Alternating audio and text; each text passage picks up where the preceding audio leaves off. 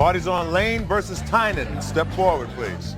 Los Angeles artist Jack Lane claims he was contracted to draw a caricature of 45-year-old Dan Tynan, but he never paid him for it. Mr. Lane, you are an artist. Yes, Your Honor. According to your complaint, you were commissioned by the defendant to do a caricature of him Yes. for a Rotary Club. Is that right? Yes, ma'am. And you did the caricature. Yes. Do you have it? Yes, I do. And you sent it to him, and he didn't pay you for it. That's right, Your Honor. Why? Your Honor, he had sent me the caricature, or he had solicited me to draw a caricature for my demotion party. Tell me what a demotion party is. Demotion party is at the end of my presidency in my service club. We have a party at the end of the year. At that party, we usually get some form of gift. He had done this for other clubs, and he had solicited me saying, can I do this for your club? I said, come to my office. I made an appointment. He came to my office. And at that time, I showed him a caricature that I keep on my wall, Your Honor. And I instructed him that this is the caricature that I wanted, something like this with a couple of exceptions. The exceptions were to put my logo on the cap and to put something else in my hand other than a hot dog, like a hammer or a gavel or something. Then he proceeded to draw. Well, did he do it in front of you, sir? Did he do the drawing while you were sitting in your office? No, we went outside into the parking lot, and he continued to draw. After he drew, he showed me the drawing, and it was nothing like this. It was something that he draws himself, more of a portrait than a caricature. I said that that is still not what I had drawn, that I had with the changes. He said he was going to go back, ink the difference or ink something, and that he would mail it to me. Okay, so he went home and he drew this? He went home, he drew that, sent it to me. That was not the cartoon. Just a second. You sent it to him. Yes. When did you send it to him, sir? I billed him and sent it to him 5/1. May 1st. Yes. And you received it when, sir? Somewhere mid-May. Let's say you received it the beginning of the second week in May. Very good. What did you do with it? Once I saw the caricature, I knew that I would not use it for my demotion party because it wasn't what I had commissioned or what I had asked for. When he sent the second billing request, I packaged it and mailed it back to him. When did he send the second billing request? July, I believe. And your demotion party was in June? In June. Yeah, late June. Judge Judy continues in a moment. You're going to pay this bill, sir, and I'm going to tell you why. Very simple. I would have complete sympathy for your position if when you received this in May, beginning of the second week in May, before your demotion party, you put it back in the envelope and you sent it back to this gentleman and you said, this is not what I bargained for. I'm not interested in it. If you want another opportunity to do what I did in fact commission, because this quite frankly is an adorable caricature, absolutely adorable, but it's not exactly what I want. It doesn't have a gavel in the hand and I don't like the logo, because those are the two things that you complained about. Yes. Right?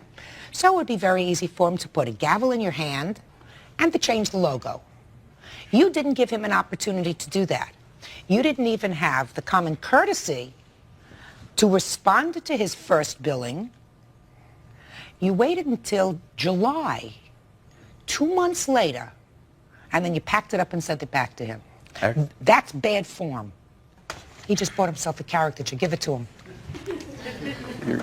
Your Honor. Mr. Lane, you won. Yeah. $92.01 to the plaintiff. That's all. Thank you. Then ask for bread and butter. Parties are excused. You may step out. Judge Judy continues in a moment. And on the Forward, please. 35-year-old Major Castleberry is suing 39-year-old apartment manager Zachary Thomas for assault. Order. All rise.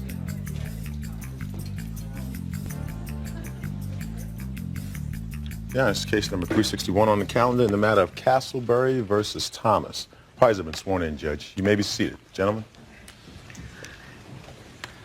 I'll wait for you, sir. You ready? Yes, ma'am. Good. You are the apartment manager Yes, ma'am. in a complex where the plaintiff lives, correct? No, he doesn't live there.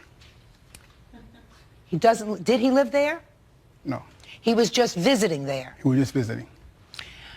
And you were there visiting a couple that you say you take care of. Yes, occasionally. ma'am. And you claim he assaulted you. That's correct. You want to tell me how that came about? Yes, ma'am. From point A to point Z, I was actually I was visiting Mr. Bob Miller here, and actually I went to the store for him, and I came back. While at the store, I met a young lady, asked me to give her a ride, you know, up the way towards where we live, where actually Bob lived. And Where do you live? I live in Emeryville. I used to live next door to Bob Miller for 11 and a half years before I moved. Okay. So go ahead. Yes, ma'am. And as me and this, the young lady I gave a ride, you know, up to where Bob lived, we were sitting out in front of the apartment complex, and we're just sitting there talking. And you know, I acknowledged Zach was on the first level there, and Zach says, I spoke to him. How you doing, Zach? We never had a problem prior to this. So you knew him from before? Yes, ma'am. I've known him since I've lived there. I used to be the manager of the building adjacent to his. And so Zach came to the vehicle and says, "Hey, man, you know, what are you guys doing sitting in front of the apartment complex? Don't you know, people get shot for sitting in front of, you know, the apartment complex." So Zach proceeded up the stairs, and I thought about what he said, and I told the young lady, I said, "Hey, well, let's go up, you know, to Bob's apartment, right?" To Bob's apartment? Yes, ma'am, Mr. Bob Miller. And so we goes into the apartment and sitting down talking, conversating, and 45 minutes later, there was a knock at the door. And so I go and answer the door, I ask who is it, he says, "Zach." So I open the door to see, you know, yeah, Zach, what is it? And then he, you know, proceeded to push the door in, you know, forcefully push it. I said, "Man, you can't do this, man. You know, that's not right. You know, you're out of line."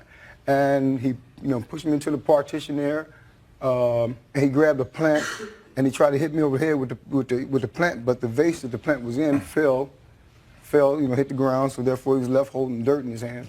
And also, you know, he struck me upside the head, and I received damages from that. What kind of damages? I have like a scar tissue under my temple area here. Did you go to the doctor? Yes, ma'am. You have a doctor's Yes, ma'am, I bill have. report? Yes, I have.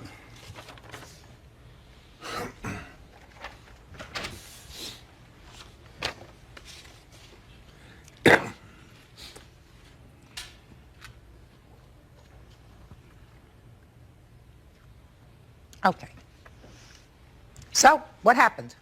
Okay, on July the 2nd, I normally make my rounds of my building, you know, making sure the building is safe, making sure that nobody is hanging out in front of the building. Then I observed Major Castleberry sitting inside this car.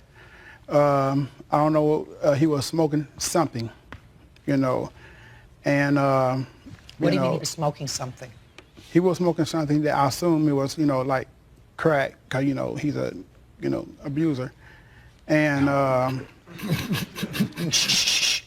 and also, when they got out the car, the young lady got out and came to my building, and before she walked up the stairs, she had used the restroom right in front of my stairs. You mean she just Just used the restroom in front of my stairs. You mean she urinated in front of your stairs? Yes, ma'am. She didn't use a restroom because it wasn't a restroom, it was the stairs. Was the stairs, yes, ma'am.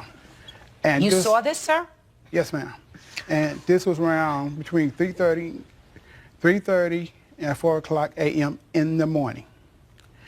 Okay, and then when Major Castleberry proceeded up the stairs into the house, I didn't think nothing of it until he just opened up the door and just went in. And So then, you were concerned that you didn't see him knock at the door or that you didn't see Bob let him in. He just opened the door and went in. Right, he just, you know, because he just opens the door and just walks in. I knocks on the door, he cracks the door. Then I observe that when he cracks the door, My concern is with Bob. So what did you see when he opened the door a crack, you mean? I seen this naked woman standing up, getting her clothes off the floor. Was that the same woman The same woman that he was in a car with. who you saw using your staircase as a bathroom? Right. Okay. And then as she was standing in the middle of the room floor naked, and then I said, I want to talk to Bob. And then he go tell me that you're not going to talk to no one, and slam the door in my face. So I'm assuming that he just got upset because I disturbed whoever he about to do. When he slammed the door, I talked through the door.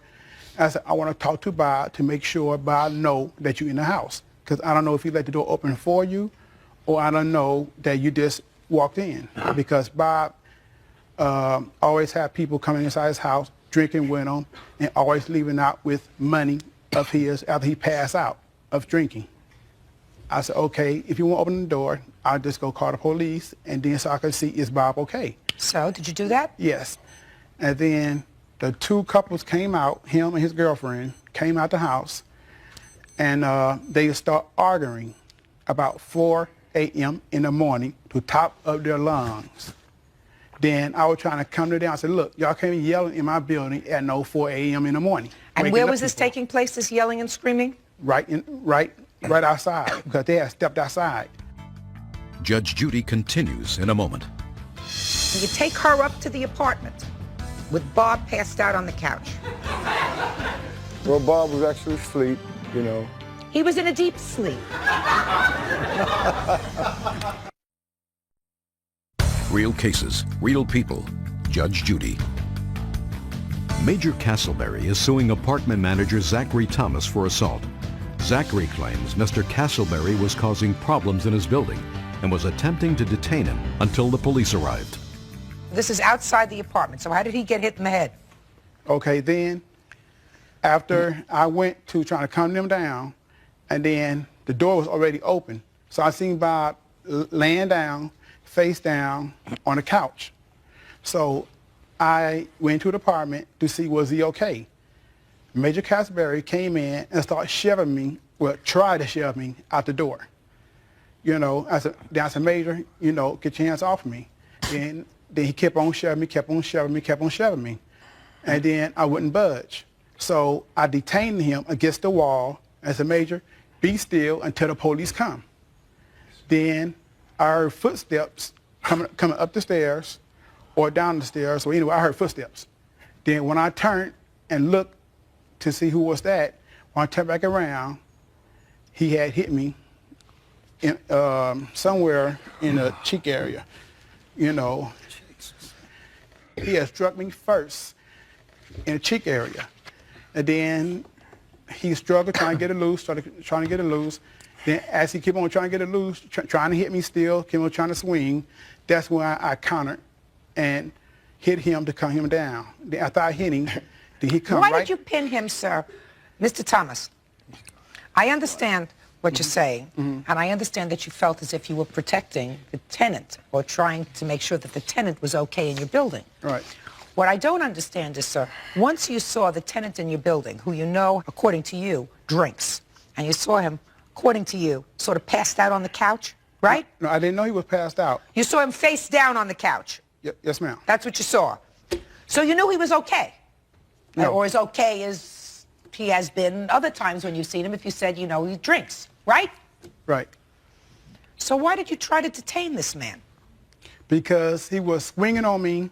No, he wasn't swinging on you, sir, until you went into the apartment. When I first came to the apartment, knocked on the door, like I said before, and then he refused to let me speak to my tenant. He doesn't have to let you speak to your tenant, sir. You know that.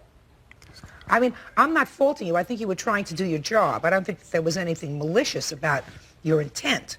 I really don't. Except that because you had certain grounds to believe that the people who were going into that apartment were not wrapped too tight that evening. You know, you have a woman using a staircase as a bathroom. That's a plain lie, Your Honor. Mr. Castleberry, Yes, ma'am. what were you doing out sitting in the car 3:30 in the morning with this lady that you picked up at the store? Obviously, Your Honor. No. Look in my eyes, Mr. Oh, Castleberry. definitely. No Mr. problem. Castleberry, Yes, ma'am. you said you met this lady when Yes, you were ma'am. going out to the store. Yes, ma'am. And you were going to the store to get what? Well, I was going to the She store. look here. Oh, fine. I was going to the store for Bob to get him a bottle of liquor, actually. Right. Yes, ma'am. So you were going to the liquor store, and at the liquor store you met this lady who needed a ride Correct. to where she lived. Basically, no, ma'am. She just actually wanted to ride up the street. She didn't ask me to take her home. She just asked me, you know, basically the conversation went like, you know, can I hang with you, right? I said, well. At the liquor store where you went. No, You went to the liquor store. this is not a liquor store. This is actually Walgreens, you know. And that's why I met the lady on the way out of the store. And she asked me. So she asked you, the lady who you met coming out of Walgreens said to you, can I hang with you? Yes, ma'am. Mr. Castleberry. Yes, ma'am. As much as I hate to admit it, sir, I wasn't born yesterday. Okay, though. Well, that's the truth, Your Honor. Now you, who I'm sure hadn't had anything to drink that night. Is that right? I had some beers or what have you, but yet and still I wasn't. What's the what have you? Some beers. It's a what have you that I'm interested in. Yes, ma'am. Well, I had beers. Then you had some beers and you went to get some more liquor for both you and Mr. Bob over here, who was passed out on the sofa.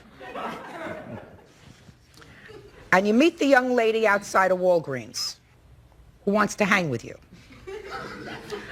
And you take her up to the apartment with Bob passed out on the couch. So far, am I getting this picture right? Well, Bob was actually asleep, you know. He was in a deep sleep. Is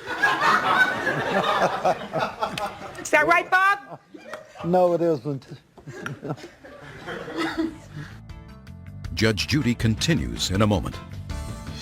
There was no reason for him to be alarmed by him seeing me going there into Bob. With the lady who had just urinated on the stairwell. That's not true. I believe it's true. Okay, doke. Yes, ma'am. Real cases, real people. Judge Judy. Major Castleberry is suing apartment manager Zachary Thomas for assault. Zachary says Major may have been committing a crime and he wanted to hold him for the police. This young lady, why did you bring her up to Bob's house? Actually, it was actually, I don't know, no, you know, premeditated anything of that matter. It was no harm, no law broken. You know, I told her, yeah, sure, you can come on, and we just conversating, just talking. And also, Your Honor, it's, you know, people trying to make a mockery out of this situation. Yet and still, what happened to me basically shouldn't have happened at all. You know? I absolutely agree with you, Yes, sir. ma'am. So that's the I bottom line. absolutely agree that it shouldn't have happened to Definitely. you. Right. He was trying to make sure that his tenant was safe because you have had no prior problems with this man. Never. And Zachary know Just me. a second. You've had no prior problems with this man. Never. But he was concerned for the following reason. He was concerned because you were bringing a woman up to Bob's apartment, a woman who he had seen, and I absolutely believe him when he says that she was urinating in the hallway. Oh, my God. Absolutely believe it. Okay, Okay? Because quite frankly, sir, I think that you may tell me that you were not intoxicated that evening, but I think that you and Bob had done a little drinking. If that's all you were doing. If that's all you were doing. So that you weren't in complete control of what was going on. Now, he may not have acted 100% appropriately. You understand that, sir? Yes, ma'am. But he says that you hit him first. That's a lie, Your Honor. Well, he says that you hit him first, but then again, he was pinning you against a wall, a partition. A partition wall. A partition. So he put his hands on you, and I don't think he had any right to do that. I don't think he had any right to put his hands on you because what he came in and saw was two guys who were semi-inebriated, and according to him, with a naked woman in the apartment. Something that I would not necessarily encourage, but which is not a crime.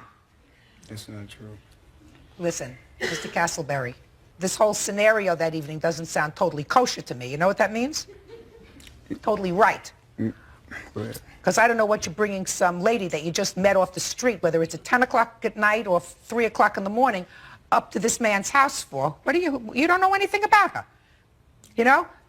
You're You're pretty well sauced. He's pretty well sauced. Everybody's sauced. And you bring a stranger up to the house that can clean him out and go into the bedroom where his 92-year-old mother is sleeping and slit her throat. No. You know, I mean, all that is possible. This is somebody that you didn't know. May I actually say something, Yeah, Your Honor? sure. Thank you very much.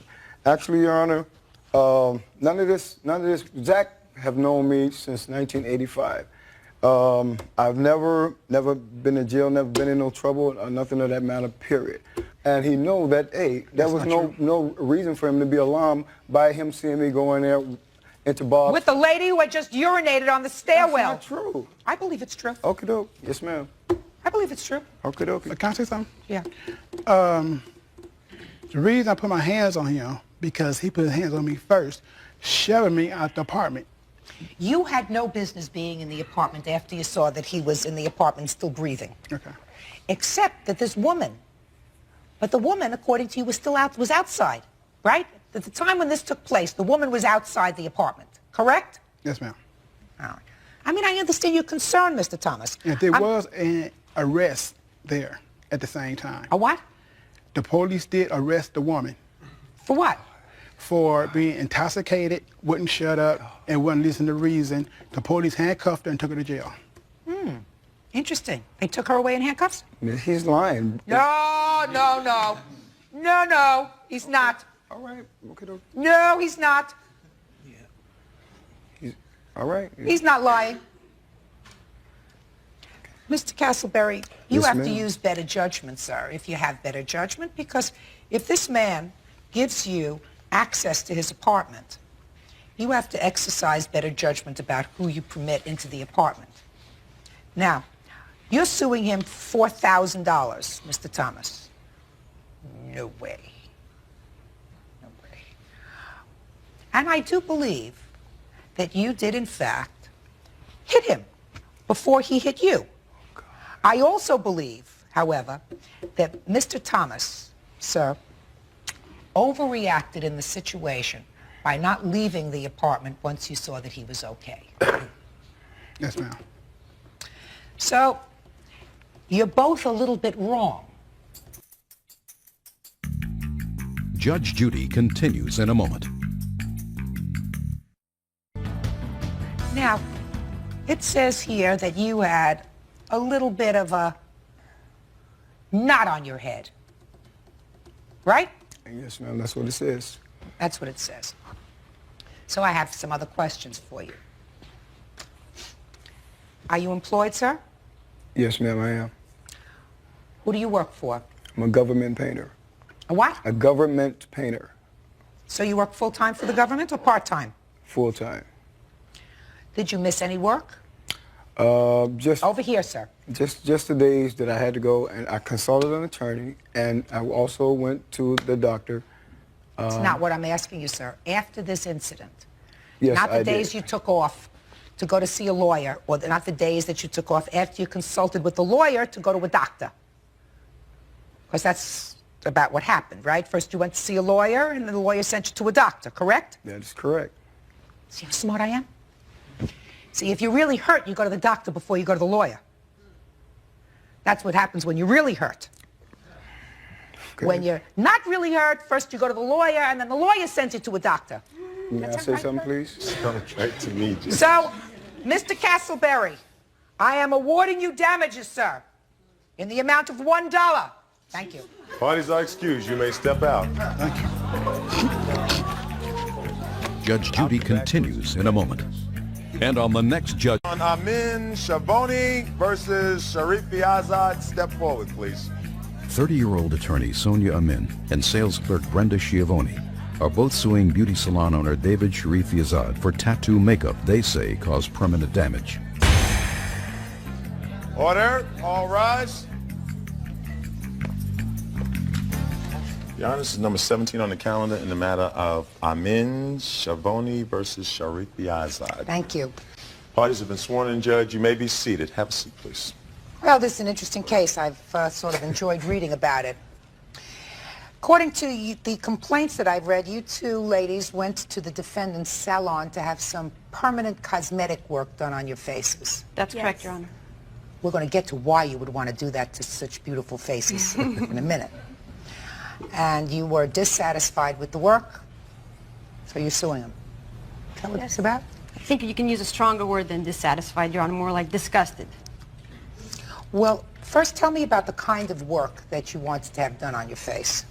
It's a permanent cosmetic procedure. Instead of having to apply makeup on a daily basis, you would look like you've already been made up. Would have a lip liner on the outside of the lips, and for me, an eyeliner, which is just on the margin of the eyelids, upper and lower, so that I wouldn't have to apply eye makeup on. So when I wake up, I look like one during the rest of the day. Tell me how this is done. It's a tattoo type of procedure where you take a needle with pinpoints and you take a color.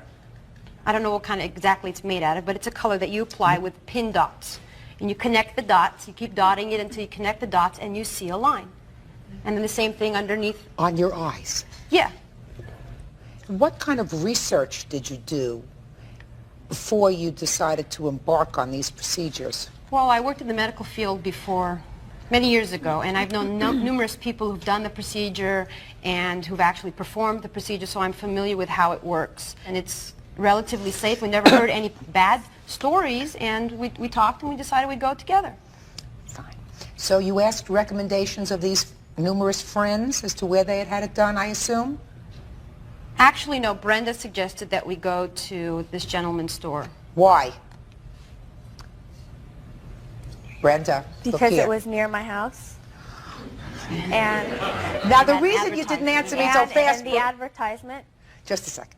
The reason you didn't answer so fast is because, as you were saying it, it sounded foolish, right? Well, I'm suggesting to you that if you're going to have this procedure done, which is, to me, you know, it's an invasive procedure. Yes, it is. It's an invasive procedure. It's not like putting a cream on you. Right. It's needles going into you, that you do more than just Believe look at me, a I pretty know, thing. Your Honor. All Suffered right. for an hour on his table, I know. Okay. Now, so you went in, and who was going to do this procedure for you? His employee, her name was Fati. And Who you spoke to? Yes, before him. Fati was your employee. She works as an independent contractor in a salon. Well, did you tell that to these people? Yeah, they know that. No, What? I paid No, him. that's not what. Don't tell me what they know, David.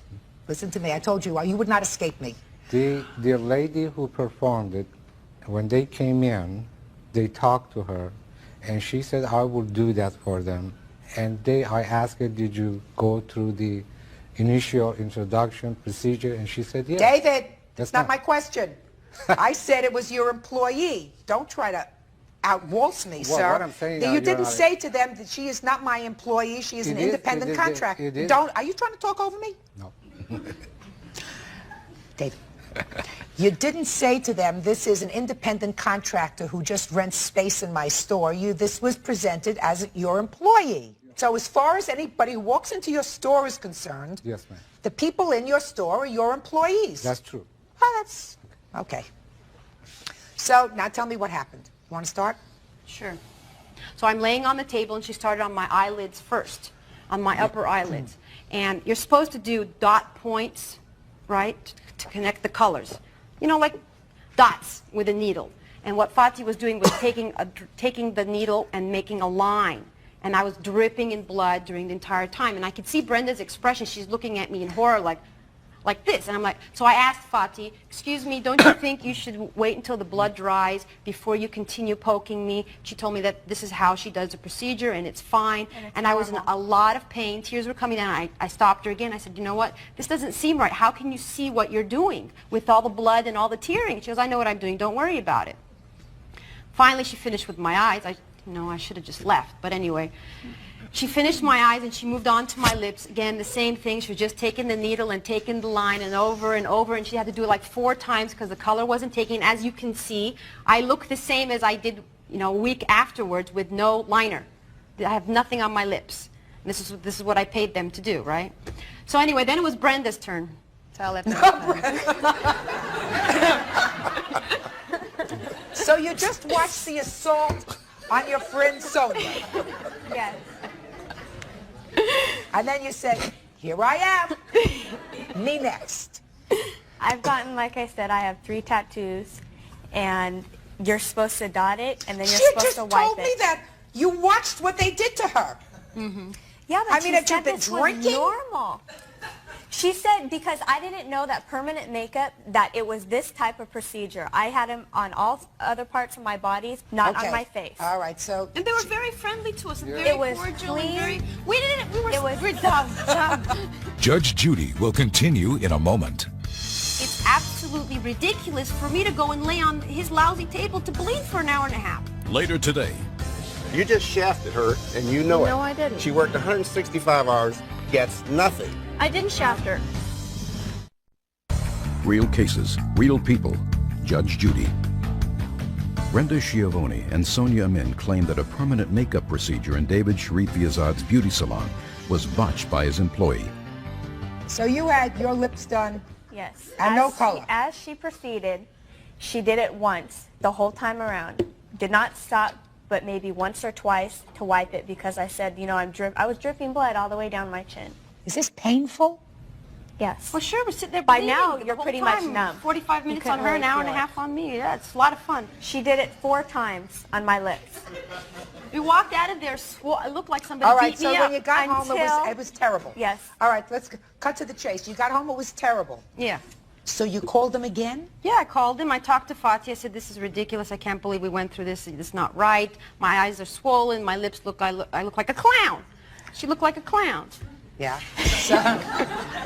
So what did you want Fatih to do? So she said, let me do it again. And I said, forget it. Well... I said, I'm not going to let you butcher me and do this again. And I talked to David. I said, you know what? You guys did a terrible job. I can't believe this went on.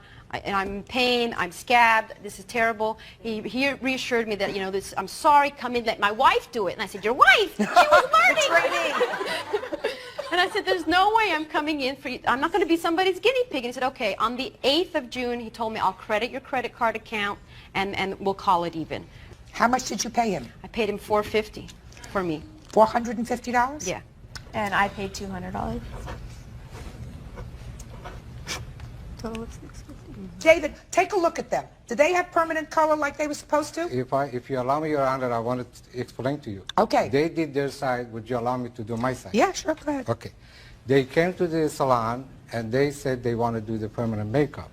We have done numerous permanent makeup with no incident, everybody happy. I'm not and they are interested in customer. that. I'm not interested in that. However, they did it, and when they came out of the room was at the closing of the time closing the store. My wife was there, I was there, and I did not see a drop of blood on their face or anything that they say. Of course you honest. didn't, because you weren't there. When you came out of the room, I saw you. Okay. And then Fatih came out, and as you see, they have signed the contract that it said this procedure might cause discomfort or pain, and it needs follow-up procedure. Let me see the contract. They read it, they signed it, and it's explained in the paper. Let me see it. I can read, sir. It was one of the first this prerequisites is one for this her job. And the other one for the other.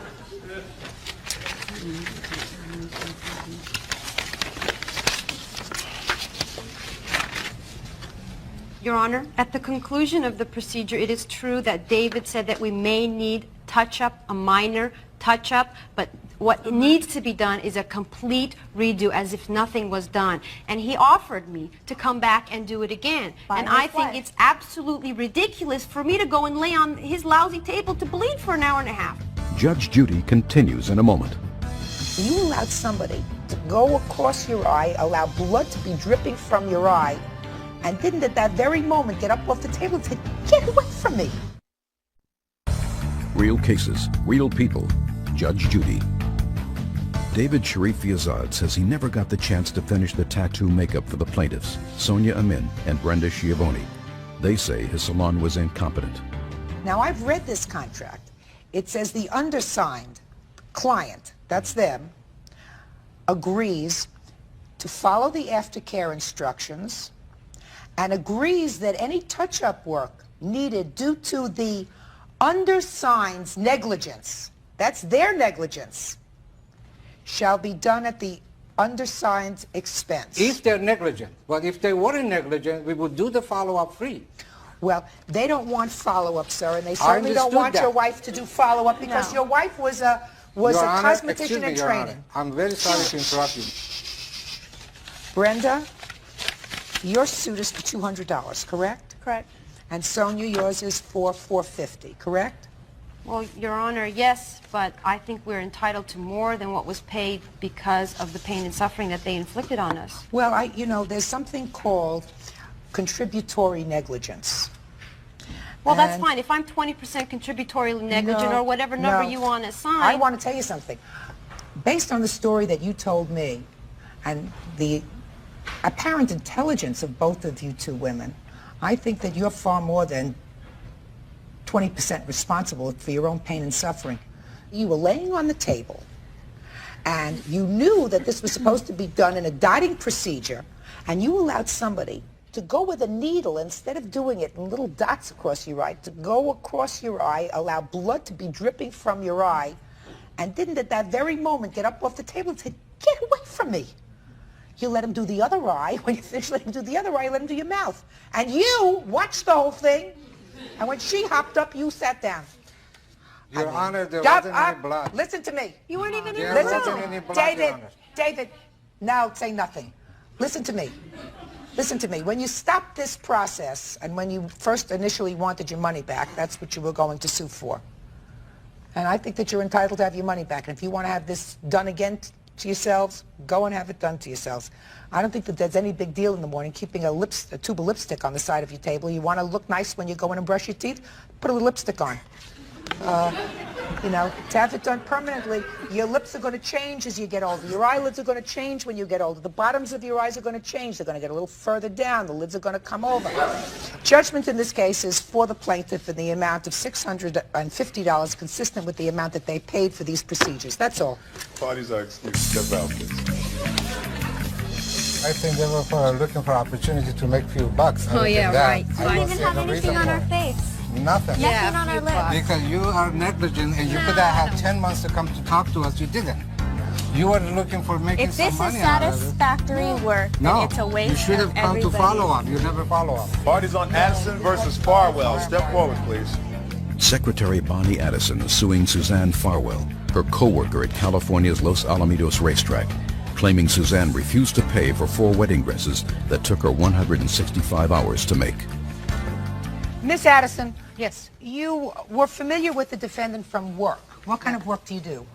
We both work at Los Alamitos Racecourse. And according to your complaint, she approached you one day because she was getting married. Mm-hmm. Must have heard that she sewed in her spare time. Yes. And she asked you if you would be interested in making 4 bridesmaids' dresses. Correct.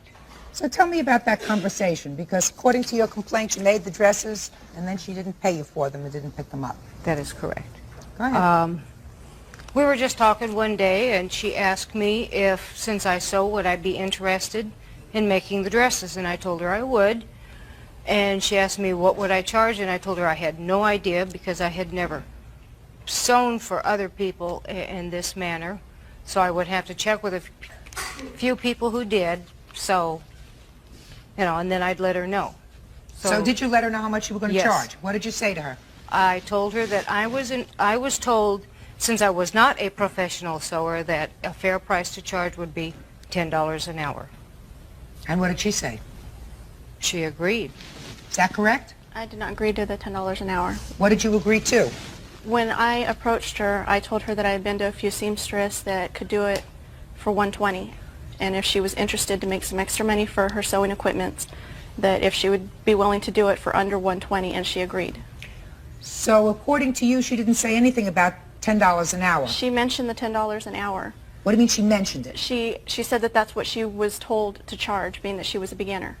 I asked her if that would keep me under the $120, and she said yes, as long as I did all the legwork, which I did, and she said that that would keep me under $120. So, then what happened? I thought we had agreed upon the $10 an hour, and that's the reason I said I would do it, So then you got started, you made these dresses. Mm-hmm. You were working by the hour. How many hours did it take? 165. So that would be $1,600 for the 4 dresses. Correct. Or $400 a piece. Correct. 4 times as much. The week before my wedding. So what happened? She approached me and she says, that's way too much money. Sounds like too much money to me, too. Yeah. I mean, it was a lot. I didn't realize that I had been working that many hours on it. I was just sewing, doing what I enjoyed doing. And when we figured out the hours and that, yes, it came to $1,650. Well, yes, even I thought that was a little much. So I agreed to cut my hours in half. To make the dresses a little About over $200 a piece. Correct. And she said, Oh, that's too much money. and you said, Well, if you can't pay that price, then you don't get the dresses. So I didn't take them. This was all brought up the Sunday before my wedding. We talked to her one more time the Tuesday before my wedding and asked her and tried to talk her down. We offered her $150 for each dress over what we wanted to pay, and she would not accept that. She said, sorry, no money, no dresses. did they offer to give you the $150 for each dress? No, ma'am, they offered me $150 for the 4 dresses. $150 for the And- 4 dresses? No, And I $150 said, per dress, and I have no way. my witness right here to verify it. Well, maybe that was a misunderstanding. That might have been, I don't know. I can remember they offered me $150 for the 4 dresses. That's the reason I refused. I mean, I'm not crazy.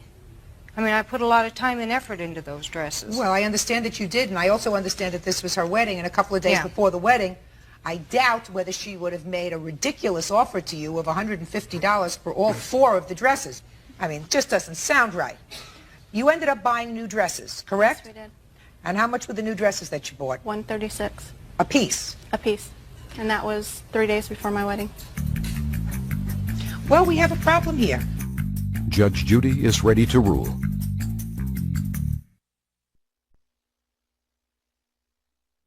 Real cases, real people. Judge Judy.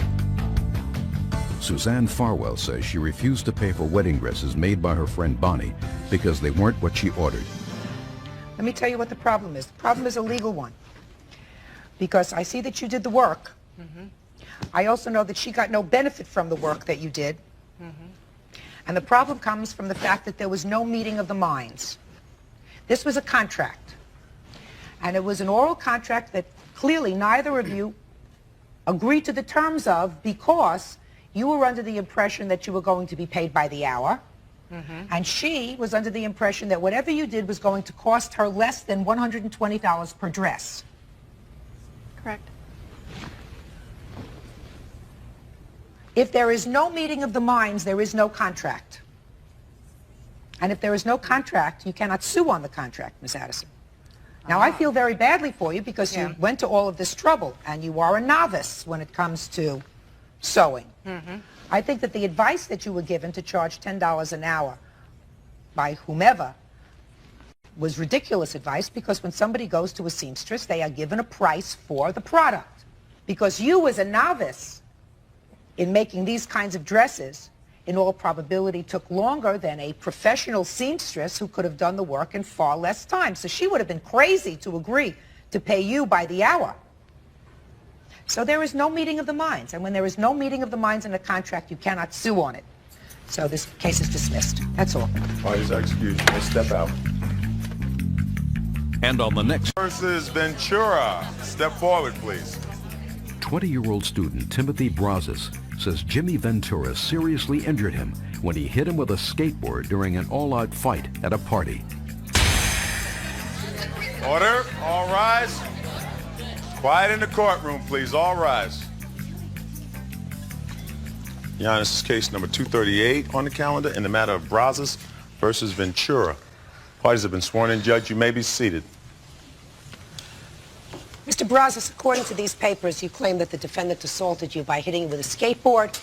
You were severely injured. You want him to pay for your medical and dental bills, as well as pain and suffering. Yes. Right? Right. Tell me when this happened. Friday the 13th, 1996. Okay. Tell me what happened. Okay. First, we were having a party at my house, and he was there. Who's he? Jimmy's brother, I believe. That's his brother. This young man here. Yes. Okay. He was there, and he came and peed on our lawn. Some of the party goers at the party didn't like it, so they confronted him and said, "Why'd you do that?" And I guess there's some push came to shove, and they started fighting, and they chased him off the lawn. And The then, brother. Yeah. And then He came back shortly later, about 10 minutes later, with Jimmy and about 20 people, and they're all wearing white tank tops and had tattoos and shaved heads. Some were holding pipes and bats, and there was about 10 people left at the house having the party with me, and then all of a sudden, him and his brother rushed the house. Jimmy was one of them. Jimmy grabbed a skateboard, hit me in the head, and I fell to the ground, and he walked away, and I walked to the next house and went and got treatment for my mouth. Was he arrested? No, he wasn't. Well, he was at one point arrested because there's a criminal trial going on. Yeah, Is that right? Later on, I think about 4 or 5 days later, he was arrested. Did he come to be arrested? Did you identify him? Yes. I went down to the police station and picked his picture out and a list of people. Okay. Yes, sir. Okay. One night, on Friday the 13th, okay, he had a party, he had 2 kegs and 4 bands. My brother was supposed to go out to the party because he was invited by my uncle. And they jumped my brother. A bunch of people jumped him. I wasn't there. Step up here. You're a gunner? Yes, sir. Did you use his lawn as a bathroom? Come on, let's go. All right, well, I was invited to his birthday party by my uncle. I went out there, my friend took a pee on his lawn, and then they got around him, huddled around him. I went over there to try to settle it. A guy got in my face, and I was in about this close to my face. I pushed him, and then I was struck with a bat in the head and the side. And then I was basically gang rushed down the street, and that's where I went and caught my breath. You caught your breath. And when did you call your brother? I didn't call him. I never seen him at all that night. He left. Supposedly he got jumped. I was walking through the apartments, and this is how I found about it. My uncle told me that Gunner might have gotten jumped. So I saw Tim, I guess, whatever his name is, with a group of people, like about 40 guys, sitting in front of his house laughing on how they beat some guy up. I took off. I was with 2 girls that I was with all night, and I went to their house, and I sat there, and I saw my mom, Elaine.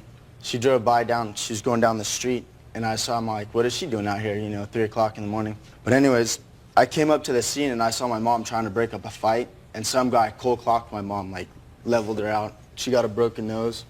She got, fat lip, and I ran in there, and I socked the guy that hit my mom. It wasn't this young man. No, it wasn't even him. Yeah. But that was the only thing that I came into this fight. I hit the guy that hit my mom. I'm looking at this. You say in your answer, sir, that there was another fight 4 days later. Yeah, there was. When he got beat up, and he wants me to pay because the apartments belong to my grandmother and Tim smells money. So according to you, the injuries that he sustained happened 4 days later. Is that right? Yeah, that's right. Can I see your medical reports, please? Sure.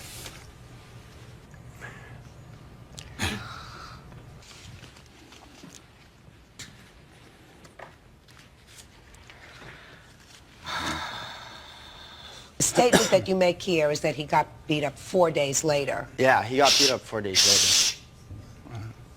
He got beat up 4 days later, and he wants you to pay for it.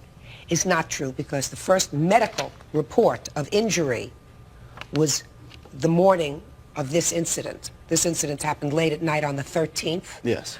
And his first report of injuries was on the 14th, which means that this stuff that you suggest about his being beaten up 4 days later and he just wants you to pay for it because he feels as if your family has money, I want you to put that out of your mind. His injuries were sustained on the 13th. Now, you are Mrs. Schwartz? Yes. Step up, please. You're their mother? Yes, I am. What do you know about this evening? This boy has falsely identified because this boy wasn't there but 5 minutes.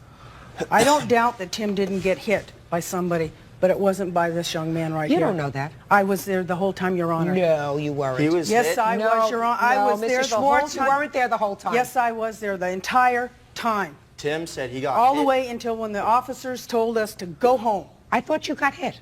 I did get hit. We sat And when and you talked just to a the cops second, for 4 when you got hours. hit, where were you? I was On the right ground? in front of their apartment, Were right you- where he claims he got Were hit. you on the ground? Pardon? Were you on the ground? Pardon. But Yeah, not the entire night. I didn't say hit, I on the was entire knocked night. out. I said down. Were you knocked down? Yes, I was. So when you were knocked down, you were on the ground. You didn't see what was going on all around you. No, but I wasn't down for that long. Mr. Schwartz. Judge Judy continues in a moment. For one, I didn't hit him, but anyways, if you think about it, can you run 20 feet with a skateboard and have a skateboard truck and only chip one tooth? Can you do that? It's quietly impossible. Would you believe this? You missed the point, sir. Real cases, real people. Judge Judy. Timothy Brazos claims Jimmy Ventura injured him when a party erupted into a neighborhood brawl. Mr. Schwartz, what I'm telling you is you did not see what was going on around you all the time. That doesn't mean that I am yet convinced that this was the person who hit you, sir. And I don't doubt the fact that you got hit. Mm-hmm. Because in your complaint, Mm-hmm. you say, because I read it very carefully, my back was turned to him when I got hit. Well, I meant my side. You know, I was like, What I you was meant, like this. sir, in your sworn complaint and what you wrote, Mm-hmm. then are two different things because you swore to this. You want to see it? No, I know what I wrote. You said,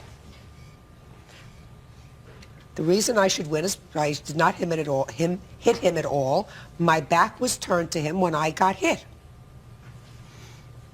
Well, yeah. I mean, my side was to him. I'm more like my back. As I got hit, I could see who hit me.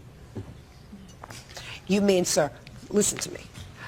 And I'm not saying that it definitely was not this young man. Uh-huh. You have just told me that you never saw him before. Mm-hmm. That night was the first night you saw him. Mm-hmm. That there was a lot of confusion going on because there are lots of people out there, 40 people from your side, from the other group's sides, and there are a lot of people, a lot of commotion. According to your own statement, you had a couple of beers that night. You didn't want to get blotto drunk, but you'd had a couple of beers that night. So you had something to drink. Mm-hmm. It was late at night because the party was in the process of winding down. And your back was turned towards the person who hit you. So what you're telling me is in the split second that you turned around, you saw this young man, and you are able to 100% say to me today, you are absolutely positive that this was the person who assaulted you with the skateboard. Yes, because after he hit me, I saw who it was. He walked away, and I saw him. He walked away. You fell to the ground when you were hit? I fell to my knee and my arm. You fell to the knees in your arm, and the person who hit you... He was standing right there waiting for me to get up. I didn't get up for about 3 or 4 seconds. Oh, you didn't tell me that before. You said they were walking away. Why would they be standing right over you? To see if I'd get up and probably attack him back. Because he'd probably want to be ready if I would do something like that. But that's not what happened. He was right there after he hit me. He hit me. I got up. As I was getting up, I'm looking at him the whole time. He's standing there, you know, kind of backing away. And then he just goes off in his way, and I run upstairs in the house. My brother saw that happen. Did you have skateboards in your house? Yeah, they were on the lawn. It'd be very easy for him to grab one and hit me. I know for a fact it was him. I'm not sure. I'm positive. I'm 100% positive. Okay, he says that I hit him and I took off. Well, if he would have known and he knew what I was wearing, which he doesn't because he said I was wearing a white striped shirt, I was sitting in front of those stairs for 4 hours talking to cops. And that's not what he was wearing. And if he's And so that's not what I was positive, wearing. When he Your said Honor, in court, he's all, I saw him, he's wearing a white shirt. I was not wearing a white shirt. I never said he was that wearing a night. white shirt. I said he was wearing a striped shirt. you said it's in your That's testimony in the testimony that criminal he's wearing a case. striped shirt. Listen to me. It says a white After striped this shirt happened, That's wrong. after this happened, We've Well, got that's the what he said. transcript. after this whole Should've brought it. altercation, were you sitting, you say you were sitting and talking to the police? Mm-hmm. Yeah, I sat Hey, there Mr. for 4 Schwartz, hours. stop it. I'm talking to him. You say you were sitting and talking to the police where? Right on the stairs. We sat down right when my mom got hit. I showed up right when she got hit. I wasn't even there before when the fight started. I came up when the fight was already going on. I came up and I saw my mom get hit, and I hit the guy that hit her. I got maced. We both sat down on the stairs, supposedly where he says he ran up the stairs, whatever. I sat there. We were sitting there, and the fight was still increasing. I was still sitting there. The cops come up. My mom had she had like blood coming from her nose, and she had a fat lip, and so we were sitting there, and she was getting taken care of. the ambulance came up and we were talking to him, and we sat there for 4 hours. Judge Judy continues in a moment. It doesn't make sense to me that her own son struck her, sir. Common sense would dictate to me that that did not happen. In the case involving Mrs. Schwartz and her sons, there was no common sense involved. Real cases, real people. Judge Judy. Timothy Brazos is suing Jimmy Ventura for injuries suffered during a neighborhood brawl. Jimmy is countersuing for pain and suffering, loss of education, and financial hardship. Did they ever apprehend the person who hit you? No, they didn't. Yeah, we tried to tell my We mom, tried to tell them who hit me. and they would not listen They wouldn't to us listen. at all. That sounds very peculiar to me. This whole thing is peculiar. No, just a second. That sounds very peculiar to me. I mean, here you have a woman who's in charge of a building complex, who apparently is injured when the police arrive, and the police will not take your complaint about the person who hit you? No. All they kept saying is their side, Tim and his roommates, kept saying that Jimmy was the one that hit me. And I was trying to convince... Jimmy was the one that hit you? Yes. You mean your son was Yes. the one who hit you? That's what they were, that's what what they were trying to say. saying. They try to say. That's what they were saying the whole night, that Jimmy's the one who hit me, not Tim. He hit me. And the fella that hit me, if he's so sure it was Jimmy, Just a minute. then who I'm sure Did hit anybody me is suggest him. to the police Because the boy that- that hit me was that boy's size right there. No, Mrs. Schwartz, this boy didn't. He didn't hit you. Come on, The get boy it together. that hit me was as tall as him. Good. But I won't 100% identify him because I didn't see him. It happened too That's- quick. But it that's was right. he was a tall, big boy. Okay. Did anybody suggest that this woman was assaulted by her own son? No. Huh? No. It's in the police Did report. you? Let me see I the didn't police suggest report. it. I didn't bring it. It should have been Well, all. because You're the father. Yes. You know anything about this? Yes. I'm going to hear you. I just recently retired from the Los Angeles Police Department, and I had contact that night with my son, and then I contacted Lewis Martin, who's the detective handling the case in Santa Barbara County Sheriff's Office.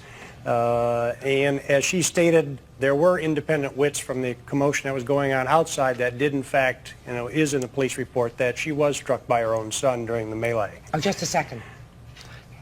Just to let you know that part. No, you can't let me know that. I don't know that. I don't know unless I hear a witness who saw it. Okay. Do you understand? Yes. I Because you understand that. Yes.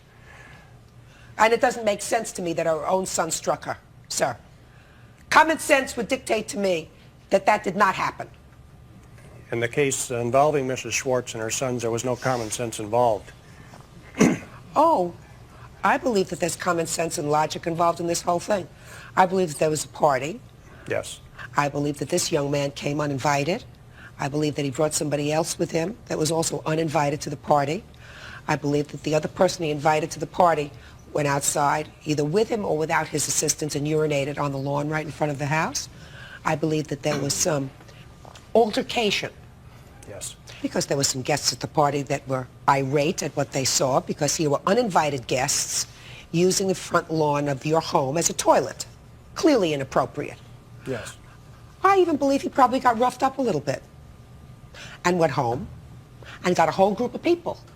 Probably included in that group was his brother who came back to the house looking for nothing but trouble. So far, it's as clear as a bell to me. The only thing that's not 100% clear to me, sir, is whether your son could make an appropriate identification. I can clear that up. Hmm? I can clear that up. Go ahead. Okay, before this night, I've never seen him before. I would have no reason to pick his face out of a 6-person lineup. I'd never seen him before that night. How would I go into the sheriff's station and pick his face out of a lineup, even if I've never seen him before? And if he's not the one, if he's the one who hit me, I'd pick him out for sure. Well, how long have you been living in that complex? At the time, about a month. He never came by before, ever. Had you seen him before? Never. That's not true. The other brother. He I saw both of my him. sons when he was at my house signing contracts. We used to do maintenance work I saw on him. apartments. One day when we came there with one of my roommate's parents, I saw Gunner walk to his room. That's the only person I ever saw. Didn't I see never the saw other Jimmy. brother. Never. You have a photograph of the lineup? No. But the police made me pick it, and they brought it to a civil criminal trial. Pick it. Explain to me, sir, exactly what was shown to you when you came into the police station. I went to the police station. 4 days later, you went into the police station. And he showed me Who's he? The police officer. Martin. Yes. Detective Martin showed me a list. There's 6 people on this paper, on this photo thing, and he was one of them. And I picked out the guy that I saw hit me, just like that. I don't know who the other 5 people were. And you had never seen him before? Never. For one, I didn't hit him, but anyways, if you think about it, can you run 20 feet with a skateboard and have a skateboard truck and only chip 1 tooth? Can you do that? It's quietly impossible. Could you believe this? Judge Judy continues in a moment. You missed the point, sir. No, that's what Either they have convinced me by a preponderance of the evidence that you were the one who hit him, or they haven't. And whether his head got cracked open, or whether he chipped 1 tooth, or whether he doesn't have one of his own teeth in his mouth as a result of that is really not the issue. The issue is, did you hit him? No, I didn't hit him. And quite It's a lie. frankly, he has convinced me that you did.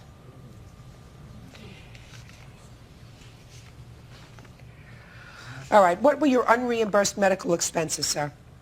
Okay, and that's where my dad was here. He knows exactly how that went. Yes, Out sir. of pocket, I lost about $1,600 approximately, and we have an $800 root canal due on the same tooth because it died. Well, the only question is, what are the damages for pain and suffering? Because your unreimbursed bills, you certainly are entitled to. Because I find that there is sufficient evidence by a preponderance of the evidence so that I am satisfied that based on the fact that you picked him out of a lineup, and the lineup was a 6-person photographic lineup, and I am satisfied that you had not seen him before. I believe you that you had not seen him before. So there would have been no reason for you to pick out this person who just happens to be the brother of the person who had an argument with your partygoers a few hours before. There would have been no reason for you to pick him out. That coupled with the fact that usually when someone is injured, they want the right person arrested. They want the person who caused them pain to suffer, right? Right. So you would not like to identify the wrong person. It would have been just as easy for you to identify this person because he had been there. Did not. You identified somebody who you had never seen before, him. So I'm satisfied that by a preponderance of the evidence, you have established that he caused you injury. And I'm giving you what you're suing for, which is $5,000. That's all. Parties are excused. You may step out. Well, how come I was... Out the back door to your right. Excuse me, step out. Judge Judy continues in a moment. And on the next Judge Judy, On Meyer versus Grumshaw, step forward, please. Lucille Meyer says her 15-year-old daughter, Heather, was assaulted in school by George Grumshaw's daughter, Rebecca. The 2 girls began an argument between classes that turned into a violent brawl.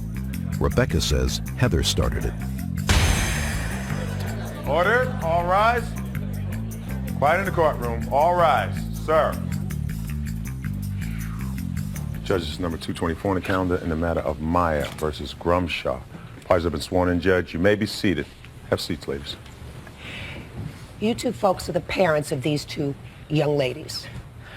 And you, madam, are suing her father because you allege that this young lady assaulted your daughter in school, caused serious injury. Yes.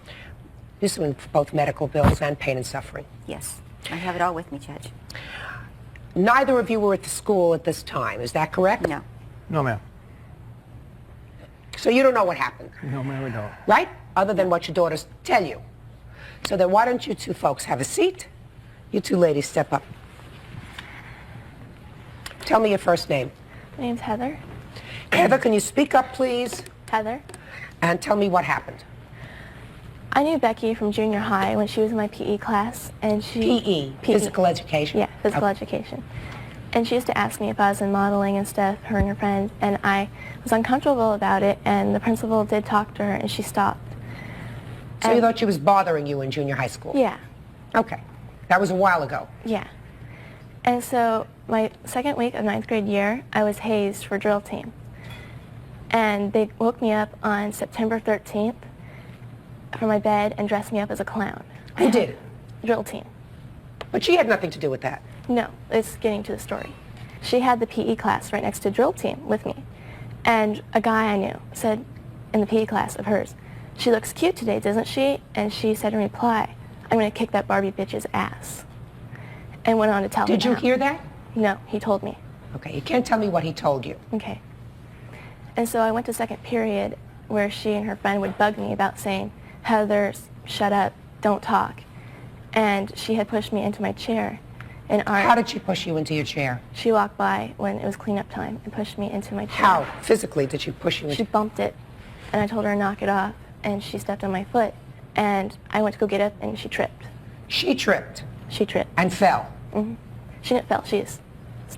She didn't fall? She didn't fall, but she lost her balance and went back to her seat. And the bell rang, and we all rushed for the door, and I was one of the first people out.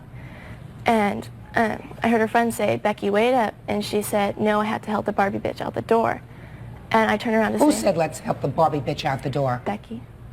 Go ahead. And so I turned around and say, "What?" And she tripped me. And then she proceeded to pick me up and throw me into the wall. And then from there, I said, "What are you doing?" And she just came after me and repeatedly hit me into the wall again. Then took my head and hit me from every direction of my head into the wall. Then she dropped me and I fell on my knees. And I tried to get up, but I was unable to get up because my knees were hurting so bad. And then she picked me up again by my t-shirt and started hitting me to the wall about 20 times, I'd say. And then I remember her dropping me, and she was cussing at me at this time, and I was crying. What was she saying to you? She said, "I'm going to kill you, Barbie bitch. I'm going to f*** you up." Why does she call you Barbie bitch? Because she thinks that you believe she thinks you look like a Barbie doll? I guess so. Mm-hmm. And then I remember falling on the ground, because she pushed me on the ground, and she picked me back up again by my head, my hair, started socking my face. Then she tried to headbutt me, and I used my hands to stop her from doing that. She threw me on the ground by my face. I rolled over and tried to get up, but my backpack pushed me down. You have hospital report? Yes. Yes. Could I see the hospital report, please? Okay, Becky. I'd like to hear your version of what happened. I've known Heather since junior high, but this is the 9th grade, second week of 9th grade. What happened to junior high? She says that there was a problem. Words were thrown back and forth. Seemed just like when we would change PE, I was made fun of because I was big-chested in junior high. They would all make fun of me when I changed in PE, and but stuff like that, name calling, and it went back and forth, and then it quit because we had to sign a contract. Who signed a contract? Both of us did, stated that we would not talk or be around each other. And then I changed my PE class because I wasn't supposed to be around her. They changed my PE class. So they changed your class? And they changed my class. And then we were coming out of art, and this is in the 9th grade, and we were coming out of art, and I did not push the chair into her. I was on the other side. She was on this side. I was on this side. I was nowhere near her. But we were coming out of art class. I had tripped over her foot. I didn't fall, but I had turned around. She had kicked me in the leg. So I had turned around, and words were shared back and forth, Books were dropped. We were pushing each other back and forth. No heads were hit up against the wall. That I know. We were hitting, and a girl broke it up, and we had our witness, but she didn't come in because she was scared to. But she was... Don't tell me what your witness was not here was going to tell me. Becky, were you suspended from school? I was kicked out of school. As a result of this incident? As a result of this incident. Did you ever go back to the school after you were kicked out? not. Did you ever go to the area of the school? Look at me. Did you ever go to the area of the school after you were kicked out?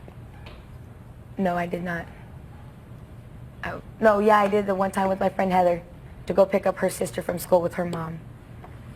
And that was the only time. Uh-huh. Did you ever call her Barbie something? Oh, when we were in high school, junior high, Barbie. What about when you were in the 9th grade? No, there was no name calling. I quit doing that because I got in trouble for it. I got yelled at it and stuff like that, and I didn't do that after that. Why did you call her this name when you were in junior high, which... Oh, it wasn't just me. It was, I mean... I'm not interested in anybody I else, understand it. Becky. I'm just interested in you. Why did you call her... She says you called her Barbie bitch. No, I didn't. Why did you use the term Barbie in referring to her at all? I don't know. What do you mean you don't know? I don't know. Yes, you do. No, I don't. I just... Oh, sure you do. It was just a name. Well, it means something, Becky. Probably because she's got long blonde hair. And it wasn't said nicely. It wasn't said, you know, gee, you look so sweet, you look terrific, you look like a Barbie doll. Right? No. Judge Judy continues in a moment. This is the only fight my child's been in years. I can't see where it's anything criminal. Real cases, real people. Judge Judy. Lucille Meyer says her 15-year-old daughter Heather suffered severe injuries when George Grumsh's daughter Rebecca assaulted her in school. Rebecca says she didn't start it. Did you have a school suspension hearing, Becky? I don't think so. Well, when they transferred you to another school. I was just out of the school and then... What do you mean I went you were to just... Tennessee. I went to Tennessee after the fight and stuff. And I went to school out there. Just a second. What day of the week was this fight? Oh, God. I don't remember. Friday. Friday. When did you go to Tennessee? Like 2 weeks later. Did you go to school for those 2 weeks? No. Why not? Because I really, honestly, I don't know. Because I got kicked out of school. I was expelled from the schools, from that school. Step up, sir. I'm going to ask you some very important questions. Just Yes, listen. Your Honor. Does she live with you? Yes. Did you get a call from the school? About the fight, yes. Were you told to come to school with your daughter? Yeah, I met with the assistant principal. Okay. And that was after the fight? Yes, ma'am. And what happened as a result of that meeting? I sent her to go visit her mother for a couple weeks. She was pretty distraught. She was hurting. So I sent her to her mother's for a couple weeks. And in turn, she ended up being operated on, and I brought her back home. She had stomach problems, and I brought her back. Mm-hmm. Is this the first time your daughter's had trouble in school?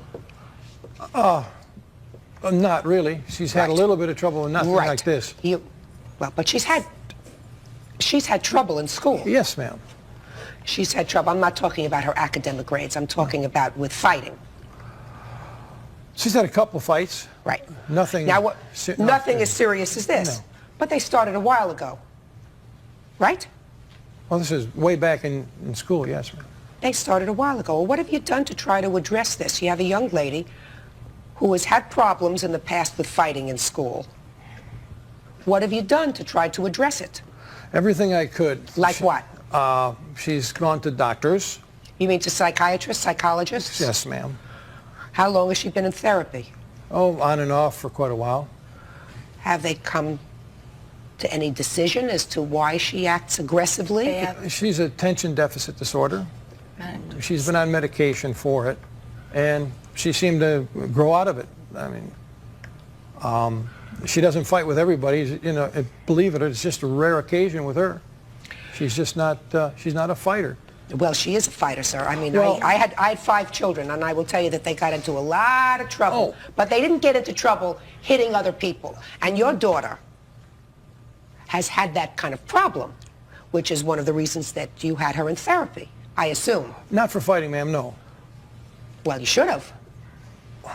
Because it's not normal for a young lady to become physical. That's not right. Well, ma'am, Your Honor, my other daughter, who's living with me now, came back from Tennessee. She got in fights. She was attacked. It happens in school. Is your name Grumsha? Yes, ma'am. Mr. Grumsha, it doesn't happen in school. It happens if there are 30 million children in school in this country at any one time. it is a minuscule number of children who are involved in fighting, and an even more minuscule number of girls that are involved in fighting. So you can't tell me, you can't say to yourself, well, it happens in school. It doesn't happen in school. You know, girls can be nasty, they can be cutting, they can be gossipy, you know. But I don't buy your daughter's version of these events. I think that she didn't like this young lady for a long time. No, that's not what it was. Oh, yeah, I think that that's what it was. No, it wasn't. And I think you'd been teasing her for a long time. I'll admit to be teasing her, but she's not sweet and innocent like she right now shows to be. She's got a mouth on her too. I don't doubt that, madam. But I don't doubt that she can respond to you. But I think that you were teasing her, whether you were jealous, maybe, envious for some reason, didn't like the way she looked, trying to show off for your friends, whatever reason it was. According to these medical reports, she was injured very badly. Judge Judy continues in a moment. Didn't anybody come and try to stop this when it was happening? One girl did stop it, but I was unconscious when she stopped it. Real cases, real people. Judge Judy. Lucille Meyer says her 15-year-old daughter Heather suffered severe injuries when George Grumsh's daughter Rebecca assaulted her in school. Rebecca says she didn't start it. You want to tell me about how long you were out of school? Me? I went back to school the next week because the doctor told me to. So you were out of school for a week? No. I went back to school the weekend after it happened. Okay, so you went back to school on Monday. Yeah, but I had to stay at a drill team for at least 4 months after it because... What's drill team? Explain that. It's color guard, it's flags for band and... Why did you have to stay at a drill team? Because I couldn't lift the flag because my neck and my shoulders hurt too bad. Were you in treatment during that 4-month period? Yes, I had treatment from physical therapists for my knees, and I've gone to orthopedic surgeons for my back, and I just started going to a chiropractor. All right, Ms. Meyer, could you step up, please? Can you tell me what your out-of-pocket medical expenses were? Our total is $5,141.77. And what is not covered by insurance? This is everything that wasn't covered by insurance. That was not covered by insurance? insurance? Yes, this is not covered by insurance. I calculated everything that was not covered. Let me see that, please. Sorry.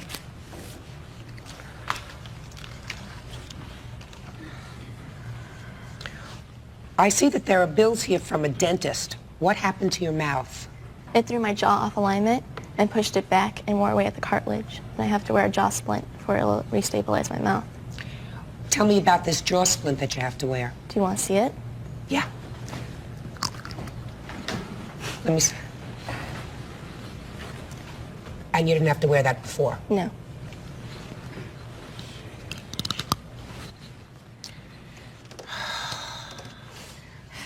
None of the TMJ specialist, none of that was covered by insurance. That was strictly out of my pocket. It's more than a pushing. Do you understand that? Do you understand that, madam? Yes. This is more than a little pushing. Didn't anybody come and try to stop this when it was happening?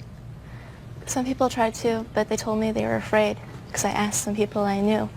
And one girl did stop it, but I was unconscious when she stopped it. You mean you had actually passed out? I was passed out. Where were the teachers? The teacher came out a while after because they had slapped me to wake me up. They had woken me up and carried me into the classroom. That happened outside of.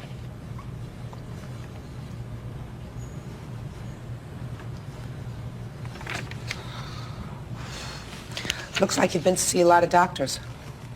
I did. You have to wear that plate in your mouth all the time? Yes. You have pain in the morning when you wake up? I always have pain. In your jaw? Mm-hmm. My jaw and my neck. Judge Judy is ready to rule.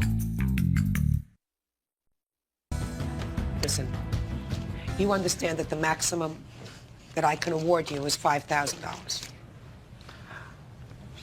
I quite frankly don't know why you have elected to sue in a small claim situation where the maximum is $5,000. As far as I'm concerned, this young lady is not only responsible for your unreimbursed medical bills, she is also responsible for pain and suffering and whatever long-term physical problems you're going to have.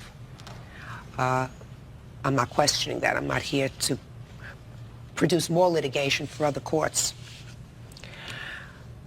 We are also going to criminal court.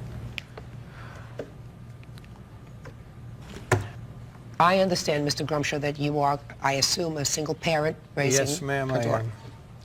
am. Daughter has been in your custody, and I gather from what you tell me, sir, that you have tried to address some of the problems that you've seen with her ADD, seeing a therapist, being on medication. She went out of control. This wasn't a pushing and shoving. Your Honor, could I say something, please? Sure. When she came home after this scuffle, she complained of stomach aches.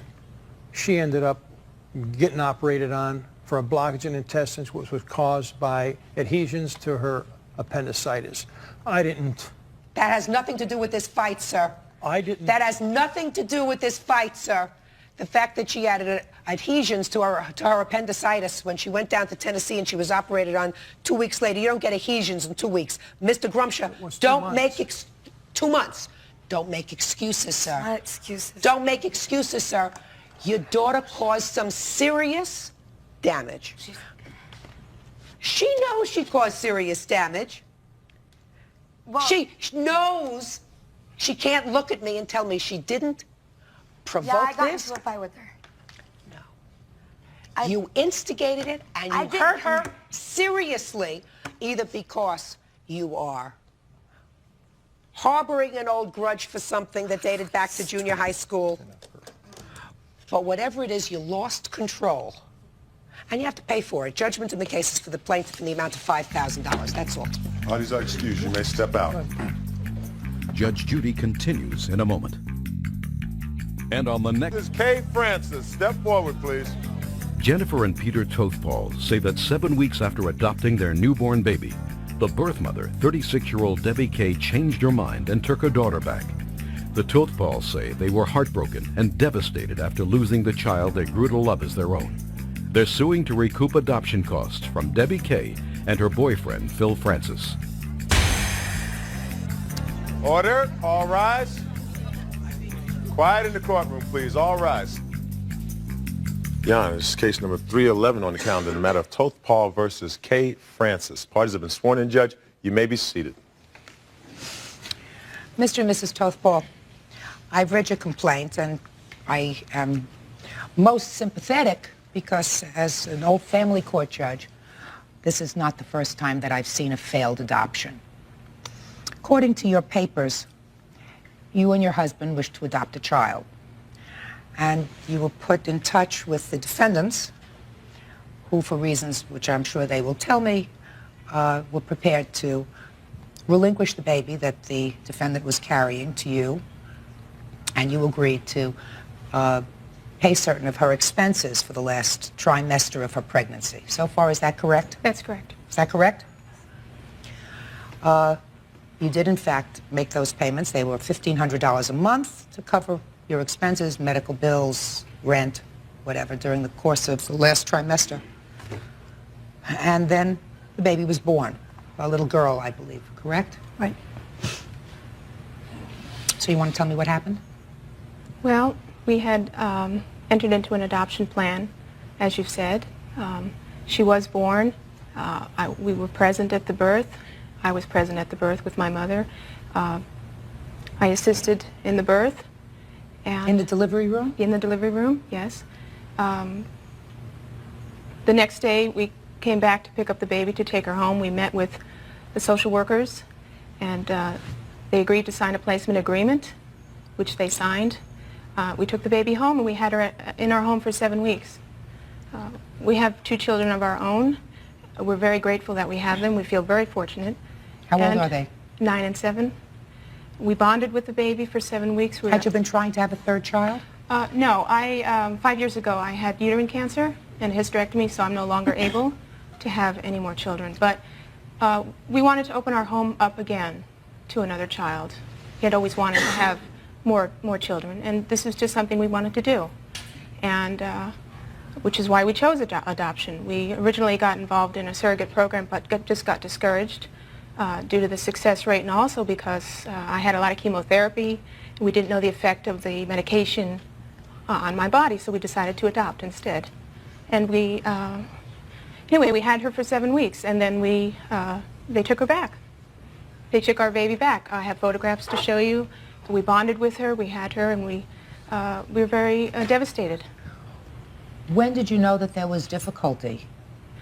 We didn't know until she was born August 11th. We didn't know until mid-September. What happened in mid-September? We had a call from our attorney handling the adoption that apparently Debbie had sent them a letter stating that she was interested in possibly getting the baby back, but didn't say in so many words that she wanted the baby back. Basically beat around the bush. And he told us about this letter. We have never seen a copy of the letter.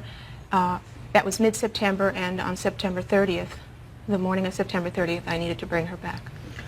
How did that come about? Well, there was a lot of talk for the tail end of the last 2 weeks of September. Phone conversations I was having between the social worker who was handling our case, phone conversations between myself and the attorney. She never really came out and told anybody she wanted the baby back. She never called me until the end of September, the 29th of September, was when I received a personal call from the birth mother stating that she wanted her back. And she said to me that she would like to meet me at a location, and she was going to call the attorney's office and let them know, make them aware of the fact that this is what was going to be happening. I was completely devastated. I was breaking down on the telephone. This wasn't, I mean, we had bonded with this baby. We had grown to love her. Our children had grown to love her. It wasn't as if she changed her mind, you know, the day that she was born. This baby was becoming attached to us. She was developing a personality. We were bonding with her. There were some legal documents that had to be signed after the placement agreement, because that's what usually happens, right. And that's what we call a surrender document. You're familiar with that? The only papers they told me that I needed to sign, if I wanted to, was to waive my rights for the 90 days. That's what I'm talking about. And you did not sign those. Right.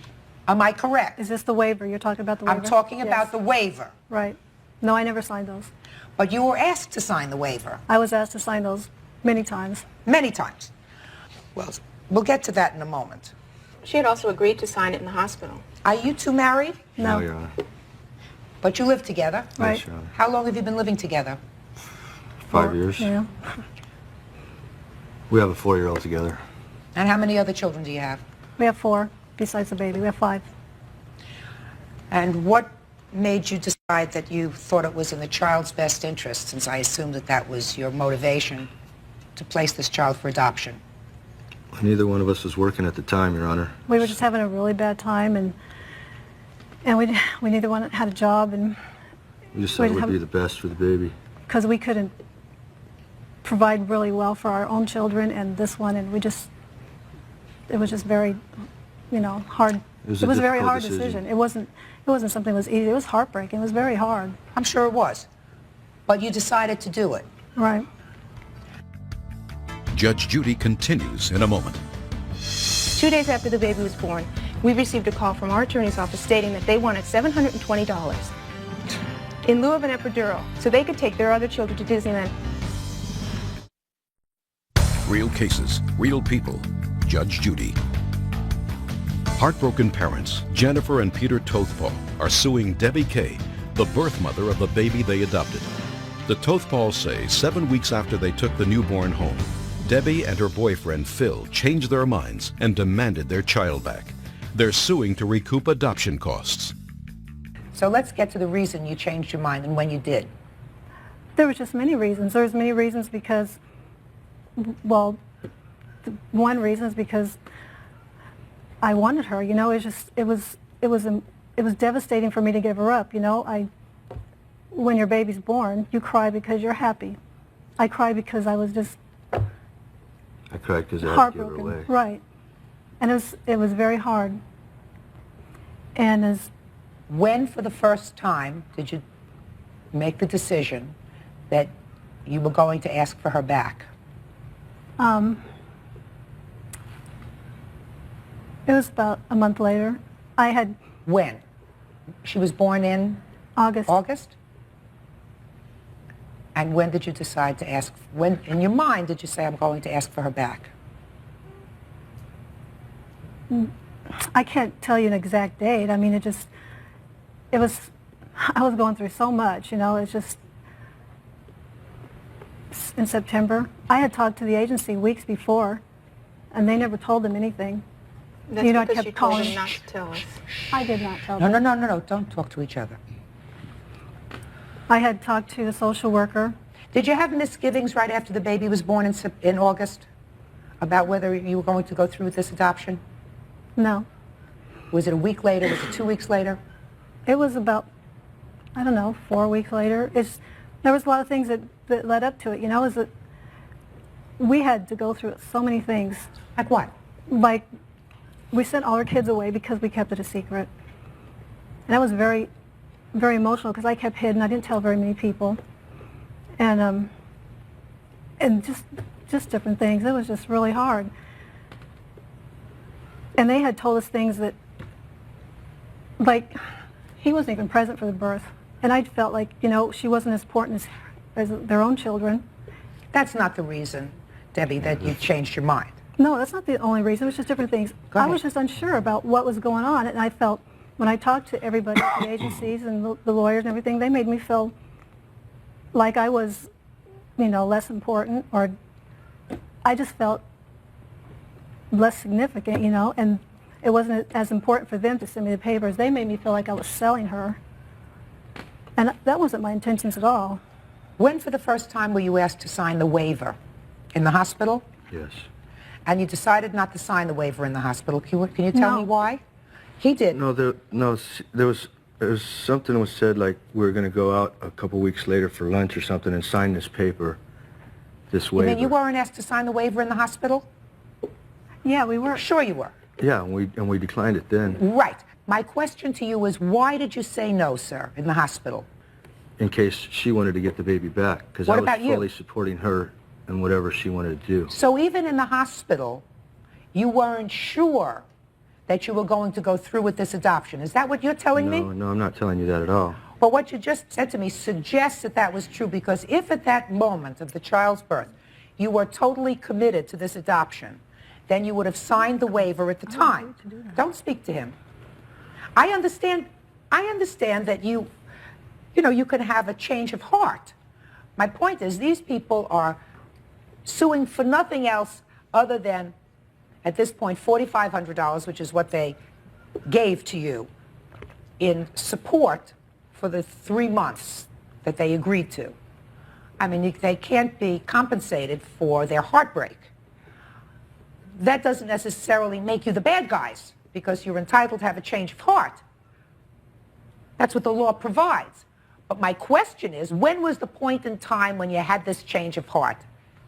If you were committed to the adoption without reservation, you would have signed the waiver in the hospital at the time that they took the baby home. We couldn't. We had to do it after. We had to go to this in L.A. somewhere. That's what we were told. Because he wasn't there to sign something. He doesn't have to be there to sign. You have to be there to sign. The waiver is something you have to do. But they told me I could not sign this in the hospital. They asked you to do it immediately thereafter, and you put them off.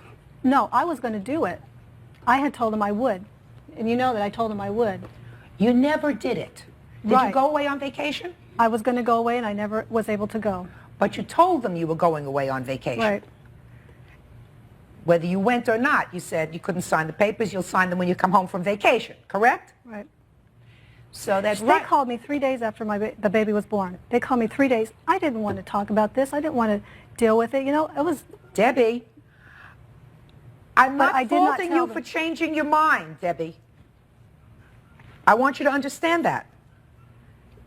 The law builds that in.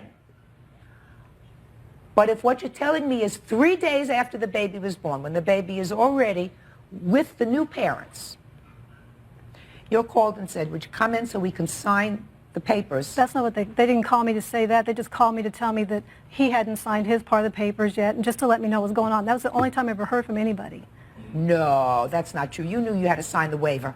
Come on, Debbie. That's not what they said, but they you weren't knew telling me to do it then. You knew you had to sign the waiver, and you kept putting it off. And we had 90 days to do They it. didn't tell me I had to sign it. I know They you said- had 90 days to do it, sir. I mean, Right. are we understanding each other? Yeah, totally. I'm not disputing anything. I'm just saying. You had 90 days. Of course you have 90 days to do it. The idea is if you're committed to doing it, Right. then you do it at the earliest possible time, right? And you two folks didn't do that because you had misgivings as to whether you were absolutely positive that you wanted to do it. Is that true? No, I don't it's not. believe you. I don't believe that. I don't believe that because otherwise you would have done it. And the bottom line is, you did in fact say, I'm not signing the papers, I want the baby back. I'm not faulting you for wanting your baby back. I'm faulting you for taking their payments in September. And you know, I'm faulting you for that. Judge Judy continues in a moment. You know what? She sent her sister to pick up the baby. I had just started a brand new job. I couldn't just leave. Talking about your daughter. Real cases, real people. Judge Judy. Jennifer and Peter Tothpaul are suing Debbie Kay, the birth mother of their adopted baby, after she demanded they return her child. The heartbroken Tothpauls are suing to recover the cost of the adoption. You took the money in September, even though you had misgivings. That's not fair, because that also says to them, everything is going the way it should be going. We can fall in love with this baby. That's not fair. And what I'm suggesting to you is, they're not the bad guys here. You're not bad either. But you didn't play it 100% straight with them. And it's a shame. you know, when I talked to her, and I hadn't even made up my mind then, she was very, very mean. She says, I am not a babysitter, and I'm going to call Child Protection Services. Well, for and what? then, and I hadn't even said anything yet. Sure, and after she said, do you want to come to my house and see our home and everything? And I agreed. But that kept going through my mind. How could she be so mean? She's going to call the Child Protection Service on this baby. She's hurting the baby. And then when we did change our mind, and they made it very, very hard for us to get the baby. You would too. If the circumstances were different, Debbie, you would too. No, no. She dropped her off. She didn't even tell me what kind of formula she was drinking. She dropped her off in just a diaper and a T-shirt, which, you know what? I didn't even know what kind of formula she was drinking. Why didn't you ask? She wasn't there. Just why didn't you ask the social worker? The social worker wasn't there either. The social worker was on vacation. The lawyer was the one that was giving us a hard time. He wouldn't even let the father pick her up. He's the one that told us they were going to call child. They made us feel like we were evil, and it was In nothing. their minds, Debbie, you were evil. First, they hear that you're unable to take care of this infant because you have too many other kids that have to be taken care of. You have no jobs. You have no way of supporting this baby. And so that two people, the two of you, who look like two able-bodied people, had to accept $4,500, $1,500 a month to pay your rent and your food and whatever other expenses you had just to keep you for the last trimester of this baby's birth. And then, after 7 weeks, you say, well, now I want her back. Were you both working? Were you both working at the time you got her back? I had just started working. When you got her back. So who was going to take care of the baby? I had a babysitter. You know what? She sent her sister to pick up the baby. That's right, because I just started working. I had just started a brand new job. I couldn't just leave. Talking about your daughter. And we'd already agreed on this the night before. And she knew the whole situation. She doesn't know the whole situation, Debbie. I told her that you're not being fair. You can't say that these folks did anything wrong. I didn't say they were doing anything wrong. Okay. Can I mention something else? Sure. In lieu of receiving an epidural in the hospital, they wanted money in exchange for that. But I didn't come up with that. please? Don't speak. They wanted money in exchange for that. That didn't come from us. We wouldn't make such a suggestion. I told her I wanted her to be comfortable, and we would talk about that after the fact. 2 days after the baby was born, we received a call from our attorney's office stating that they wanted $720 in lieu of an epidural so they could take their other children to Disneyland in San Diego. Judge Judy continues in a moment. I know you're heartbroken. Fortunately for you, you can be heartbroken and look at your 2 kids when you go home. Right. You know that. I'm very grateful for my children. I'm very fortunate. I'm sure you know other people who have been through the adoption process and the adoptions have failed that don't have the 2 gifts that you do at home to go home and look at. It doesn't make it any easier. Tough lesson, but you understand how hurt they are. All right, the issue is not a difficult one, especially since I believe that you understand it is your moral responsibility to return this money. You had an agreement with the plaintiffs that that they would, in fact, take care of you for 3 months of your pregnancy, and you would allow them to adopt your baby. You did not allow them to adopt your baby, and therefore, they're entitled to their money back. So judgment in this case is for the plaintiff in the amount of $4,500. That's all. Parties are excused. You may step out.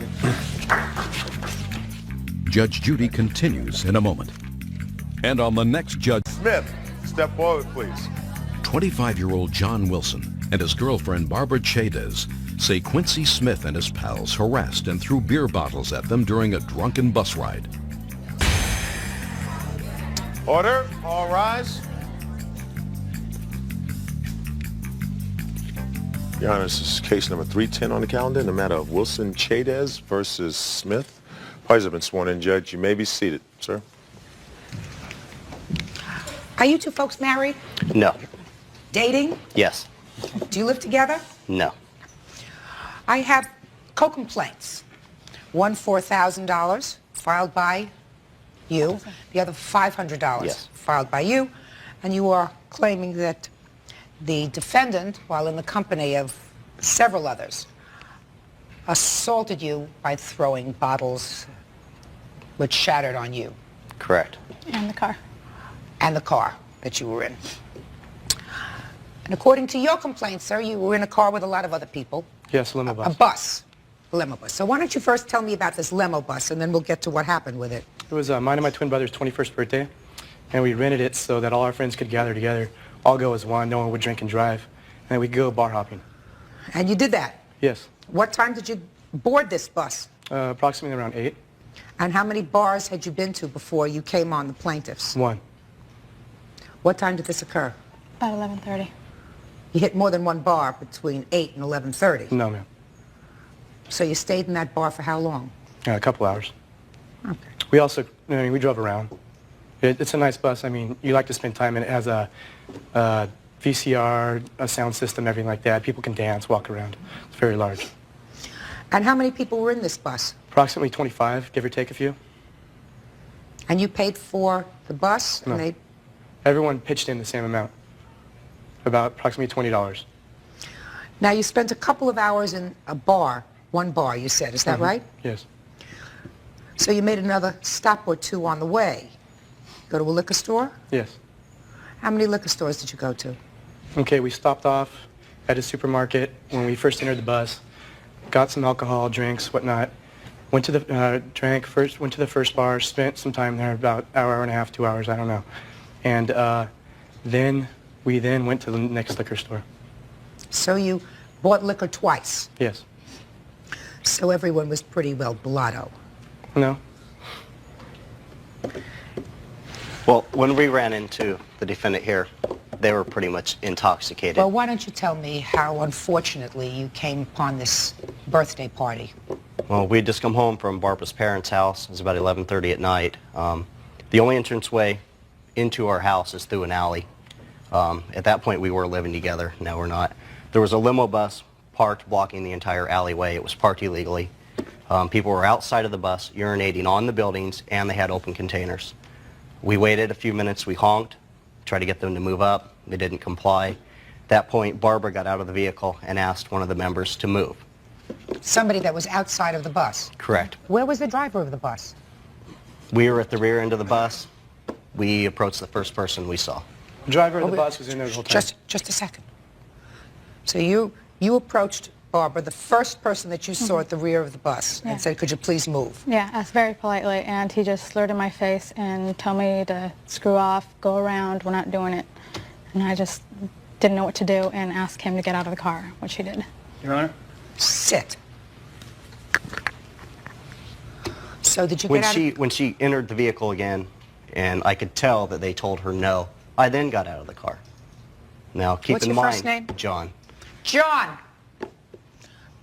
My first issue with you, sir, is what? Couldn't tell you. Can you tell him? I think so. You came across a bunch of people that you saw outside urinating on buildings, John. You don't send your girlfriend out of the car to tell them to move. You get out of the car to tell them to move. This was, we didn't see all this until we got out of the car, till both of us were out of the car. I mean, I don't see late at night you going by yourself to this group of people. You know. There was a lot of girls, too, a lot of young girls around with them, too. I mean, it just looked like a bunch of partiers, so we didn't think anything of it. We asked politely. When they were rude and everything, that's when we just got back in our car and waited. Who did you ask? Hey, listen to me. We never got off the bus. We never, my cousin, this is my cousin right here. This is my witness. And my teammate, and we never got off the bus ever. Did I ask you a question? Well, I can't stand and listen to people laugh. Just a second, did I ask you a question? No, ma'am. Go ahead. When Barbara entered the vehicle, I got out of the vehicle, went up to the first person I saw and said, hey, this is the only way to get to our house. Can you please move up the bus? When I got out of the vehicle, of course, other members of the party came up. They see a guy coming out, automatically everybody's instincts comes into play, and then when they create a confrontation.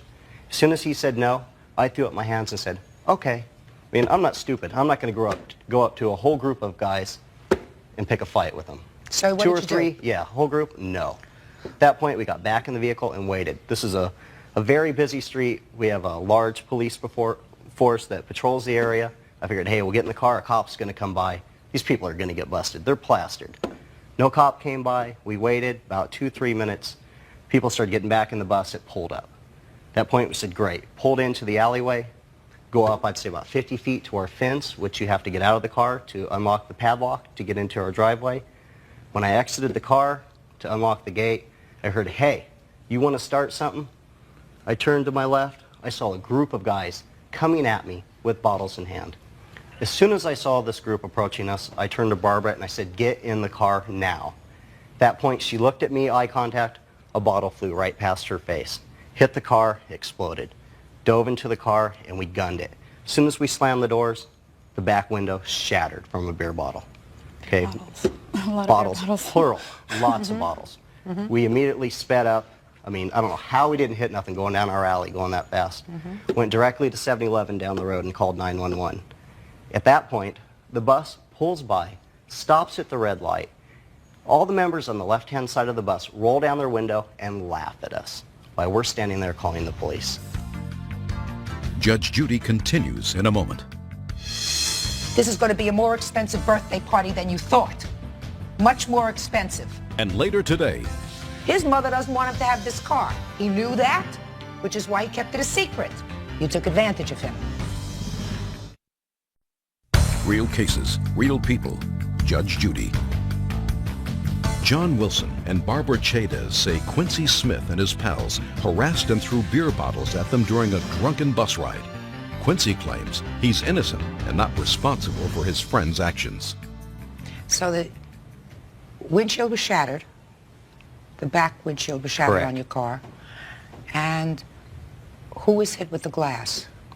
I was barely missed by it, and it hit my car door and shattered all over me. I had to take a shower and take all my, totally change and everything because I had glass everywhere. What was the damage to the car? We have pictures. We have of the pictures and vehicle. bills. Now, once the police did arrive to come take our statement, they immediately got a priority call that there had been an altercation at a bar down the street, so they had to leave us. Well, it turns out the altercation was this member and his party had stopped at their next bar and assaulted 2 police officers. undercover cops or something. We don't know the whole story.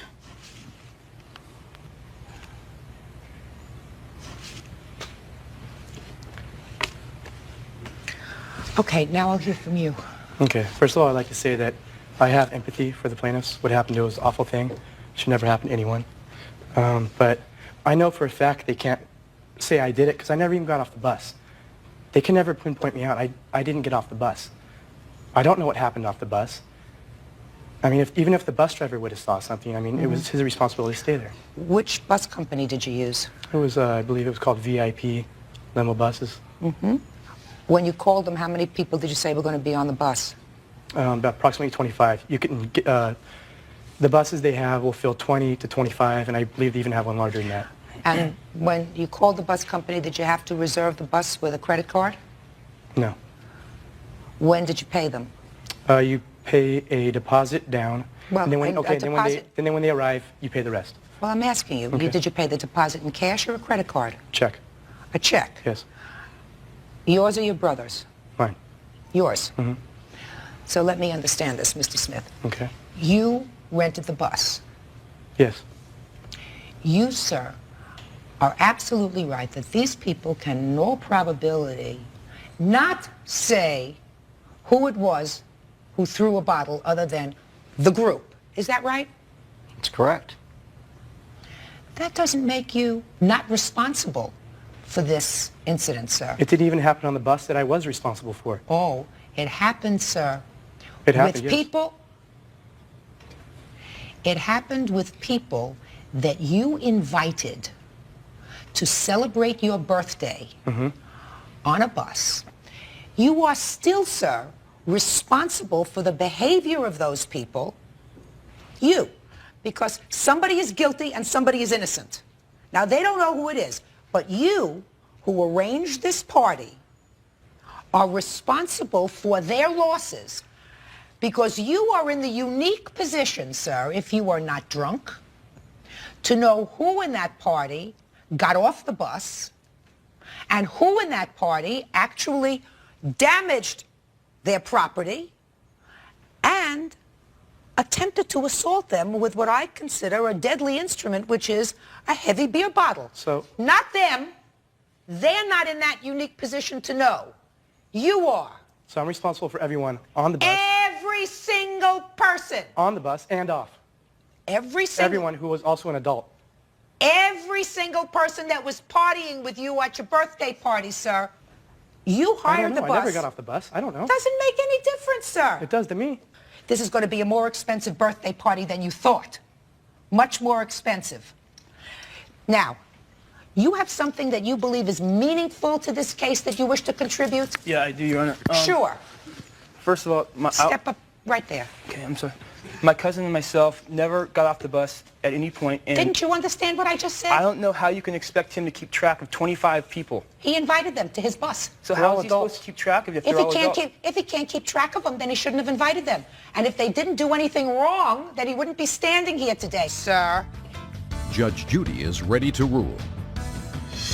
And later today, he had it for a week and a half. He's blown the motor in it now. What good is it to me? When you deal with a minor, you deal with a minor at your own risk. real cases, real people. Judge Judy. He invited them to come on board for a drinking evening. He is therefore responsible for everything that transpires during the course of that evening. And one of the things that transpired was these people were put in fear of their lives. And if he wishes to turn around and do some detective work and try to figure out who it was that got off the bus and threw bottles at them and smashed their cars. I hope he would. That's, no, you. No, I not hope he would. My cousin doesn't want to be here. Do you think if he knew who did it, he would be taking the blame for this? Well, then he should have been more selective about who he invited on the bus. And he should have seen to it that once the people on the bus started to drink a little too much and started to get a little out of control, he said to the bus driver, who he had hired, because you remember, he sent the check, he hired the bus. These people are a little too unruly. You better take us home because I don't know what's going to happen with them. You, sir, between these innocents and you, you're responsible. Judgment in this case is for one plaintiff and the amount, Barbara, and the amount of $1,000, and you, sir, the amount of $500 as requested. That's all. Thank you, Your Honor. Thank you. Parties are excused. You may step out. There you go. Sorry. I'll get back to your record, please. These people do deserve money, but I believe I'm not the one responsible for it. I think I would have been much better off using a different defense, like the bloody glove defense. This is just ridiculous. And now the next case. All parties on Schramm Snyder versus Blankenship. Step forward, please. Bookkeeper Vera Schramm says her neighbor, 29-year-old Marcy Blankenship, ripped off her 15-year-old son Toby when she sold him a car that doesn't run. How old are you? I'm 15. You went and bought a car from the defendant. Yes. Did you tell your parents? No. Why? Because I thought they'd say no. How much did you pay for this car? $400. Where'd you get the money from? My bank account. When did you find out that he had bought the car? Almost a week later on November 4th. You're his mother? Yes. Tell me how you found out that he bought the car. I had called his friend's house to see if he was there. And while I was on the phone, the other parent said, by the way, I'm a little concerned about what we're going to do with Toby's car. I said, car? What do you mean car? Like vehicle? He says, oh yeah, it's parked out on the street, and what are we going to do for street sweeping day? I said, didn't know anything about it. Where did he get it? How long has he had it? So of course we went right over and visited the car and the parents, and I got the paperwork. Now, you were keeping this a secret? Yes. How old were you when you bought the car? 15. How did you find this car? I was walking home from my friend's house and I just saw it on the street. They have a for sale sign? Yes. How much were they asking for the car? $700. So you paid $400? Yes. Who drove the car to where it was ultimately parked? We pushed it because it didn't run. How far did you have to push it? Like 6 or 7 blocks. Did you ever move the car? Oh, yeah, and we pushed it to the mechanic. Because she said all it needed was a tune-up, so we pushed it because it was right by his house. Did you get it tuned up? Yes. How much did that cost you? $55. And then what happened with the car? Still didn't run because we took it and we got we got it checked and stuff, and it said that one of the cylinders was bad, so. What'd your mother say when she found out you bought this car? She was real mad. And then she put me on punishment. Where'd you get this $400 from? Did you work for the money? I went to work in the summer with my dad. So, you sold him a car. Yes, I did. Did you ask him how old he was? No, I didn't. Doesn't look 18 to me. He knew about the car. He phoned 3 times on the car. He came by inquiring about the car twice. I asked him if the first night he came by if he wanted to drive it or if he wanted to leave me a deposit, and I would be more than happy to take the for sale signs off of it. He said no, he didn't have his wallet with him. So I figured he didn't want to drive it because he didn't have his license with him, and that was fine. I showed him the car in and out. I started it up for him and everything, and he didn't have a problem with it. He said it was perfect. He'd be back the next day to please not sell it. How come I asked you if he doesn't look 18 and you give me this whole long story? Doesn't look 18 to me. Now, you may not know this, but I'm going to tell you now. You cannot enter into a contract with a minor because they're not always so clever. So that's why we have laws that protect minors from entering into contracts. So you have to give him his money back. He had it for a week and a half. He's blown the motor in it now. What good is it to me? Judge Judy continues in a moment. Vera Schramm is suing Marcy Blankenship because she sold her 15-year-old son Toby a car that doesn't run. Marcy claims she didn't know Toby was a minor. When you deal with a minor, you deal with a minor at your own risk. Anybody who has half an eye can see that this young man is not the age of majority. You took advantage of him. I believe that you took advantage of him. And you can't do that. So you owe him $400. Sir, you paid $55 to have the car tuned up? Yes, ma'am. You're going to have to eat that. Yes, ma'am. That's form of punishment. I'm sure your mother has something else planned for you if she hasn't already conjured up the appropriate punishment, including, at 15 years old, would seem to me, requiring somebody else to sign off if he wants to go take money out of the bank. Absolutely. That's a lesson to be learned. Mm-hmm. Sure is. Mm-hmm. So judgment in this case is for the plaintiff in the amount of $400. You did return the car? Not yet. Do it. She's got to get the car. He's got to get his money back, at least part of it. That's all. Parties are excused. You may step out. Back there to your right, please. Judge Judy continues in a moment. Parties on Coleman versus Smith. Step forward, please. 39-year-old Philadelphia transit worker Vanessa Coleman says a man she used to date, Theodore Smith, stole her car for 2 days, then returned it damaged. Mr. Smith claims he had Vanessa's permission to take the car and is not responsible for the damage to the vehicle. Order. All rise. Quiet in the courtroom. All rise. Judge, it's number 220 on the calendar, the matter of Coleman versus Smith. Parties have been sworn in, Judge. You may be seated. All right, Miss Coleman, you say that Mr. Smith stole your car. Yes. He said he borrowed it with your permission. In any event, the car, something happened to it, it was damaged. You want to get paid? Yes. So first let's start on the 27th of June, which is when this whole thing came down, I understand. He took the keys from your house. Yes. Tell me how that happened. I had got home from work early this day, and the maintenance man, name is Derek, asked me if I could run him and Mr. Smith up to cash their check. He was a neighbor of yours? Yes, he's a neighbor. And so I did this and came back home, and I knew I was going out that evening, so I came in to change, to get ready. So while I was in the house changing, Mr. Smith rang my bell. I asked who it was, and it was saying he responded, so I went to the door and let him in. So we were down there talking, and I noticed that I have a countertop in my living room that the keys were laying there. So I went back upstairs and told him that I was getting ready to go out that evening, and I left him downstairs. So anyway, as I got ready to come back down to leave, I noticed that my keys weren't on the counter anymore. So I figured, well, maybe I took them back upstairs. And I went back upstairs, and I didn't see the keys up there either. And I checked all in my pocketbook, and I couldn't find my keys. Didn't find the keys? So did you call the police? I called the police that evening because I waited to see maybe he would bring the car back.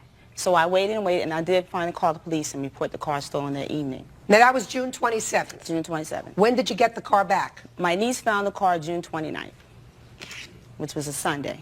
And what was the condition of the car when it was found? Trying to move the car wouldn't move. Okay, so it was damaged. So it was damaged. Well, he acknowledges that the car was damaged while you were driving it, sir. Now, why don't you tell me your version of how you got possession of these keys? Ms. Coleman and I, we live 2 doors apart from each other. Had you been friends before this happened? Yes, we were. Yes, we were. We were also seeing each other. No, and we weren't, probably starting what I would call the start of a relationship. What do you mean? She and I had spent time in each other's house a couple of times, having dinner, ice cream, these sort of things. That's nice. I've used the car before, and I've driven a car and brought it back. With her permission? With her permission. I had asked her, could I use the car to make an errand to my mother's house? My mother lives in walking distance, 10 minutes, and driving, it's 2 minutes. The car was parked 4 blocks away from my mother's house. Just a second. You asked her, according to you, you asked her if you could ride to an errand to your mother's house. Yes, I did. You didn't tell me what she said. She said yes. She gave me the keys, which was a full set of keys.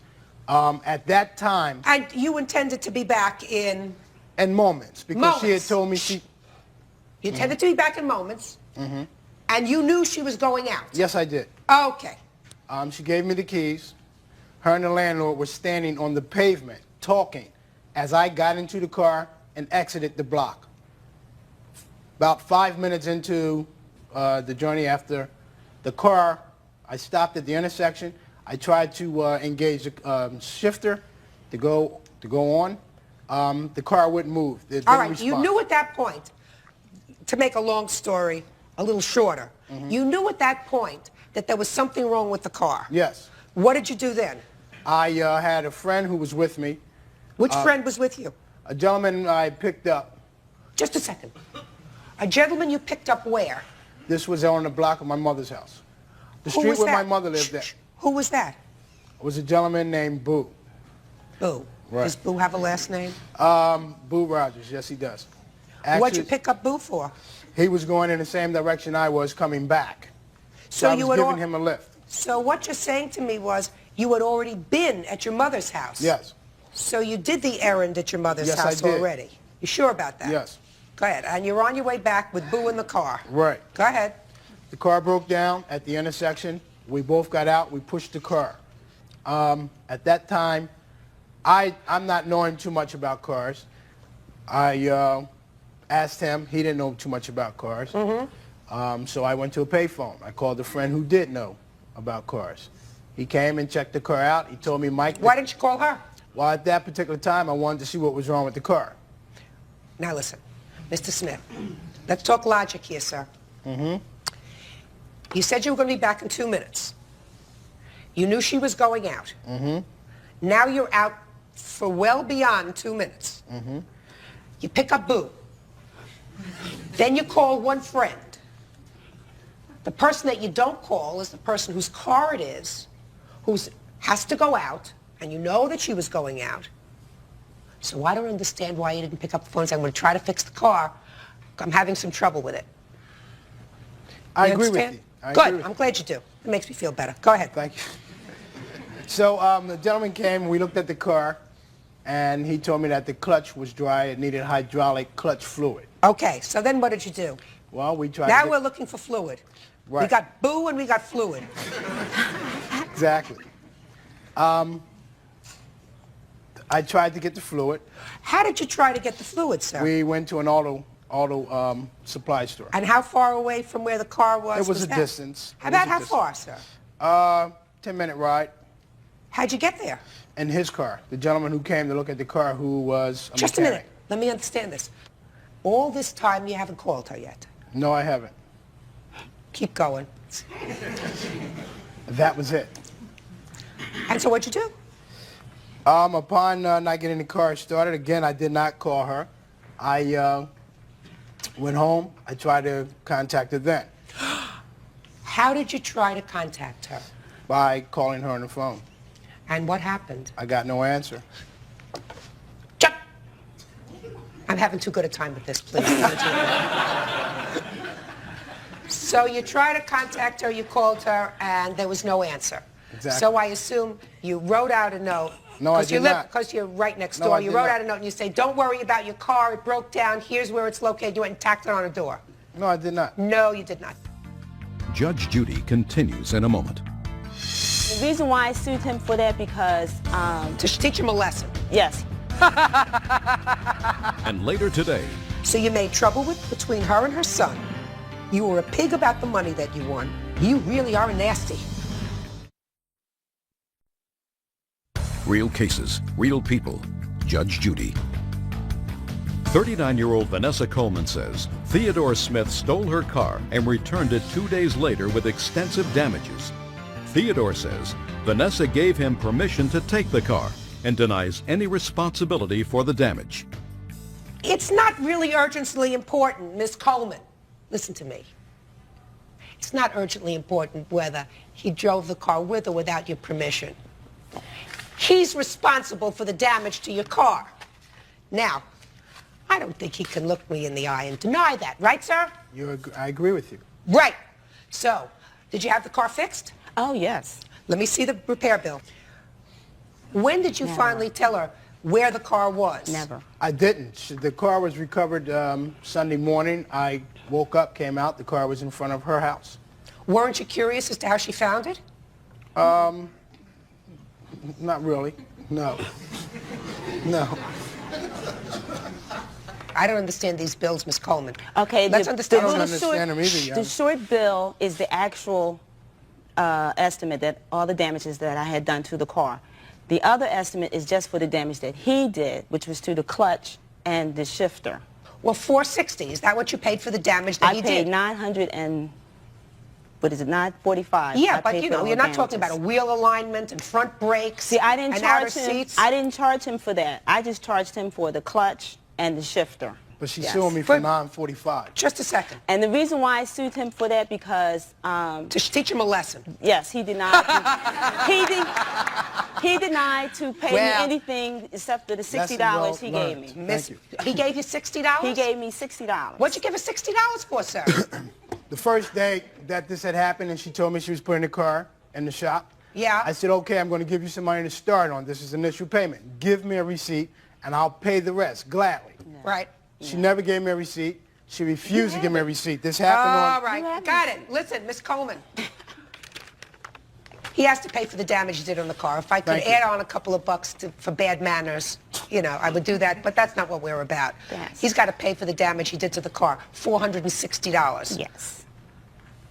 And I would suggest to you, if you ever made a loan to him of your car or anything else that you value. Never, Ann. What? Never.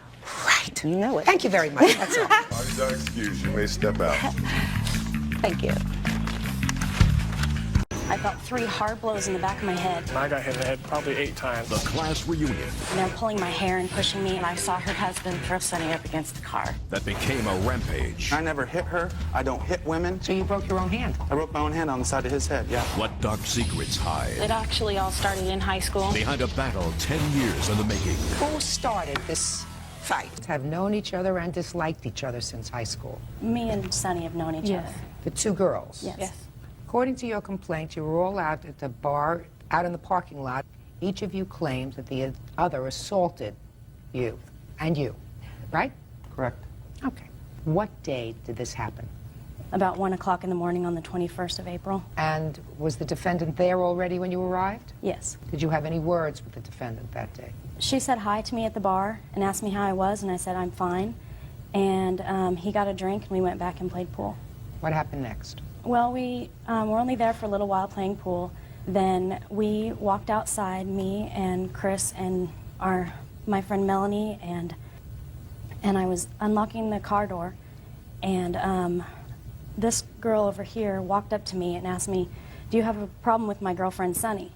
Because we'd had an argument a couple months before. I said, "No, I don't have a problem." And Sonny came up from around behind me and slugged me in the back of the head. Yeah, I don't not think true. so. Shh. I didn't ask you anything yet. Go ahead. Then her friend came over, and another gal, I don't know who she was, and they were hitting me and punching me, so I started to fight back, and I had the keys in my hand, and they were pulling my hair and pushing me, and I started... Who's they? Sonny and her 2 girlfriends.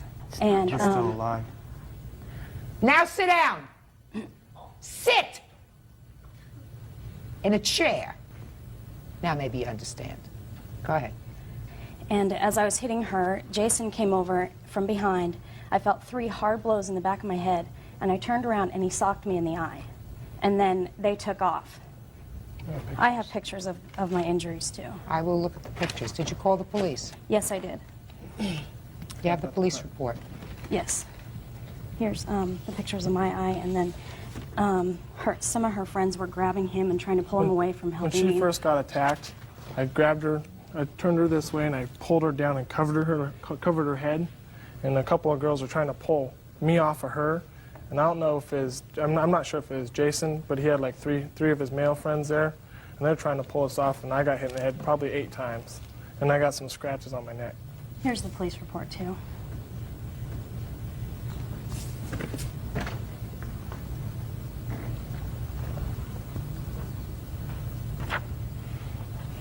Who do you claim hit you in the face, giving you the black eye? Jason.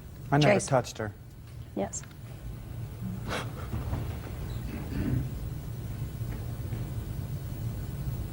What part of don't speak don't you understand? Sorry. My friend Melanie saw him hit me in the head too, several times. Other than a scratch on the back of your head, did you have any injuries, Mr. Hoyt? No, I had a lot of knots on the back of my head. Step up. I have a few questions. You were with them that evening? Yes, I was. So this young lady comes up and said, "You have a problem with my friend." Mm-hmm. Describe exactly what you saw after that. They were arguing back and forth. I don't remember what the words that they were saying, but I just remember it started getting heated, and I saw people punching her in the back of the head. I went to go and try to stop the fight or something, and they had somebody stand in front of me saying, just let him fight. And she was like standing in front of me like this. Nobody that's here today? No. All right, Sonny, tell me your version of the events. Well, it actually all started in high school. I was your classic nerd, I guess. I was involved Okay, so you were the nerd, they were the popular one. I got that. So Yeah. You didn't like her, she didn't like you. And whatever. I hadn't seen her since high school until the night of March 31st, that I can recall anyway. We were up at the same bar. I was playing pool against her husband, and I was about to shoot in the 8-ball and win the game, and she was sitting behind me and hauled off and kicked me in the leg. And I actually have an affidavit if you'd like to see it from my friend that was so there. that was a month before? Yes. You also say in your answer that she made some sort of a derogatory remark about your engagement ring. Yeah, after she kicked me, I turned around and asked her, you know, what was going on, and she said nothing. So I turned around, walked away, went and sat down. I was getting up to get another drink, and I walked by, and Chris, her husband, held up his ring and started saying, oh, look at the size of the diamond in this ring, and started making fun of my engagement ring, saying that was a joke. Saying that the diamond in my ring was really Never small. lie. Never lie, especially if it's not really important but just sets a tone. Was your fiancé there at the time? Yes, it was. Shh, just a second. Your fiancé was there at the time when you say that her husband was making not nice remarks about the size of your engagement ring. Yes. I assume he was really angry. Oh, Jason? Yes, Jason. He I would get really angry. Yeah. Yeah. He was I mean, angry. let's all tell the truth here. Yeah. Okay. And I got very angry. 'Cause, Okay, so that's a month before. Now we turn to April 21st at 1 o'clock in the morning. We were having drinks. I saw Colette walk in. We happened to be up at the bar at the same time getting a drink. I did say hi, asked her how she was, sat back down. I thought maybe, you know, our problems were over with and we could just have a nice evening at the bar, but evidently not. So closing time came. We went to leave the bar, but Shay actually walked out of the bar first. So if she could tell her story. Why don't you come up and tell me your side of the story? Your last name is? Burton. Now, Miss Burton, you walked out first. Yes. And you walked up to where the plaintiff was getting into her car. Yes. What did you say to her? I asked her why she was harassing my friend. Now, that night, I haven't heard anything about harassment. She said hello. She said hello. Case closed. My girlfriend Sarah and I were walking out of the bathroom, and she stepped in front of me, and then I looked at her like, you know, why? And then she stepped back and she made some remark under her breath. Well, then I watched her, and she was watching us and pointing at us, going around the bar.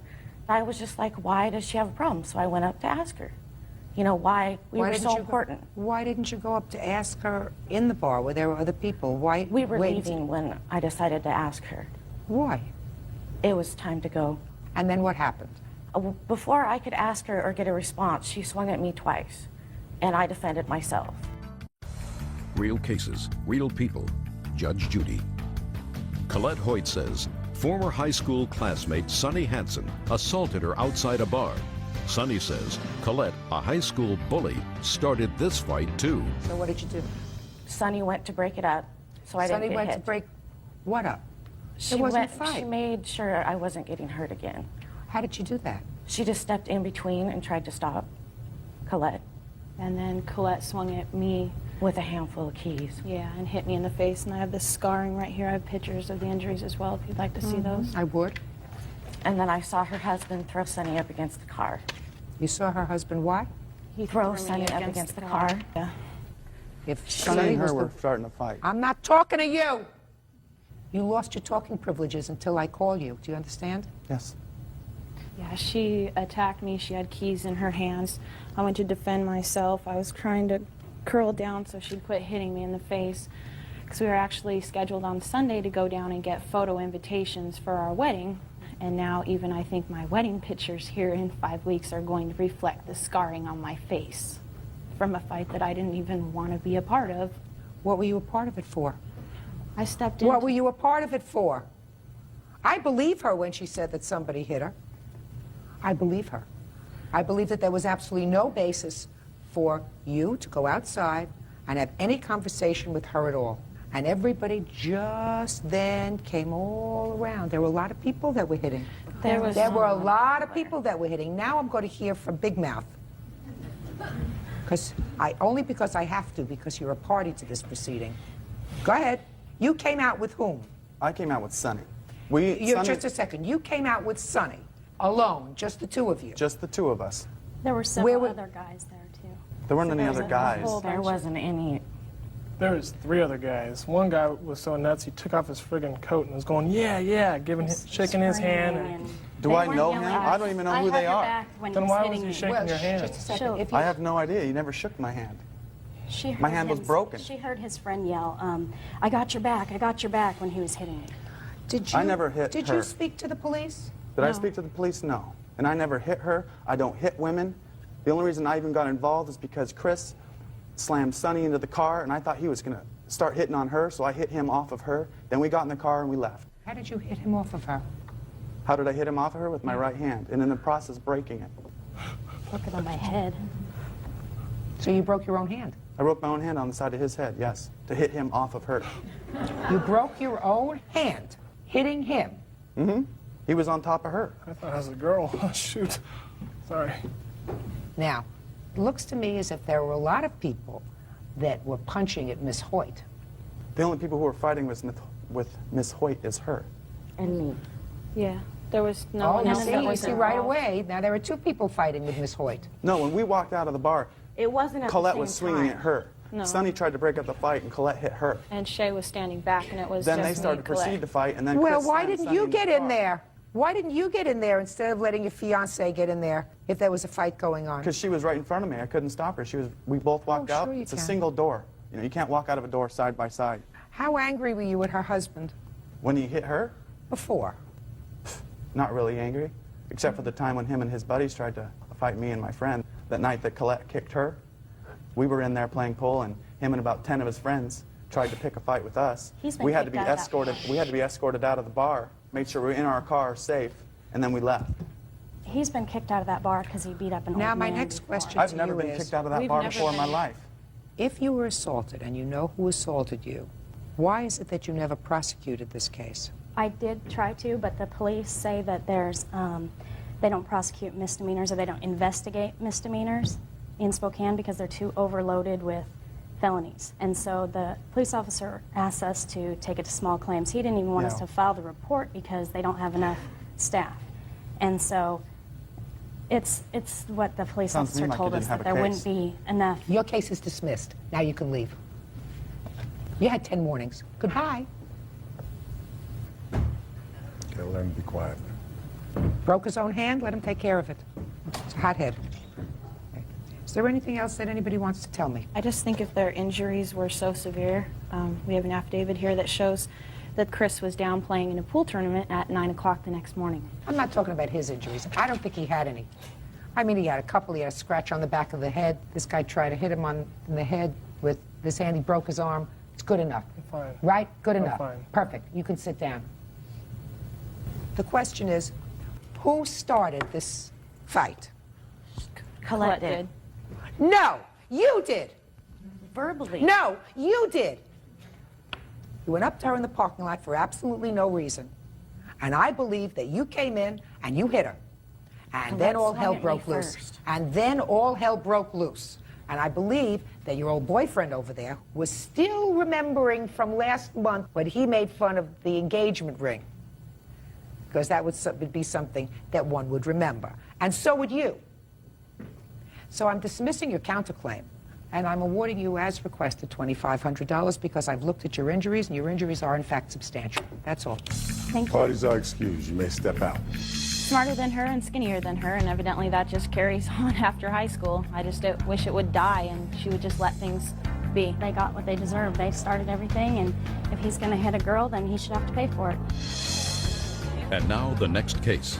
All parties in the matter of Ray versus Gallagher. Step forward, please. 46-year-old band manager William Ray is suing a former band member, 23-year-old waiter Michael John Gallagher, for unpaid bail money and attorney fees after Michael was arrested for driving under the influence. Mr. Ray, you were managing a band. The defendant was one of the band members. Correct. According to your complaint, the defendant was arrested for driving while under the influence of alcohol. Correct.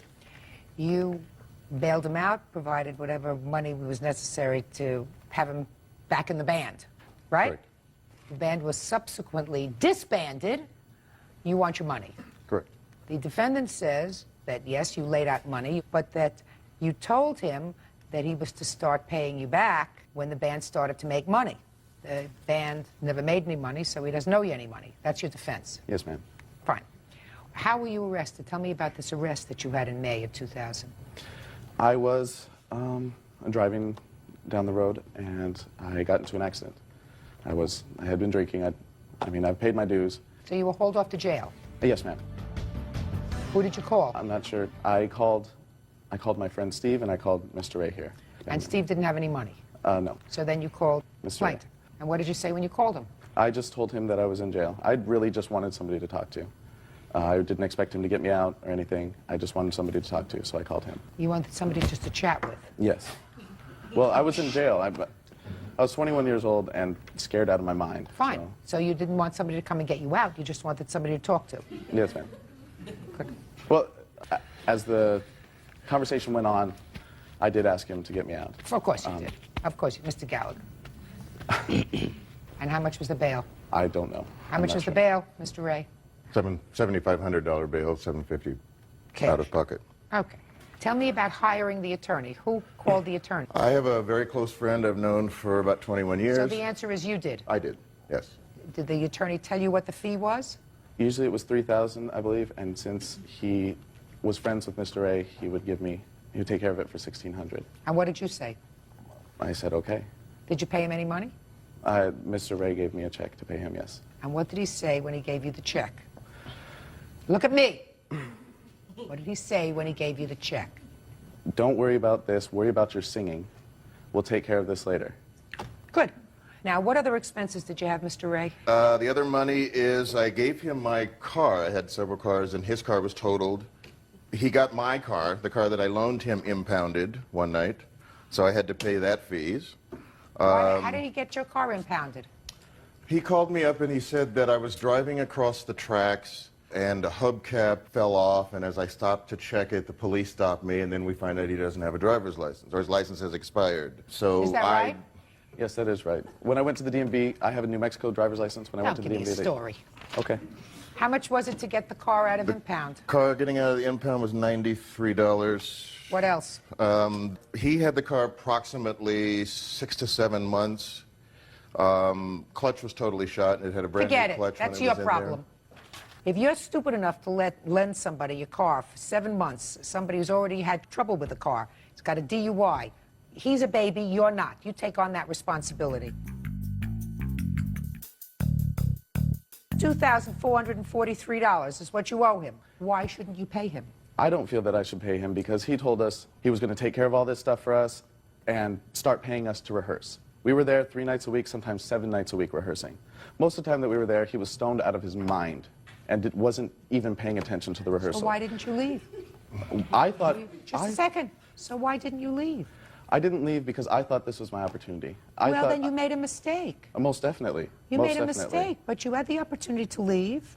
And if this lawsuit was about your expenses, your living expenses, et cetera, while you were working, I would feel differently about it. These items had to do with your stupidity. A, driving while drunk, having an accident, and then parking across railroad tracks. That has nothing to do with a band. That has something to do with stupidity. 2443, judgment for the plaintiff. Parties are excused. You may step out. Everything aside, Mr. Ray's a pervert. Okay, the only reason he did this whole boy band thing was because he likes young, cute boys around him. Vindictive, stupid comments. It was a sham from the beginning. The current edition of the band actually went on a showcase April 26th, and now we're actually waiting for... Next day? Yes, I did. So I assume you weren't injured. Not to the point where I felt I needed medical attention. Well, tell me how you were injured at any point. Okay, I had scratches all over my neck. Did you have any photographs of that? Did I know I was going to court? No. Did you? If you had hung around Miss Collazo and spoken to the police, maybe you would have known. Nothing more unseemly than women who drink. Medical bills total $1,160. Can I speak right now? Mm-hmm. We had a criminal case. She already tried to get me for harassment, but the judge in Pittsburgh dropped the charges.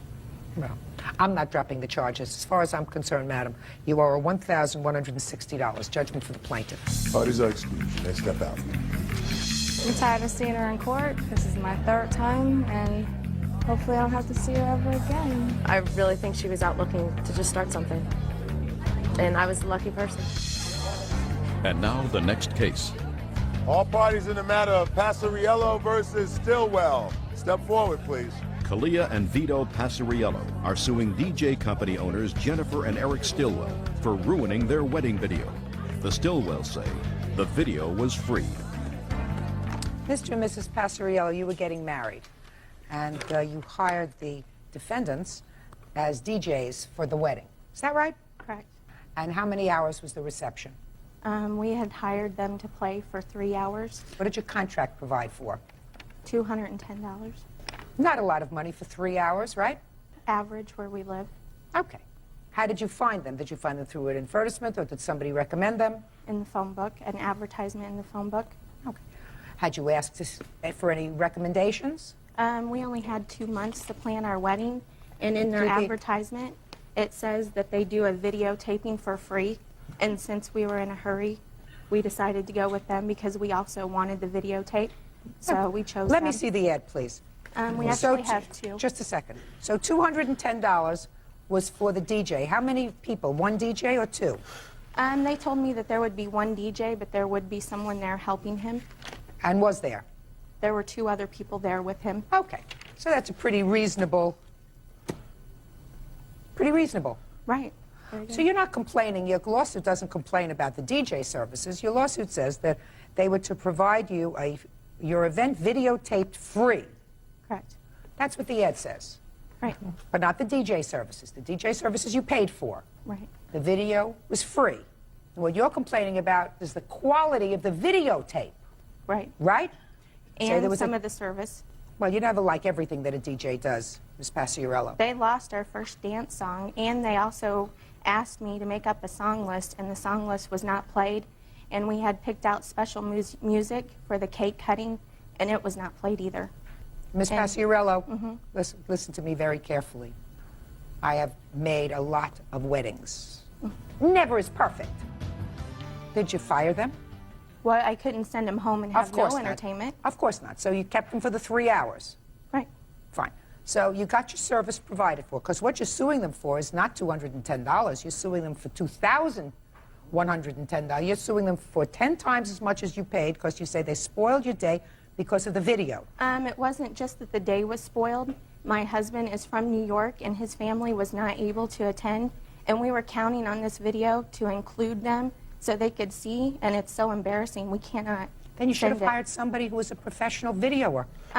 Their ad shows professional this, professional that, and they actually have it in a higher printing that your video service is free.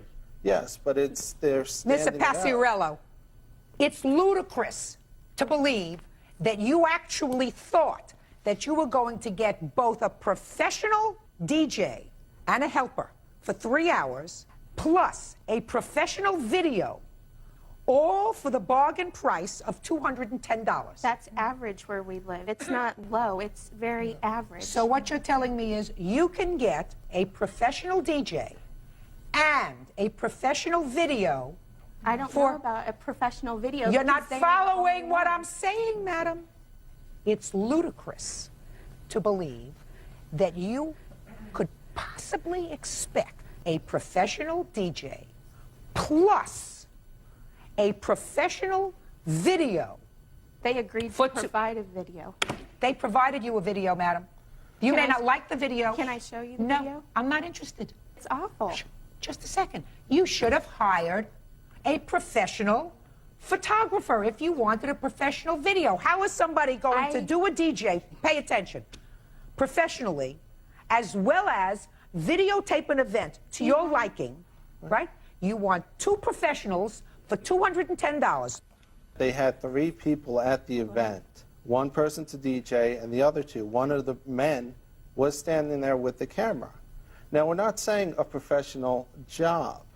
We're saying at least an average job. This is out of the below 3 hours. Where did you get? Where do you get standards? Out of the 3 Just a minute. hours Where that do you we get hired standards for a free service that it's supposed to be average, I'm below sure average, it's above probably average? rounded into the price somewhere. Did you I mean, call it for can't be Hey, free. Miss Paciarello, I hear a lot of people complaining about wedding events afterwards. Sometimes I rule in their favor. When they hire a photographer and the photographer's pictures are so outrageous, and you've hired a professional photographer, they are successful.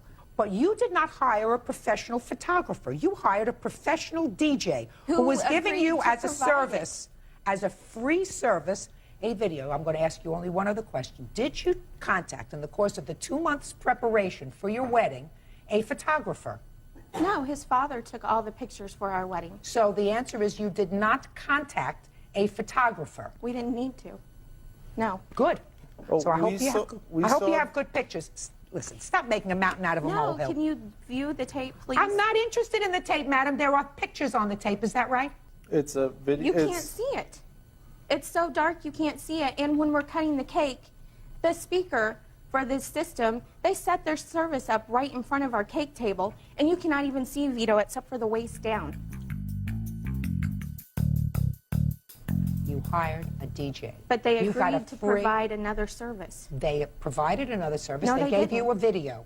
And the fact that, Miss Paciarello, you're not going to get a dime. Understand that.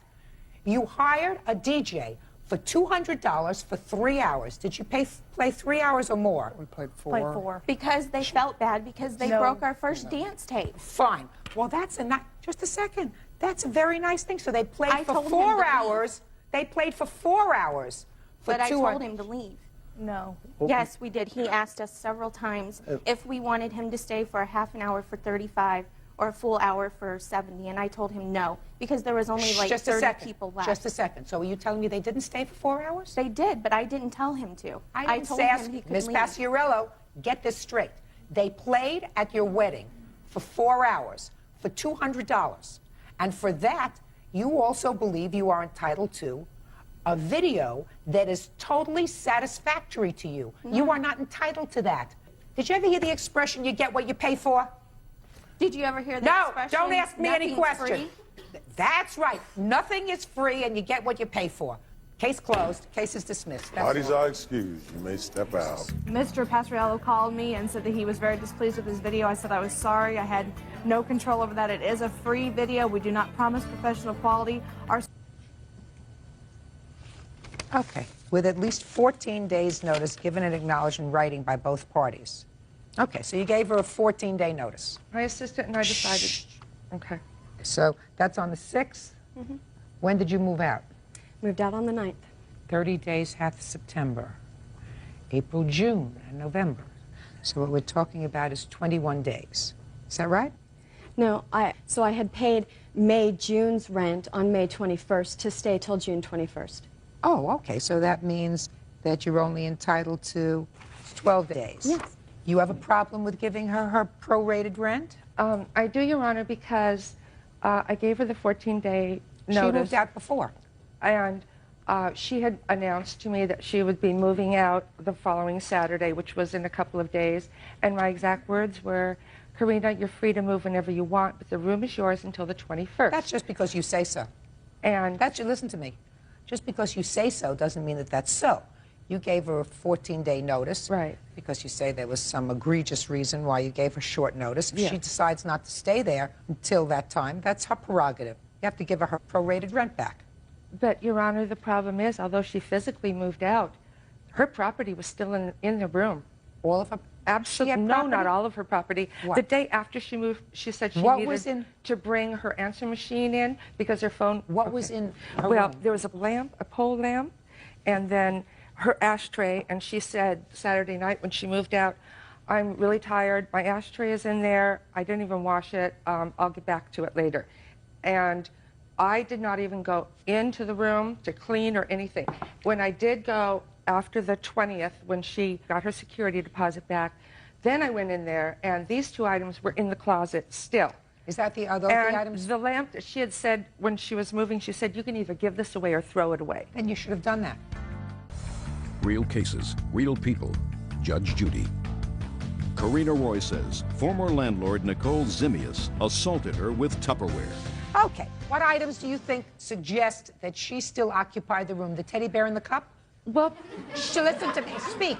The lamp. The lamp she told you to get rid of. The ashtray, and these two things, with the kind of ups and downs that we've had in her stay, I was not about to even go into the room, and I didn't. That's fine. That's your prerogative. You did, you didn't. I don't care whether you did or whether you didn't. Clearly, you gave her a notice because you didn't want her around. You felt as if you wanted to give her 2 weeks to get out. That's fine. I find that she elected to move out before. I believe she's entitled to do that. She doesn't want to be there if you don't want her there. She moved out. She gets her portion of the rent back that she paid, because I don't consider that, a cup and her teddy bear, leaving property in the house so that you couldn't rent the room again if you wanted to. All right. Now next, you want her to pay your moving expenses. Is that right? Yes. Wrong. So we've just dealt with that. You don't get your moving expenses. Now, damages due to the assault. I'm prepared to hear you if you want to tell me what your damages were as a result of the assault. Because of this, I mean, the way I physically felt, okay, was just like somebody just ripped my, I mean, I just felt hollow in here. I mean, I felt, did not feel stable at all. My driving You're not stable. Anybody that walks into a bedroom, somebody sleeping in their bed, to ask for 2 pieces of Tupperware and start an argument with them while they're in bed over 2 pieces of Tupperware isn't too stable. Okay. To start with. Well, because $500 divided by 30 equals $16.66. Clear that? Yeah, just multiply. What? Just multiply. Yeah, I'm going to do that. Wait a second. I'm learning how to use this machine. Okay, I'm trying to tell you. Just a minute. Times 12 equals $199.92. That you are entitled to. Judgment for the plaintiff in the amount of $199.92. Thank you.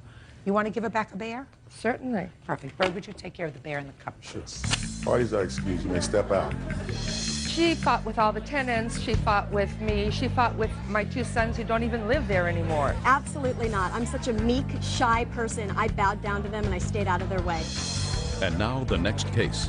All parties on Habib versus Fields. Step forward, please. 27-year-old tutor Nafisa Habib is suing her ex-boyfriend's friend, 28-year-old bakery worker Anise Fields, for smashing her windshield with a baseball bat. Ms. Habib, both you and the defendant have a child. Yes. And that child was fathered by the same person. Yes. So that's how you know each other. Yes, ma'am. And I would assume that you don't like each other. I have no problem with that. Well, then you think she doesn't like you. I guess, yes. Because it's your claim that she smashed the windshield of your car. Yes, ma'am. When did this take place? On January 12, 2001. Where? His uncle's house, where he was staying there at the time. This is the father? Yes. Of both children? Yes, ma'am. You have any other children? Yes, I do. How many? 4. 4 other ones? 4 children altogether. Altogether.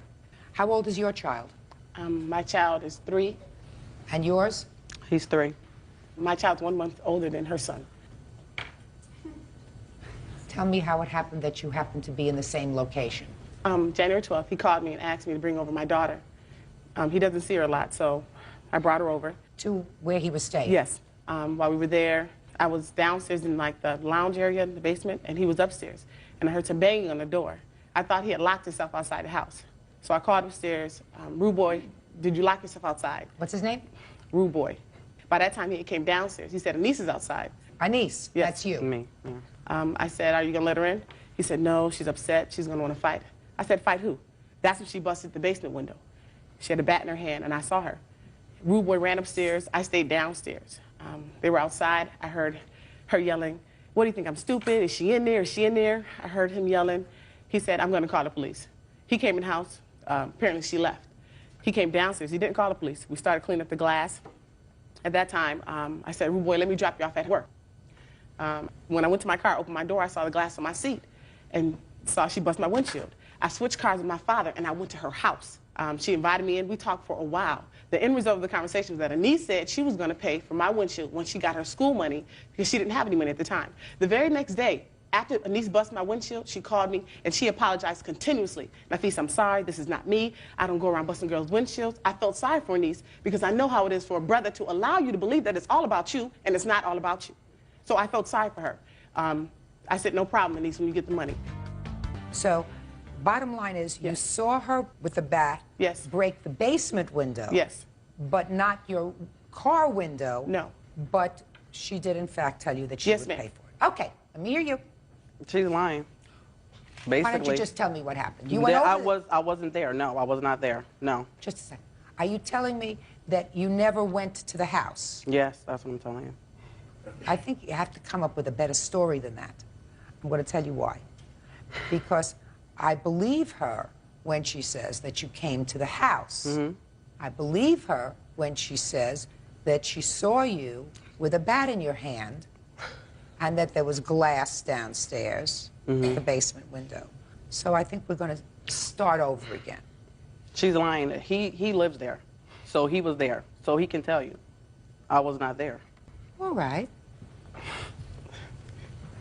She's lying. I don't know. My basement window never got broke. I don't know how you can see somebody break a basement window from the basement. I don't know what she's talking about. Prior to this, she said I broke her window, busted her car up. She told my grandmother I did it. She let a friend of mine use her car. He crashed her car up. She said I did it. I don't know nothing about what this is about. Ma'am, I'm sorry, Miss Judy, Judge Judy. I'm trying to be calm because I want to cry because I cannot believe that Jamar would sit up here and lie. He was supposed to watch Hanifa, but he said that he couldn't watch her. I didn't even know he was going to be here.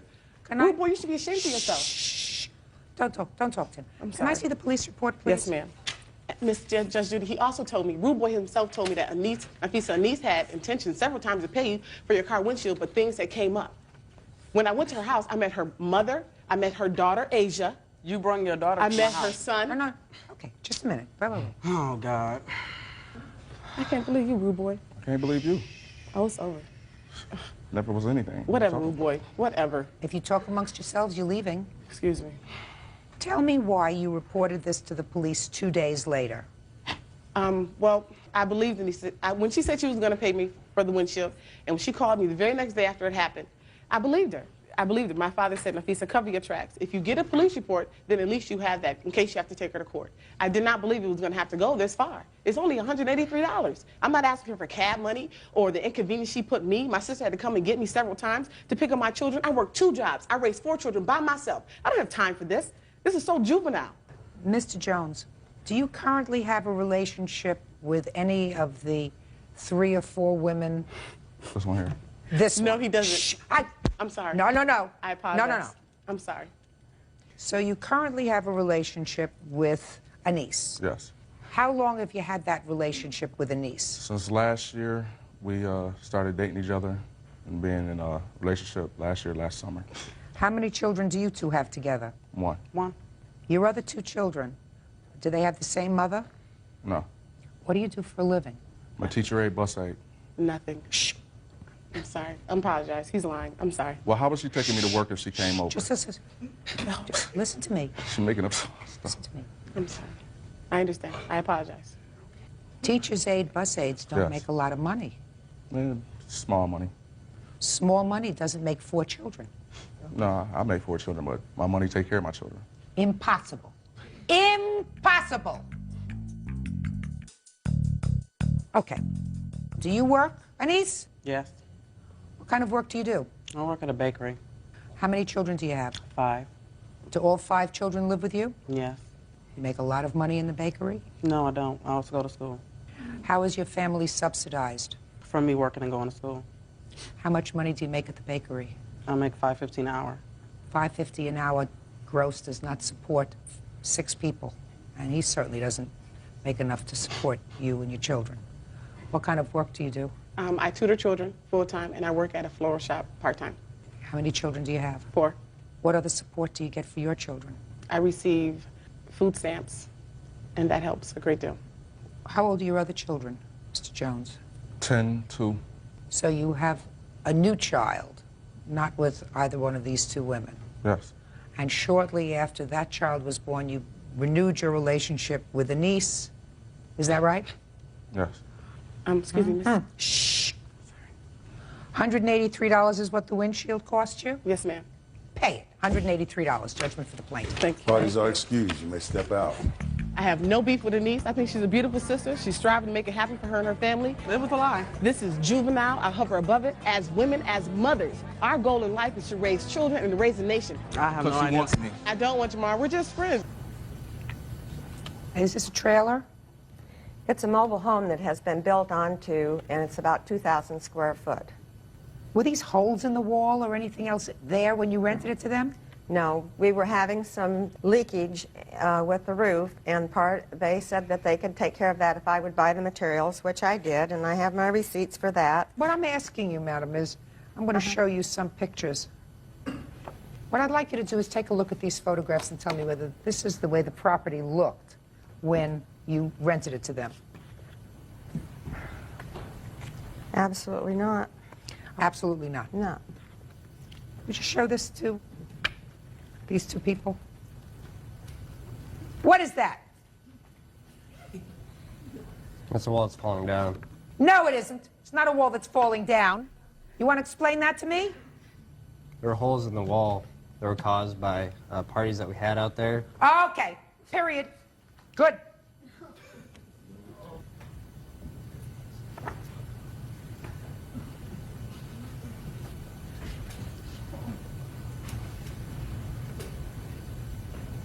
That's our refrigerator, Your Honor. Is that the way it was when you got it? That was our refrigerator when we moved in. Oh, good. So I don't have to look at the refrigerator. Perfect. They bought the refrigerator, right? Madam. That doesn't ring a bell with me. Well, if it doesn't ring a bell with you, they say that they bought the refrigerator. I trust that they bought the refrigerator. There were 2 refrigerators there. I'm sorry. Same party? Yes. You got some nerve. What's wrong with you? Huh? What is wrong with you? Well, in the beginning, when we rented the property, Sherry told us our deposit wasn't for the trailer. She didn't care about the trailer. She said, trash it or fix it. Those were her exact words. She don't care. Trash it or fix it. It's up to you. We fixed it in the first place. The roof got so bad. The house was totally unlivable. There was no hot water, no furnace. So move. So That's what we move. did. You weren't being held a prisoner. Also, before we... I'm not finished with you. If the trailer is not habitable because there's no heat, no hot water, you have the ability to get out of this lease, right? Correct. You don't do this to somebody else's property. Nobody says trash it. Nobody normal. She's not abnormal. Those were her words. Trash it or fix it. Bull. Not common sense, unless somebody is on heavy doses of something. And if you live in a place, and assuming that she was having a mental lapse and said that to you, you still don't do this. So you have to pay for all the damage. Maybe half the reason why she didn't care that we trashed it is she told me once that she had that trailer insured at over $30,000. It'd make a nice insurance claim. And that trailer is appraised at a little over $3,000 for the whole trailer. The roof damage well exceeds the $3,000 to have that roof repaired. So basically, the trailer is worth nothing. And Why didn't you just live there peacefully? I mean, what joy does somebody get in causing this kind of damage? What joy? Teenage kids. When we moved in, If you're, just a second. Did you move from your family's house into this property? Yes, Your Honor. Did you do this to your parents' house? No, Your Honor. Then you know better. It's not as if you weren't housebroken. You were, in fact, housebroken. When we moved in, Your Honor, the previous tenant had been convicted of trafficking meth, and the FBI had just done a raid on that exact trailer when we moved in. The place was completely unlivable. We spent over 40 hours fixing it up. What did you have to do? We had to pick up heroin needles. Motorcycles in our living room, our kitchen. What did you do About with 10 them? of them. What did you do with them? We had the salvage yard come pick them up. Did you sell them to the salvage yard? No. You just gave them away? Yes. They were not worth anything. They were torn into parts. Sherry told us to get rid of them. Yeah, she told us that it was our responsibility to clean up the trailer. In the lease it says... So it says that you clean up the trailer. She's selling it as is. So far, I don't hear about anything like this. Well, I when heard you we got moved rid of a in, lot of junk inside. The roof was always leaking when we moved in, and we never said it was no problem that could fix it because the roof was in bad condition when we moved in. She had already had a professional contractor come out there and do the exact same thing that she bought us materials for, and the roof still was leaking, and there was no way we could get it repaired. Why would you fix the roof and do this to the walls? Because the roof was completely collapsing when we first moved in. We tried as hard as we could to put up the roofing materials, but it didn't stop it. And that whole, there's 3 sections of the trailer. That third if section. you notice that I didn't show you any pictures of the collapsing where it looks like there were leaks coming in. She's got them here. I didn't show you those. Because if you were renting a place and had a leaky roof, I don't hold you responsible for that at all. This I hold you responsible for. This doesn't come from a leaky roof. Real cases, real people. Judge Judy. Sherry Gregory says former tenants Joel Termott and Chris Bilsbach trashed her property. Joel and Chris say Sherry is a con artist. According to you, you were just following instructions, right? Not necessarily following instructions, but knowing in the... You put 3 kids under the age of 19 in a house on a farm. You know what they're going to do, and you tell them they can trash it or fix it. When we moved out As a there, landlord, would any landlord do that and not expect this to happen? when we moved out there, we told her. May I please see the estimates of your damage? Your Honor, I have one statement here from the insurance company, which has paid a portion of that, okay? I want to see the estimates of the damage that were not paid by your insurance. That's this document. Let me see what she's got for me. No, listen. First of all, strike out roof leaks, water damage. That was a problem that existed before they moved in, and it's your responsibility to take care of it. Carpet throughout. I can't tell what damage they caused and what damage your previous tenant caused, because it seems to me that you did not examine that property before they moved in. I did. No, because I believe them when they said that they found needles in there, motorcycle parts in the trailer, and all that other kind of stuff that you told them to get rid of. Because in your lease it says that they take the property exactly as it's turned over to them. And I believe them because they were at least honest enough to say to me, I caused this, it was parties. And that's what happens when you rent to teenagers. I mean, that's pretty honest and damning. So I believe that there was a lot of junk in that place when they moved in. So how do I know when the damage was done to the carpet? The carpet thing, the main carpet damage that I was talking about there was just where the roof had leaked and made strike that. That's your responsibility. I'm not talking about carpet throughout. Outside debris cleanup. Do you have a bill for that? I've got a man out there working now. It's just way too short a time to get a total estimate on it. And with the grass growing tall... I can't help you unless I have a bill. This is you. Right. I need bills. Your Honor, could I add one thing? Yes. She claims that she gave us our eviction notice on the 1st of April. We received our eviction notice on the 20th of April, which she had dated the 1st. So we'd only have 10 days, 11 days to get out, which was a totally false statement on the eviction notice. We were out within the week, within 7 days. We came out there within the last day, before the end of the month, and there was someone already living out there, cleaning up, doing work out there, re-drywalling, stuff like that. This is all stuff that I'm sure she's not paying him. I'm sure he's living there, he's fixing it up. She's telling him the same exact thing that she told us when we moved in there. Just a minute. Fix it. Doesn't make what you did to the property right. No. Okay. But she's got someone living there while we were still paying rent, while we were still supposed to be living there. She's got someone there just because she knew we were out. Who's living there now? The person he's talking about did not have permission to be there at that time. I didn't know that person was there. He was someone that was wanting to rent it because when I called and... Is he still there? 2 different people. Who's living there? Mark. When did Mark move in? The 10th or 11th of May. That's not correct, Your Honor. We went back before the 1st of May, and I went in my room to get some stuff that I still had there, and there was like 3 snakes and a bunch of hamsters living in my bedroom, and that was before the 1st of May. All right. Interior debris cleanup. Yeah, you're going to pay for that, boys. But I'm allocating $200 to clean it up. Now, we had till the 1st. We went out there the 28th to clean up that weekend. Why didn't you clean up before you moved out? We moved all our personal stuff out. Why didn't you clean up before you moved out? This is 7 days after we got the eviction notice. We were out. We went back to clean up on the 7th day. Someone else was already living there. Okay. Approximately 3 acres. Seeding? You have a bill for that? My farmer tenant out there will do that work. He has never presented me with his... Then I can't help you, Miss Gregory. I need bills. How do I know whether it costs $3,000 to reseed 3 acres? How do I know that? All I know is that you can go and you can rent a spreader for $20, and for another $50, you can buy a whole bunch of seed. Is that right? I'm not a farmer. Your Honor? Well, I know. I mean, I know a little bit about that, and if you want to, then you spread it.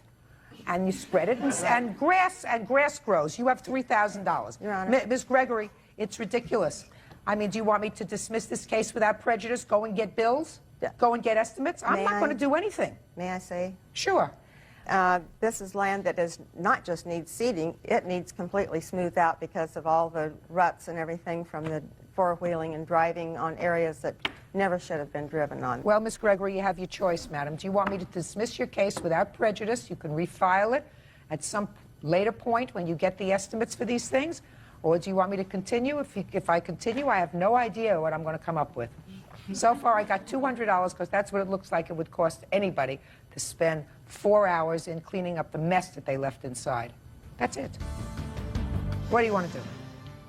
You need proof when you come to court. This is not proof. A prepared statement is not proof of damage. Well, I asked for this from both the tenant farmer that will do the work on the land and from the guy that is doing the repairs on the house. And he didn't submit that to me. He said, Sherry, the minimum it's going to take on that roof and the water damage part is $2,500. We didn't cause the roof and water damage, Your Honor. I struck out the water damage because that was a problem before they moved in. It was supposed to have been repaired by them. I bought them materials to take care of it. That's your problem. Tenants don't do that. And if you rented the property to 2 teenagers and you tell them that the roof leaks, I'm going to buy you material and fix it, and if you have a real interest in your property, then what you do is you go back 3 weeks later and check your property and see if it's been done properly. What do you mean, No, I mean, it's something How much did you get from the insurance company? Here, Just tell me how much you got from the insurance company. $12,329.31. Shh, quiet. For all the damage. For the things that they had listed. Your Honor, I have a copy from the county assessor appraising the trailer that she got insurance money for. She got $12,000 from the insurance company. She can take care of the property from that. I just finished plaintiff's case. Let's get to your nonsense. She didn't plow the driveway? Huh? She told, we live in the middle of the country. The driveway has a very big incline. Yeah.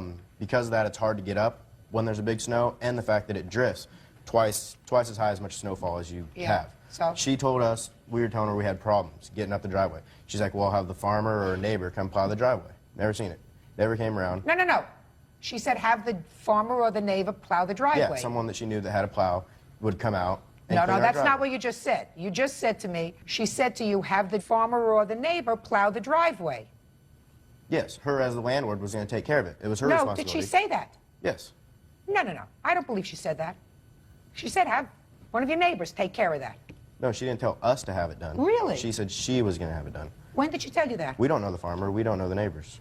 The neighbors. They don't want to know you. I got The news neighbors for you. she's talking about, she has sold part of this 80 acres too. Okay. And when was the first time that you had a problem with snow? Give me the date. First date you had a problem with snow. Well, in Nebraska, it snows from November till... So the first problem you had was in November?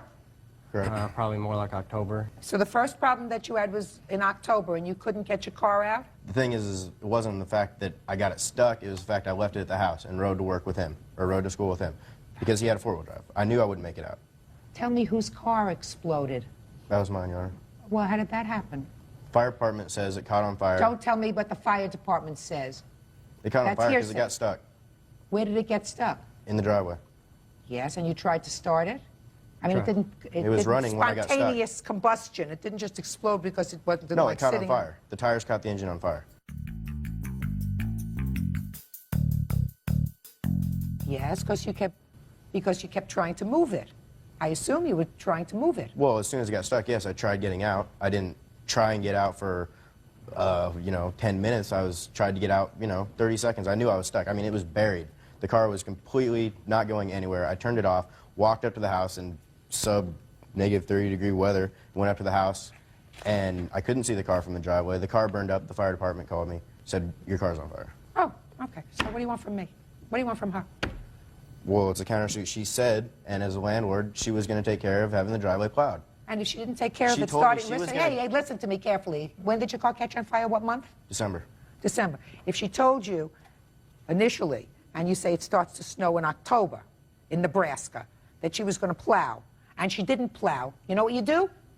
Move! October, move November, move December. You're not a prisoner there. You don't like the leaks, you move. You don't like the heat, you move. You don't trash it. You don't blame her for anything. You get out. So, you got $12,000 from the insurance company? Good. You have no case because you have no proof of any additional damage. You have no case. Period. Driveway wasn't plowed. You don't want to get out a shovel and plow your car. You drive with him. He couldn't move his car. Move. Don't rent to teenagers anymore. Goodbye. Parties are excused. You may step out.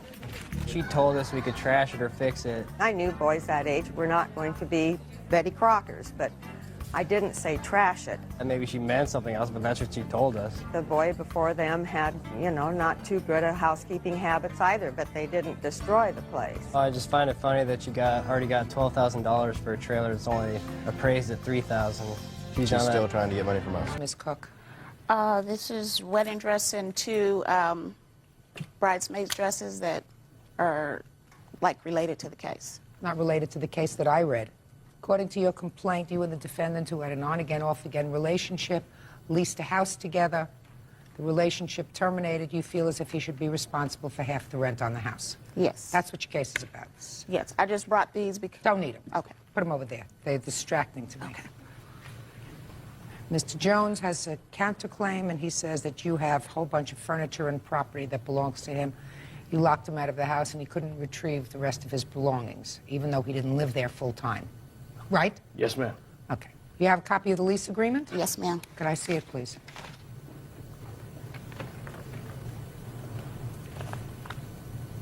When did you move in? We moved in November 29th, 2000. And the lease is a 1-year lease? Yes, ma'am. When did you move out, sir? Actually, I was put out in January. We got into an argument. I got put out in January. Then I came back because I thought it was going to work. And March of 2001, I came home to find my stuff outside and the door and the That's locks not was true, changed. Your Honor. Just a minute. So you're telling me she evicted you? Yes. That's not true. Okay, go ahead. That's So I'll not hear- true. So now I'll hear you. We moved into the home. We had gotten engaged previous to that in September. We moved in November. Mr. Jones left a week after that, stating that he wasn't sure that this is what he wanted to do. He needed to get himself together. So he left and went to stay at his parents' home. We talked off and on. He stated he wanted the relationship. He wanted us to get married. He came back in January. Okay. He left in March. Well, that's what he says, but under what yeah. circumstances did he leave? He didn't feel right. He didn't feel right. He felt that the relationship wasn't going well, that his world was crashing down around him. He needed to get himself right. And if he wasn't right, he couldn't be right for me. So that's when he left in March. He was gone approximately a week. He told me he was moving back in, and I just happened to see him in a pawn shop when I went to pay some bills with his truck full of some of his belongings. I went in there and asked him what was he doing. I thought you were coming home. He said, oh, I changed my mind. I need to be gone a little longer. When I got to the house, I noticed he had moved a lot of his things out, and I changed the locks to make sure that he didn't take anything that didn't belong to him, and I told him if he wanted to take anything else, he could do it while I was there, but when my children were not there. Does that sound right to you? No, ma'am. When she seen me at the pawn shop, I was there with my friend James. He was purchasing some jewelry for his wife. She seen me? Yes, she did see me. Did she see you with any of the property that you had in the house? No, the property's still in her house. No, some of the property. No. Any of the property? Sir, No. I mean, ma'am, that's not right. His No. truck was parked But you across hadn't the been street. home? No, I haven't been home. You hadn't been home. For how long? I had went to work. Did you sleep there the night before? Yes, I did. You did? No, he didn't. Yes, I did. He was gone a week, ma'am. I believe he was gone a week. He was gone a week, and he stated that he was going to come home. That sounds right to me. Called him on a Friday. Your Honor, that's not true. Didn't catch him the whole weekend. Why do you Happened think to she catch threw him you on out, Monday. sir? Excuse me? Why do you think she threw you out? Well, we If I having believe problems. you. We having problems, like we said, and I came home. The doors were locked. She told me when I called her on my cell phone.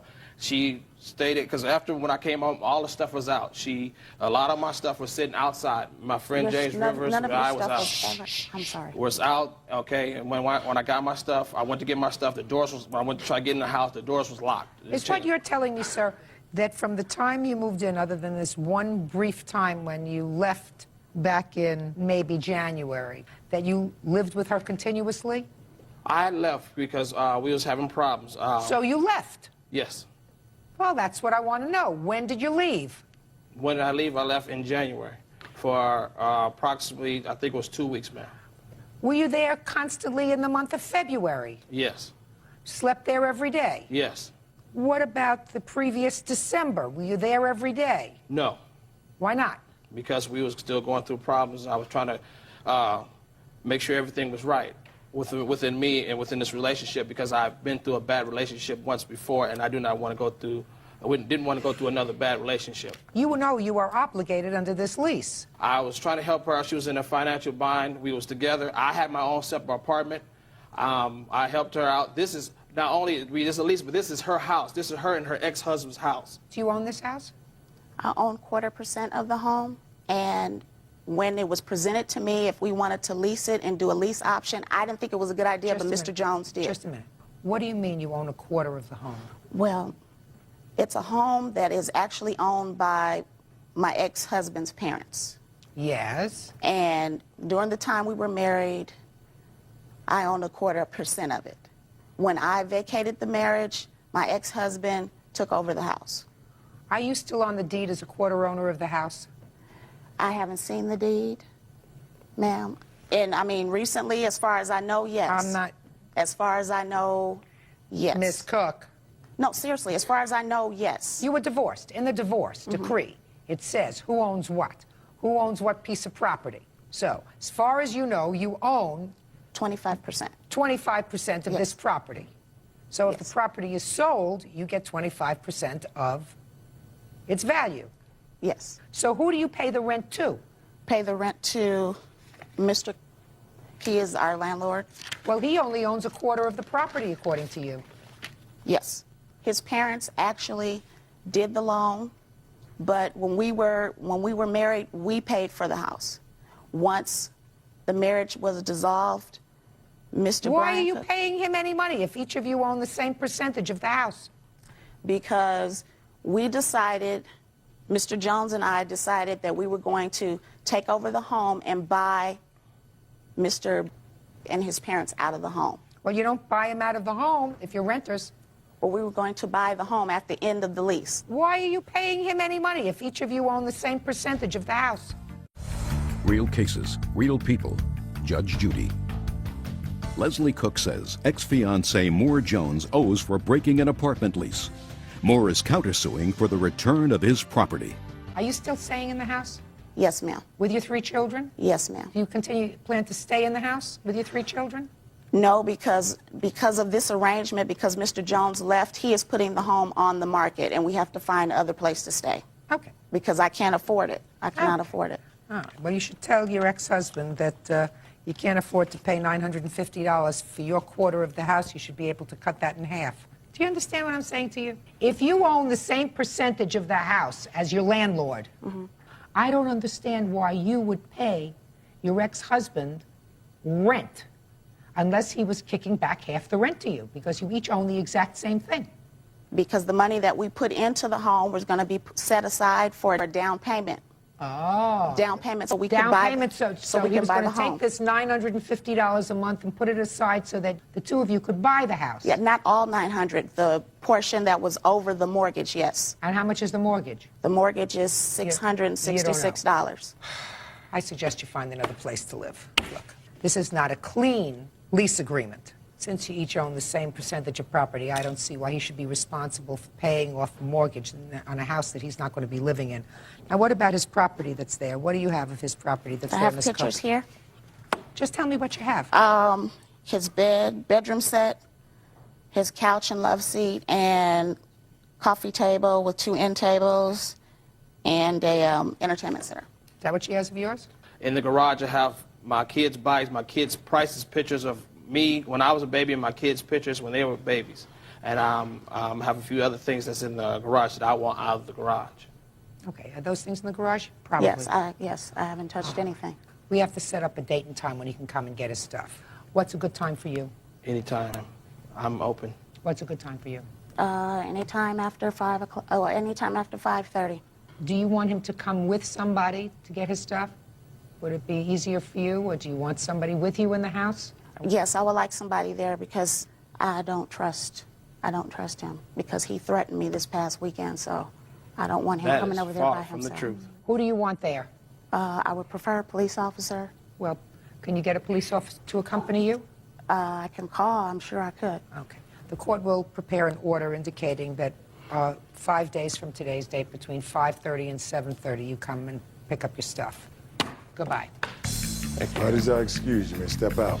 I don't think that it went fairly because this is something that we both did together, and now I'm stuck and I can't afford to keep the place. Now I have to look for somewhere else to live. Learn how to talk and communicate, and at best, try to leave on good terms. And now the next case.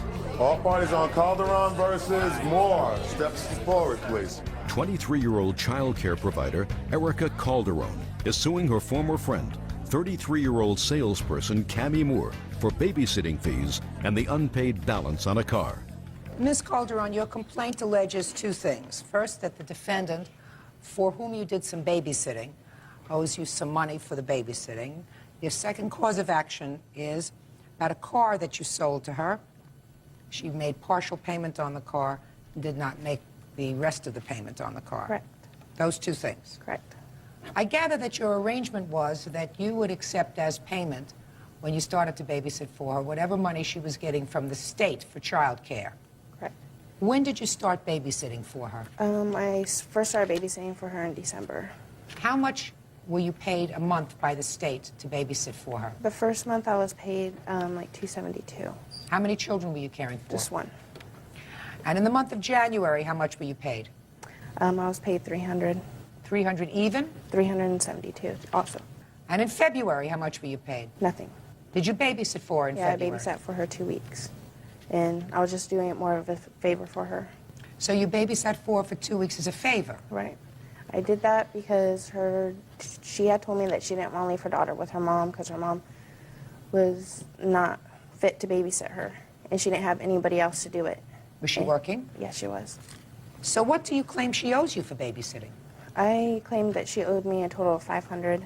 Well, I know that that's what you claim. How do you get to that figure? She had agreed to pay me whatever the state didn't pay me out of her pocket, but she was going to pay me $250 an hour instead of $213 an hour. But I also babysat for her while she went on a trip, and she had told me that she was going to pay me $160 for that, which she did not pay me for that either. How many hours a day did you watch the baby? I was babysitting her up to 18 hours a day. Did you keep a log? I kept a log, but I didn't bring it with me. But I have the proof saying that I babysat her that many hours that month that she also signed. I'd like to see it. This is what was submitted to the state. Correct. Did you have an agreement with her to pay anything over Nothing. what the state provided? Nope. I was under the understanding that the state would pay for any hours, hour to hour, dollar to dollar. I did not realize that there was a cap to it because I had used the state before and I have worked that many hours, and my mom did take care of my child, and I did choose Erica over my mother, which now I realize I should not have, but it was always paid. There was never any out-of-pocket expenses. But what Erica refuses to say is I did pay $25 deductible each month. She paid me $25 a month one time, which was in December. No, that is But not then true. also she kept borrowing money from us, also to do laundry, for gas for her car, And it was paid for back. milk, everything. You didn't do any babysitting for her after February. But then you sold her a car. Correct. And you sold her a car, according to you, for $600. Correct.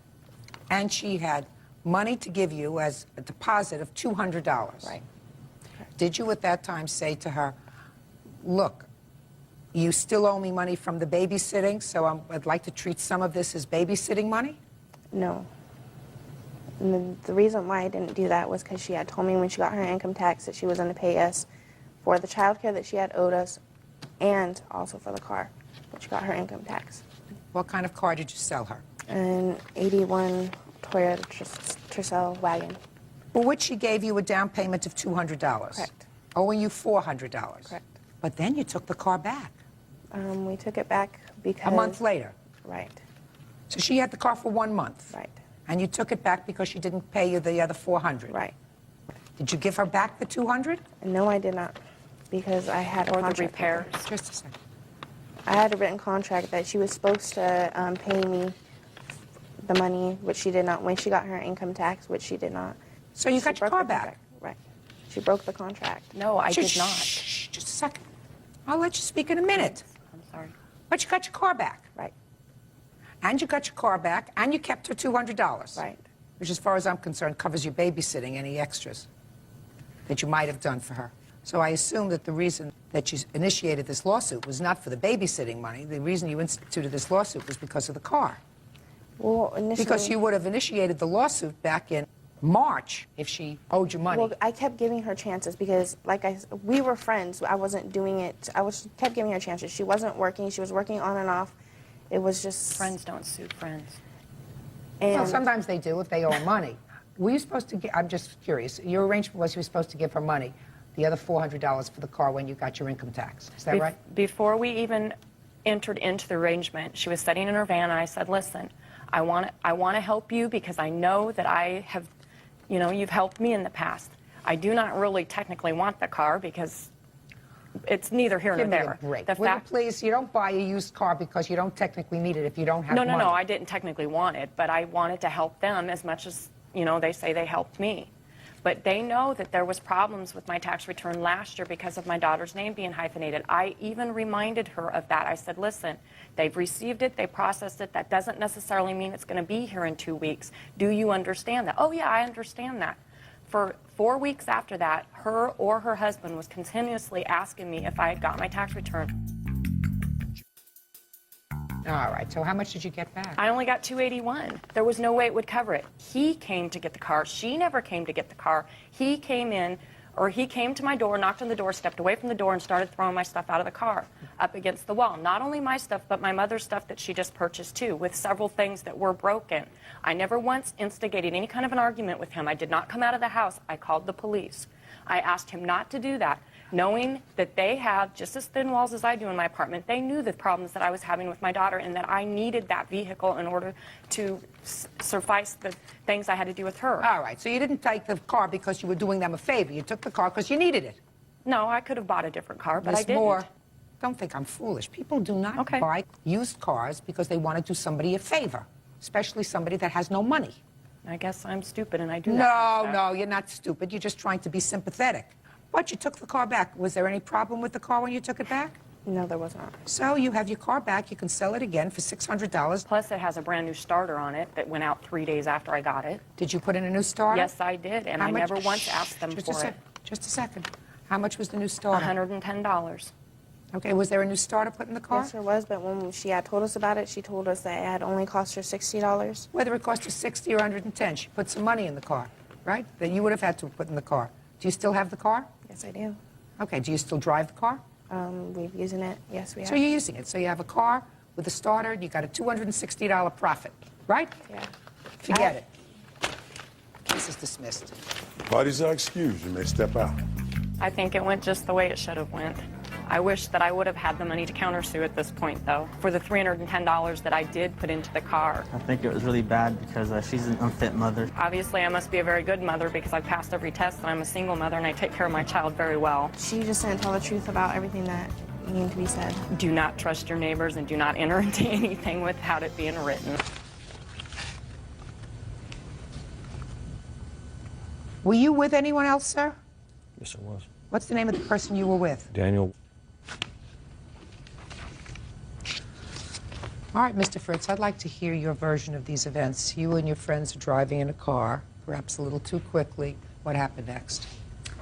I I was the one driving. Jesse was a passenger, obviously. We had Amber, a friend of ours, in the back. We heard just screaming. It was cussing and vulgarities. And we looked outside, and there he was, like 20 feet away, screaming at us, and we didn't know what for, so we, you know, obviously started screaming back. And as he went up to the car, just Jesse reaches to roll up the window, shut him out. What'd you go into the gas station for in the first place? We were using the phone. And as we pull off, we hear him screaming and cussing, and Jesse reaches to roll up the window because, you know, you're thinking, what is he doing, blah, blah, blah. And he slaps him. So I put the car in reverse. We pull back up to the phone that we were just at, and we're like, all right, that's assault, Jesse, go call the police. He walks into the Dodge's store to use the telephone, and as he walks out... And you're sitting in the car? Yes, me and Amber. While you were sitting in the car, did you notice where Mr. Griffiths was? Yes, he walked back to his truck as Jesse went into the store. Where did he go when he came out? He got about 10 feet away before they started arguing. Jesse told him he just called the police. Don't take off, the police are coming. I'm gonna file a charge on you, you know, assault. Me and Amber were talking, and second I looked up, all I knew is Mr. Griffith and his buddy were hovering over Jesse, and he was on the ground. Real cases, real people. Judge Judy. Hondo Griffiths claims 19-year-old Kevin Fritz attacked him with a socket wrench. Kevin says he was defending his friend. What did you do? Whenever I looked up, I just saw him on the ground, and I knew I had no idea what they had done to him. I just knew he was on the ground or whatever else. I grabbed a socket wrench that was under the front seat and ran over there screaming at him and got no response, to where I hit him and his buddy came around Jesse swinging at me like, oh, crazy or whatever. Hit me one time, and so I retaliated and hit him. And I got Jesse, and I was like, all right, let's go to the car. The cops are coming anyway. Because I didn't know if they had a gun in the car or knife, or if they're going to retaliate back on what I just had done. Anything's possible after that point. So we take off, get less than a block away, and they tell us to come back to the store. We did. But Jesse. Yes, ma'am. I'd like to hear you. The first thing that happened that you remember, the first physical contact, was being slapped by Mr. Griffin. Is that right? Yes, Your Honor. Tell me how that happened. Like Kevin said, I was in the car, and we were driving off, and we heard somebody yelling at us, and we didn't know what it was for. Realized he was shouting about the way we were driving, because I listened to part of what he said, and I shouted back at him, and he comes up to the window. He's shouting right by the window, I guess, for like 10 seconds or so, and I don't want him in my face anymore, so I reach to roll up the window, and he slaps me at that point, and so I get out of the car. You got angry, as you rightfully should have. Got out and made a phone call and called the police. Now, I want you to tell me what happened when you came out. Well, I came out of the building, and I notified them that I had called the police. What did you say to him? I said, well, before I went in the building, I told him I was going to call the cops. And I told them that they were on their way to stay here. And we started yelling. I can't remember exactly what we were saying. We were still really, adrenaline was pumping. We were still really just going at it. And then he came up to me and like punched me like this, you know, on my chest, and then swept kicked me on my feet and got me on the ground. What happened when you fell to the ground? He got even closer and just stood over me like this and looking down at me. And Did you see a second person? Yes, ma'am. He basically followed what Honda was doing and stood over me. Just stood over you? Stood over me. Are you in possession of any other police reports? I think we have some, yeah. Ask your mom if she can help you. I want to make sure I have them all. It's all spread out. This is it right here. That's a police report. Do you want me to bring it?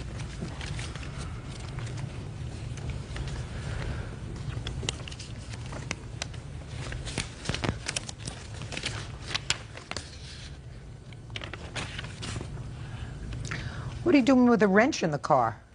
It was actually supposed to be in the trunk at the time, and we had used it before to help somebody with changing out a tire or something, and we just kept it in the front. Did you keep it in the front for protection, Mr. Fritz? It wasn't my car. Whose car was it? Jesse's. So it was your car? You Yes, keep that wrench in front there for protection? Yes, ma'am, I did. All right. Don't bull me, please, because that's not a smart thing to do. Yes, ma'am. right? If you were older, it wouldn't be smarter. At your age, to try to fool me is really an act of stupidity. You have the appellate decision? Yes.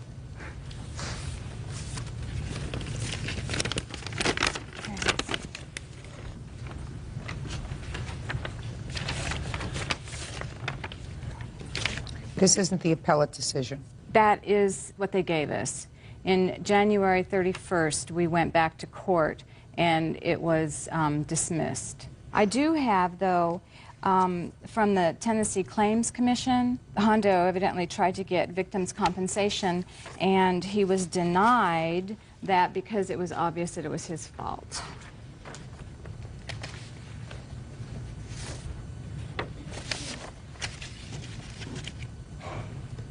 Mr. Fritz, how many days did you spend in juvenile detention? 32 days. Was that your first time in juvenile detention? No, it wasn't. When was the time immediately preceding that? When I was 16. For what? Unruly. It was actually runaway charge. Other than the, what we call a person in need of supervision, unruly, had you ever been arrested for a crime before? Yes, ma'am. When? Again, when I was 16. For what? It was a DUI. So one DUI, one incorrigible, and one assault. Yes, ma'am. Well, by the time you're 16. And what about you, Mr. Letterman? Yes, ma'am. I had been arrested for petty theft at a gas station. Is that your only arrest, Mr. Letterman? Yes, ma'am. At that time it was. And now? No. What do you mean at that time? Well, at that time it was, I had a little bout with a credit card that they gave me checks for, and I wrote them for over the amount, so they got treated as personal checks. And I got 2 arrests for those. Bad checks? Yes, ma'am. And how old were you when you had these bad checks? I wrote them when I was like 18, I guess, and they just came through and served a warrant on them. You should never give kids who are 18 years old a credit card and those blank checks. You had a bench trial with regard to this case? Yes, ma'am. And the judge found you guilty? Yes, Your Honor. Did your family hire a lawyer, or did you use a state lawyer? We had an attorney. Did you pay the attorney? Yes, we did. How much? I'm not sure. We had a public defender at that time. Had a public defender. Oh, all right. Well, I was a juvenile, yeah. Public defender. Mr. Fritz, I'm going to give you some very good advice that's going to last you for a long time. Sometimes people have problems saying these words, but I want you to listen to them very carefully. I don't know. When somebody asks you a question and you really don't have the information, you don't make something up. You say, I don't know. Okay. Guys sometimes have a problem saying that. So they make up things. All right. Then we call them a Fritz fact. You know. Say that again? We'd call that a Fritz fact rather than the truth. A Fritz fact? A Fritz fact. That's your last my name. Last name. It's a Fritz fact. Right. Not necessarily true, but something that you made up. So when I ask you a question, I expect an answer. I was pretty sure that we had hired him, so I didn't know. Well, I guarantee you that if your family had spent $15,000 or $20,000 on a lawyer, you would have known. Yeah, I'd probably hear about it. All right, Mr. Griffith. All boils down to this. Did your actions precipitate what happened that day? And if they did they precipitate them to the extent that the defendant was justified in taking the action he did? No, ma'am. Oh, I think that they did. You did not go up to this car and slap this young man for the purposes of defending yourself. If you did, given what little we know about you, you were in the Marine Corps? No, ma'am. Military? Yes, ma'am. You would have grabbed him by the collar, pulled him out of the car if you felt as if you were in danger. Not necessarily so, ma'am. Oh, well, that's what I think. And what I think is the only thing that's important. What you did was you humiliated him. You were shouting obscenities at each other. You approached the passenger side of the car, and you slapped him. You can't do that. May I say something, please? No, you told me your story. You have absolutely no right, because you could have extricated yourself very easily from the situation by getting in your truck, which was already filled up with gas, and leaving. Chose not to do that. You chose to continue to engage in a confrontation, and you went up there, and the first physical movement was you touching him. Now, you didn't hurt him. You slapped him. You humiliated him. And what did he do? He did not get out of the car to punch you. He said, I'm going in to call the police. Did what he was supposed to do. Now, you would have me believe, Mr. Griffith, that after he went inside and called the police to come and respond because he had been assaulted, his intention was to come outside and assault you while he was waiting for the police to come. Because that's what you said to me. You said he came out and he had a fist up as if he was going to hit me. Doesn't make sense. I mean, he may be a stupid kid, but he's not crazy. You don't call the police and then assault. I'm sorry. We'll get to your case in a minute. You don't do that. No normal person does that. Calls the police and said, well, now I'm going to assault him and really give it to him. You were still angry, and you kicked him. That was the second physical contact initiated by you, Mr. Griffin. And then your friend came over, and now there are two people over him. All he sees is his friend down, being hit for the second time. It's not true, ma'am. That's what you told me. I didn't say anything about afterwards. My friend ran up to protect me and tackled him. No. Sir, you just testified, Mr. Griffin, that he came out of the store, you were yelling and screaming back at one another, he balled up a fist as if he was going to hit you, and you drop-kicked him to the ground. When Mr. Fritz turned around and saw you and around him, knowing you had slapped him before, and for one reason or another, he's down on the ground now, he took action to protect his friend. And that's what the appellate court, in all probability, said, that this was an unfortunate incident, but certainly not one for which he should be held criminally responsible, because the physical part of this altercation was initiated by you. So, sir, your complaint is dismissed. Now let us get to your counterclaim, which is also dismissed. Because as cute as you are here today, I have a feeling you're a wise guy. Now, was there another way that you could have dealt with this other than hitting him over the head with a socket wrench? Perhaps. Perhaps. Do I think that you were maybe a little bit out of control that day, driving your car in a fashion that almost hurt Mr. Griffith? Perhaps. The justice system worked because you were found guilty by one judge beyond a reasonable doubt. The second appeal, which they went over all of the records, which they clearly found that there was substantial evidence, not evidence beyond a reasonable doubt, substantial evidence, far more evidence than I need at this trial, found that you were guilty. I certainly hope that the next 30 or 40 years of your life is spent outside the court system. Are you living at home now? No, ma'am. Where are you living? In an apartment. How old are you? 19. What do you do for a living? I'm a cook at Hooters. See what I mean? Your case is dismissed. Goodbye. Parties are excused. You may step out. My best friend for 6 years and roommate at the time on the ground. I wasn't thinking clearly. He missed the back of my head, and when I spun around, I felt the wind upswing. He hit between my eyes. All I can think of is just, hey, get these people to stop. He left us, both of them did. If they go back to the car, they have a gun or a knife or anything else. So we just like, all right, let's get away. We're the ones that called the police. You know, we're in the right. He fled. He tried to get away from the police.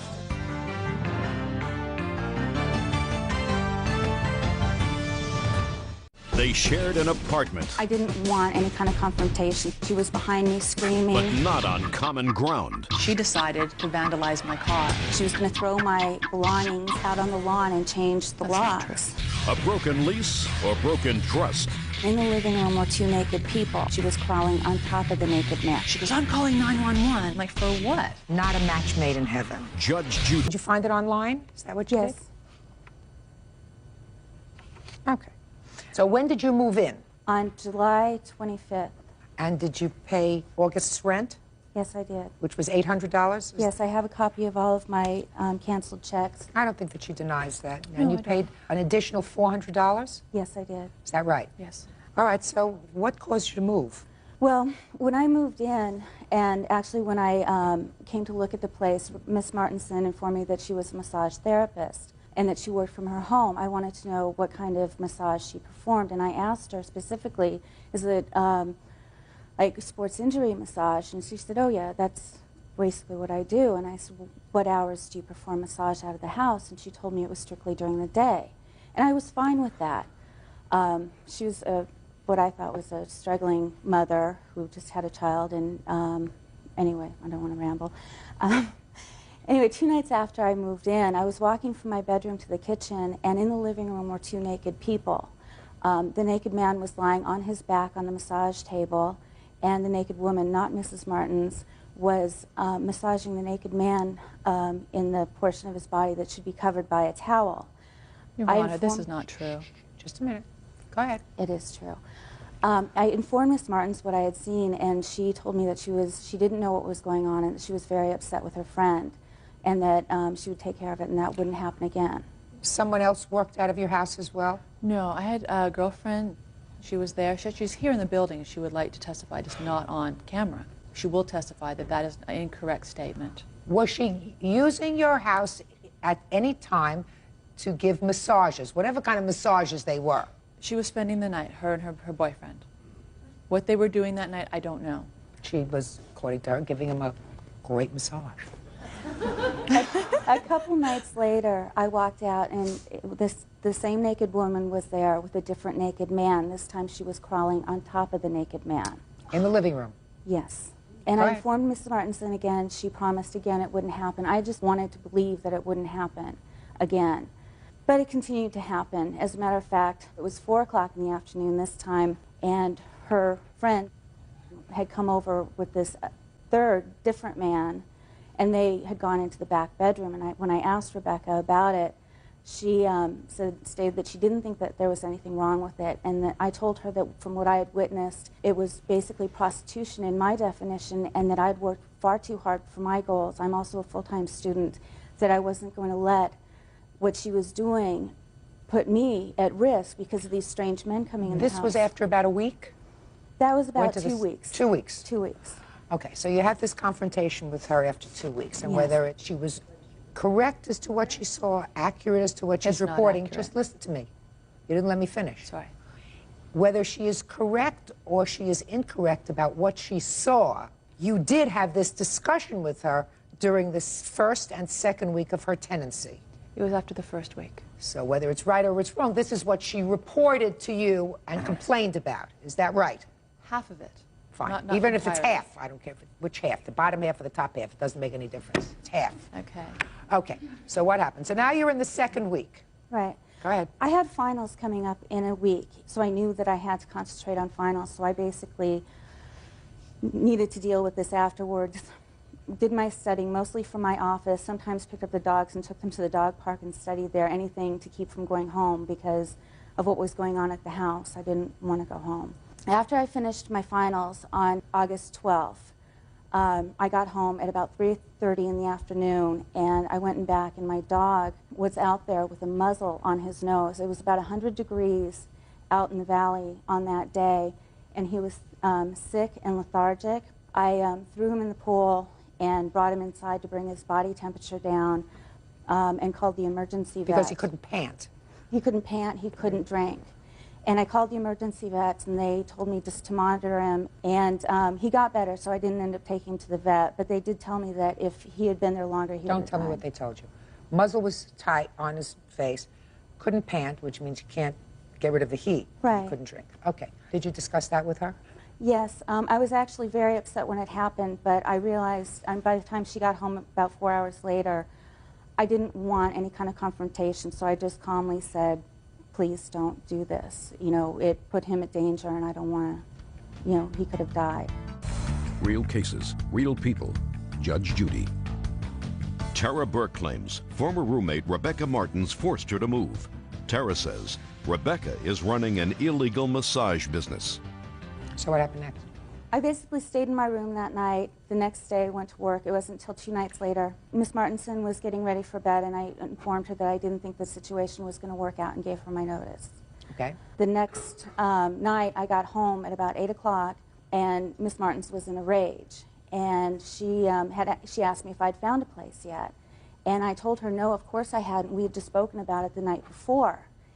And at that point, she started screaming at me and, you know, saying that I used the house as a hotel and I've been gone all day. And I said, I have a job. Of course I've been gone all day. And she said, well, you're off at 3. You know, it's 8 o'clock. Where have you been all this time?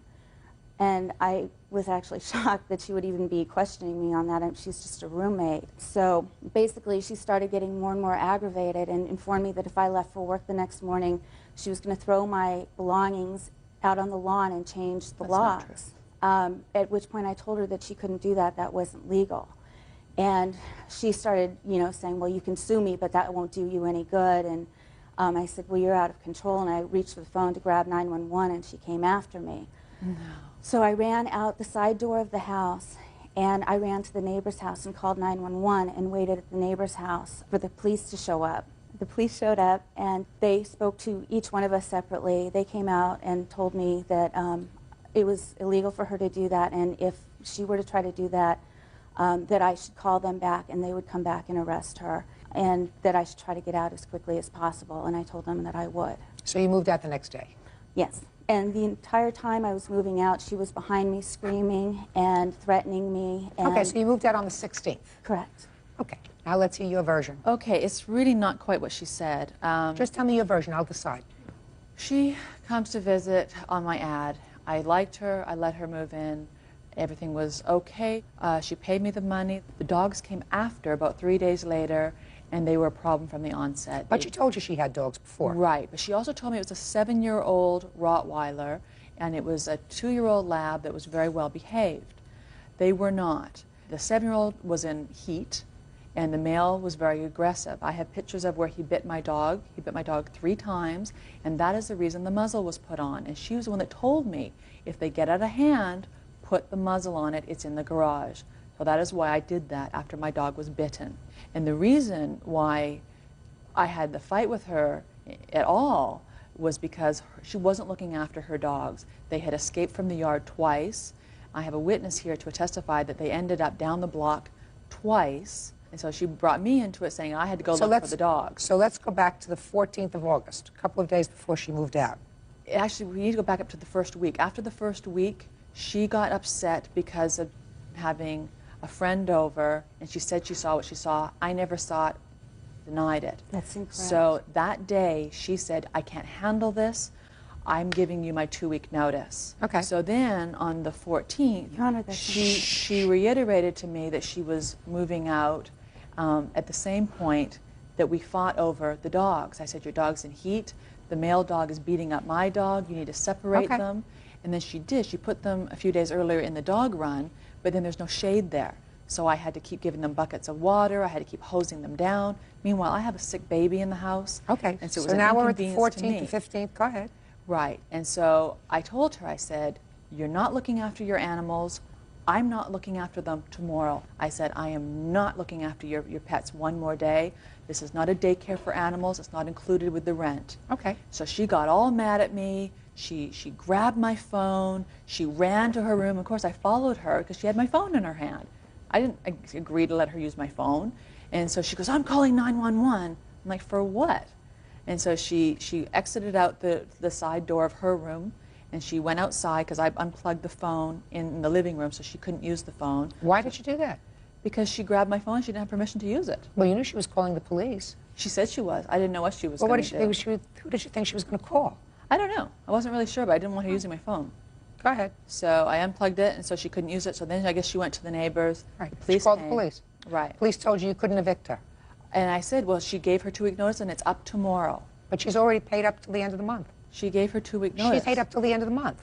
Okay, well, if I had someone else that wanted to move in because she had given her notice. Okay, so she moved out the next day. She moved her dogs at 9 in the morning, and I thought, great, the dogs are gone. Then she came back a couple hours, and after her and her friend had berated me, and that's why the police were called again that day, and they came to keep the peace.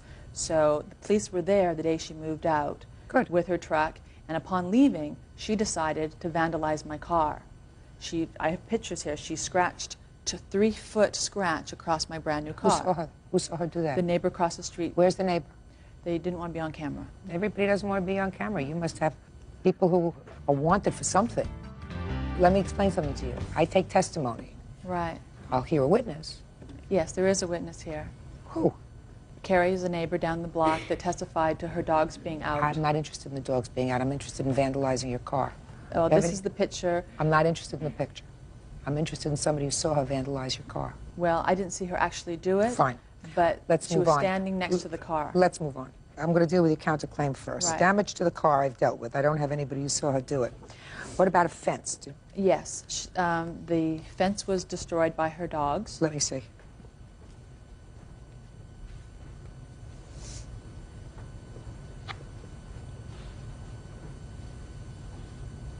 Did your dogs do this? I have no idea. This is the first I've heard of it. She has a dog as well, so I don't know whether mine How did did or- they do this to the fence? The Rottweiler dug under the fence, and the lab started chewing on the fence and ripped it off. I made a police report the day that the police came to keep the peace, and they saw it, and they made a note of it in the Your report. Honor, I'm the one who called the police. Just a second. No, you didn't. Just a second. You have a police report? I About this fence? called the police Do you that have a police day. report about the fence? They didn't say it in there, but they want to know about the car incident as well. I don't know about the car. I'm talking about the fence. It doesn't say anything about the fence, but it Fine. shows an investigation. Fine. I want to know about the fence. Right. You said this is the whole incident. Is there anything in there about the fence? The answer It is doesn't yes say the or word no. fence. Now, reimbursements of cleaning costs. What are the cleaning costs? Yes, $70 per hour, 2-hour minimum. For what? For cleaning up the state of the room that she left it. I have pictures of the way she left the room. Can I see it, please? You have to look closely on the floor. There's about an inch thick of dog hair.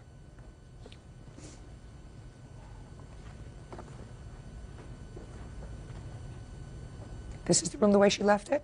On the floor, yeah. It's pretty clean to me. Next. There's dog hair on. No, look on the floor. I'm looking at the floor. Okay, and the Looks pretty clean to you? Looks clean to me. Next. What else? Okay. Defamation of character and miscellaneous expenses. Right, the biting of my dog. Forget it. Was a show dog. Okay, good. Okay. The dog. Ms. Martins, I'm not going to torture you anymore. Let me give it to you as I see it, madam. Okay. The plaintiff wanted a roommate. Yes. She wanted to live with someone. She answered your ad. Yes. In good faith, she came. You asked her for $400 security. Yes. She gave you $400 security. Yes. She agreed to move in. She moved in on or about the 25th of July. She paid you the entire amount of rent. Yes. So that she was all paid up through the end of August. She was so uncomfortable with the situation there that she saw, so uncomfortable that according to you, she was so upset that your friend was doing business out of your house that after 1 week, she said, I can't stay here anymore. You know, this is not good for me. You know, I'm not going to jeopardize my life by staying here. We'll have a police raid here, and I'm going to get caught in the middle of this thing. So, according to you, after 1 week, she said, I'm moving. Right. Now, she's all paid up till the end of August. You can't throw her out. I didn't throw her. I just wanted her dogs to behave. But how did you expect to do that? She bought a barking collars for them, but she didn't put the batteries in. She refused to put batteries in. So, my things. question to you is, you were both unhappy with this arrangement. Yes. Clearly. She was unhappy with the kind of business being conducted out of your home, and you were unhappy with her barking dogs. So clearly this was a situation that should just go away by her moving out. Right? Yes. Perfect. What monies do you think you are owed? Listen to me carefully, because her counterclaim is gone. I'm dismissing it. She has no counterclaim. Right. But what about her scratching my car? I mean, that's a $400 damage. I don't believe she did it. I didn't. Since I don't believe very much else of what you tell me, Miss Martins, I don't believe that she scratched your car. She scratched my car. Okay, good. Where did you go after you left her house? A good friend of mine, when he actually heard what was happening in the house, had been telling me, get out, I have a 3-bedroom house, you can stay with me. I felt my duty as a tenant was to give notice, so I didn't, okay. Just answer my question. My friend's house. Are you still there? No, I found a place. You found a place in a roommate situation? Very nice roommate, though. Okay. And she has a normal job. Your Honor, was not working out of my house. She was there with a boyfriend. I mean, you're claiming that she was working out of my house. She's not at work. She's a flight attendant. Let me tell you this. Whatever she was doing in your house when you weren't there, I was according to you, listen to me. You're not getting it. Are you thick? I tried to explain it. I will do it one more time. She came, she gave you money. According to you, she gave you notice within 1 week that because of the things that she was observing in your house and she was so distressed, She was giving you notice. That's according to you. Well, she could Now, see just through a second. walls? Just a second. What I'm telling you is, based upon what you told me, after 1 week of living in your house. She was complaining, yes. No, is very attractive and very thin, and she was calling her a crack because of her thinness and her wanting to swim in my pool naked. Miss Martins, there is no question in my mind that the She was plaintiff... jealous of her. Judgment for the plaintiff in the amount of $1,100. That's all. Parties are excused. You may step out. Oh, it was completely astonishing that I lost. Well, I just am glad that it's over. This girl vandalizes my property, ruins my house, leaves it a mess, and then wins the judgment. I'm glad that we can move on. I can recoup some of my losses. This woman was an overeater, eating chocolate chip cookies at 3 a.m. She was running an illegal business out of her house, and I didn't want any part of that. My friend's very attractive. They didn't hit it off well. She was jealous because she's an overweight, obese woman. The naked people in the living room was not a selling point either. She was having adult relations with her boyfriend. Her massage room is in the living room. Is that a crime with a boyfriend and girlfriend having a nice massage? Okay, now I'll hear your version of the story. Hi. Okay, Your Honor, what happened was that morning I had just got up to get ready to go to work. So I was sitting up watching my gospel like I usually do on Sunday mornings. So I looked out the window and I seen her car on my bumper. Now, we've been feuding for 2 years. Okay, I have a 7-year-old son that I have to get up every morning at 6:30 and send him to school. She don't have any kids. She plays her TV all night long. She have a dog that barks all night long. Every time when I go to her door and try to talk to her and I say, could you please turn your TV down? She turns it up even louder. So you haven't been getting along. You looked outside the window. Okay. I looked March outside. 25th, and you saw her car on your bumper. I looked outside. I seen her car was on my bumper. So I said, by her being the way she is, when I go try to talk to her, I said, I'm not going there with Juanita today. So what happened was I sat there, and then I looked at my watch, and I seen it was getting close time for me to go to work. So I went around there, and I knocked at her door. I said, could you move your car off my bumper? She said, I ain't moving. And that's when she slammed the door in my face and went on upstairs. Okay, I left from her door. So then I went on in the house, thinking maybe she'll come and move the car. I sat there for a while. She never came to move it. So then what I did, I went back around to her house. I knocked at her door again. That's when she came outside. She sprayed me. Okay, me and her, we passed words. She sprayed me with mace first, before I even attempt to do anything to her. It's not what you say in your complaint, in your answer. She sprayed me. No. Pay attention. Okay. Real cases, real people. Judge Judy. Juanita Taylor says neighbor Deborah Jones assaulted her. Deborah says Juanita sprayed her with mace. It's not what you say in your answer, Miss Jones. You just testified that you went to her house once, and then you went back to your house and waited to see if she would move the car.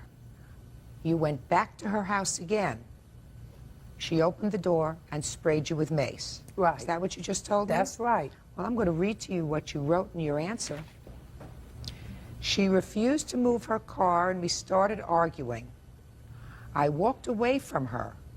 Then she followed me around the building. The next thing I knew, she sprayed my eyes with mace. That's what you wrote in your answer. That's different from what you just told me. But what happened, Your Honor, I left her house. When we got into a fight, that's when she followed me around the building. What I meant to say is, after she maced me, she followed me around the building. No. Okay. So what you're telling me is she opened the door. She opened the door. She sprayed you with mace. Yes, she did. And you just walked away. In my nightgown. Wait a minute. Quiet. And you just walked away. Okay, what happened, Your Honor? When she sprayed me and her got to tussling, and I pulled her around the building, trying to defend myself. That's what happened. Where'd you get the stick from? Huh? Where'd you get the stick It was from? on the ground. She was macing me. I was defending myself to keep her from hurting me. Why didn't you have your boyfriend move his car? What happened was, He tried to move his car, Your Honor, but what happened, his battery had went down on his car. But he got his battery fixed. Huh? Somehow it got fixed because he did move his car. You know how it got fixed? I'm Okay. asking you a question. Somehow it got fixed because he moved his car. What he did was, once she moved her car, he went and bought some cables. And When did she move her car? What'd you say? When did she move her car? She moved her car after the policemen got there. That's true. I was telling them she was on my bumper, and I was giving them a small version of the story. They told me to go on and move my car up. I went back outside with my nightgown on when I saw the police coming. The only thing she said was true, was that I did move my car up and the stick was on the ground. Where did you buy the mace? Kmart. We need a license. We can't have pepper spray up into a certain degree. I've looked into all of this. You bought it at Kmart? Yes. But what I'm Look saying, at it. Your Honor, she It's not maced nothing. me first. If Look she at it. would have moved Here are her my keys car right here. like I asked her to, none of this would have even started. There's no question in my mind. Listen to me, Miss Jones. There isn't a question in my mind that Miss Taylor pulled her car up on your bumper. The two of you have been feuding for a long time. You went to her house in the morning. You were angry. There also isn't a question in my mind, Miss Taylor, that you answered her when she said, move your car, and she didn't say it in a very nice way, would you please move your car? But you also said to her, I'm not moving anything. The only reason you went outside was because she threatened to hit your car. You watched her. You saw that she did, in fact, hit your car, even though it was no damage, so you went outside. You should have moved your car. May I say something before you go back? We have had problems constantly. What are the problems, Miss Taylor? My TV being up too loud, my music being on when I'm not even home. Again, I work third shift. She would say I play my music late. Is it possible, Miss Taylor, that you're playing your television too loud? I just want you to think carefully. Is it possible? Ma'am, I work third shift. No, it's not. Has she asked you to turn it down? She's asked me to turn everything down. Okay. Is it possible that she hears these things through the walls of the apartment? Your Honor, we've had conversations through the wall. She's complained about my water. She's complained about my bath water running too loud. I come home when I'm not working the full shift. I come home 3 o'clock in the morning running bath water. I hear her over there cussing and fussing. She's too loud over there. I'm coming home running a bath water. She has sent police over to my house when I have not even been there. He has been there for just silly reasons. He would tell me the police just left. Well, what are you doing? I just got in, and they're asking for the lease owner. You think she's got nothing better to do? I don't think so, because she's heard conversations. She has heard a conversation going on between me and my best friend, and now we cuss to each other, and I be on the phone, my windows will be open or whatever, and we talk about each other. She has sat there. A neighbor came to me and told me, well, number one, how do I know that you were... Okay, well, they have come to me and told me things that I've said on the phone. Miss Taylor? Okay. Let's start on the 24th of March. The 24th of March, you did a very foolish thing. Knowing that you had and that you were in a rather acrimonious relationship with your neighbor, you exacerbated that situation by pulling your car right up to the bumper of her car. There's no question in my mind that you did that. Okay. Because despite the fact that she may be angry, she's on her way to work. She's not going to take the time to go out, come up to you, start an argument, if she could get her car out without doing that. So she came up to your house. I'm speaking now. Okay. So you did a foolish thing because the two of you really don't like each other. And if you don't really like each other, then what you're supposed to do is stay as far away as possible. And that may mean even parking your car someplace else, but certainly not parking your car right up on her bumper, which makes everybody very angry. Doesn't that make you angry? I'm speaking. Okay. Does it make you angry when somebody parks up on your bumper? Yeah. It makes me really angry if somebody parks up on my bumper and I can't get out. Number two, I also believe that you had absolutely no intention of moving your car at the time that she came screaming at your door at 9 o'clock in the morning to move your car because you don't like her. And you figured let her sweat for a while. And the only reason you went outside was because you heard her say she was going to hit your car. Now, There is never a way that I am going to be able to tell who sprayed who with mace first and who hit who with a stick first. Certainly. Your Honor, she hit me with a closed fist first. She then sprayed me this first. is how it went. David is She the hit me with a witness. closed. If she hit me with a there. If Were I you there, sprayed David? her, David then how was did there. she hit? Step up, please. It was just me, her, and David. How you doing, I don't Your know Honor? who he Just is. a second. He wasn't I don't there, want to Your hear Honor. anything. No, he was not there. Quiet. Okay. You were there. Yes, ma'am, I was there. Okay. How long have you been living in this apartment? Oh, I don't live there. You were just there that night. Yes. The battery in my car had went down, so I left my car there. I came back over the next morning and asked Deborah, could she give me a jump? She didn't have no cables. So what it was, I pushed my car back. She never did come out to move her car, period.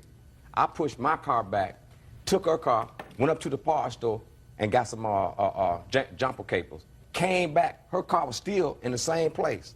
I pulled, by me pushing my car back. I just want to hear what happened. What, if anything, that you saw involving these two? Now, look at me. I want you to tell me what you saw. Make sure, sir, that you tell me only what you saw. Okay. When she knocked on the door, she come down, and when she come down, she had some keys in her hand. Then we standing out on the porch. They're arguing. Next thing I know, I see her do this. And that's when they started fighting. Your Honor, I broke the fight up. if I may, if it was a big deal when she went out and looked at the car, she could have sent the police over to my house like she did all those other nights. No, I didn't call. No, don't You could have speak called to the police. Don't speak to each other. Sit Your down. Honor, Sit she down. could have called the police I think that and you told both her. behaved. I told think that them. you both behaved badly. I think what you should have done, Miss Jones, is call the police. Yeah. That's what you should have done.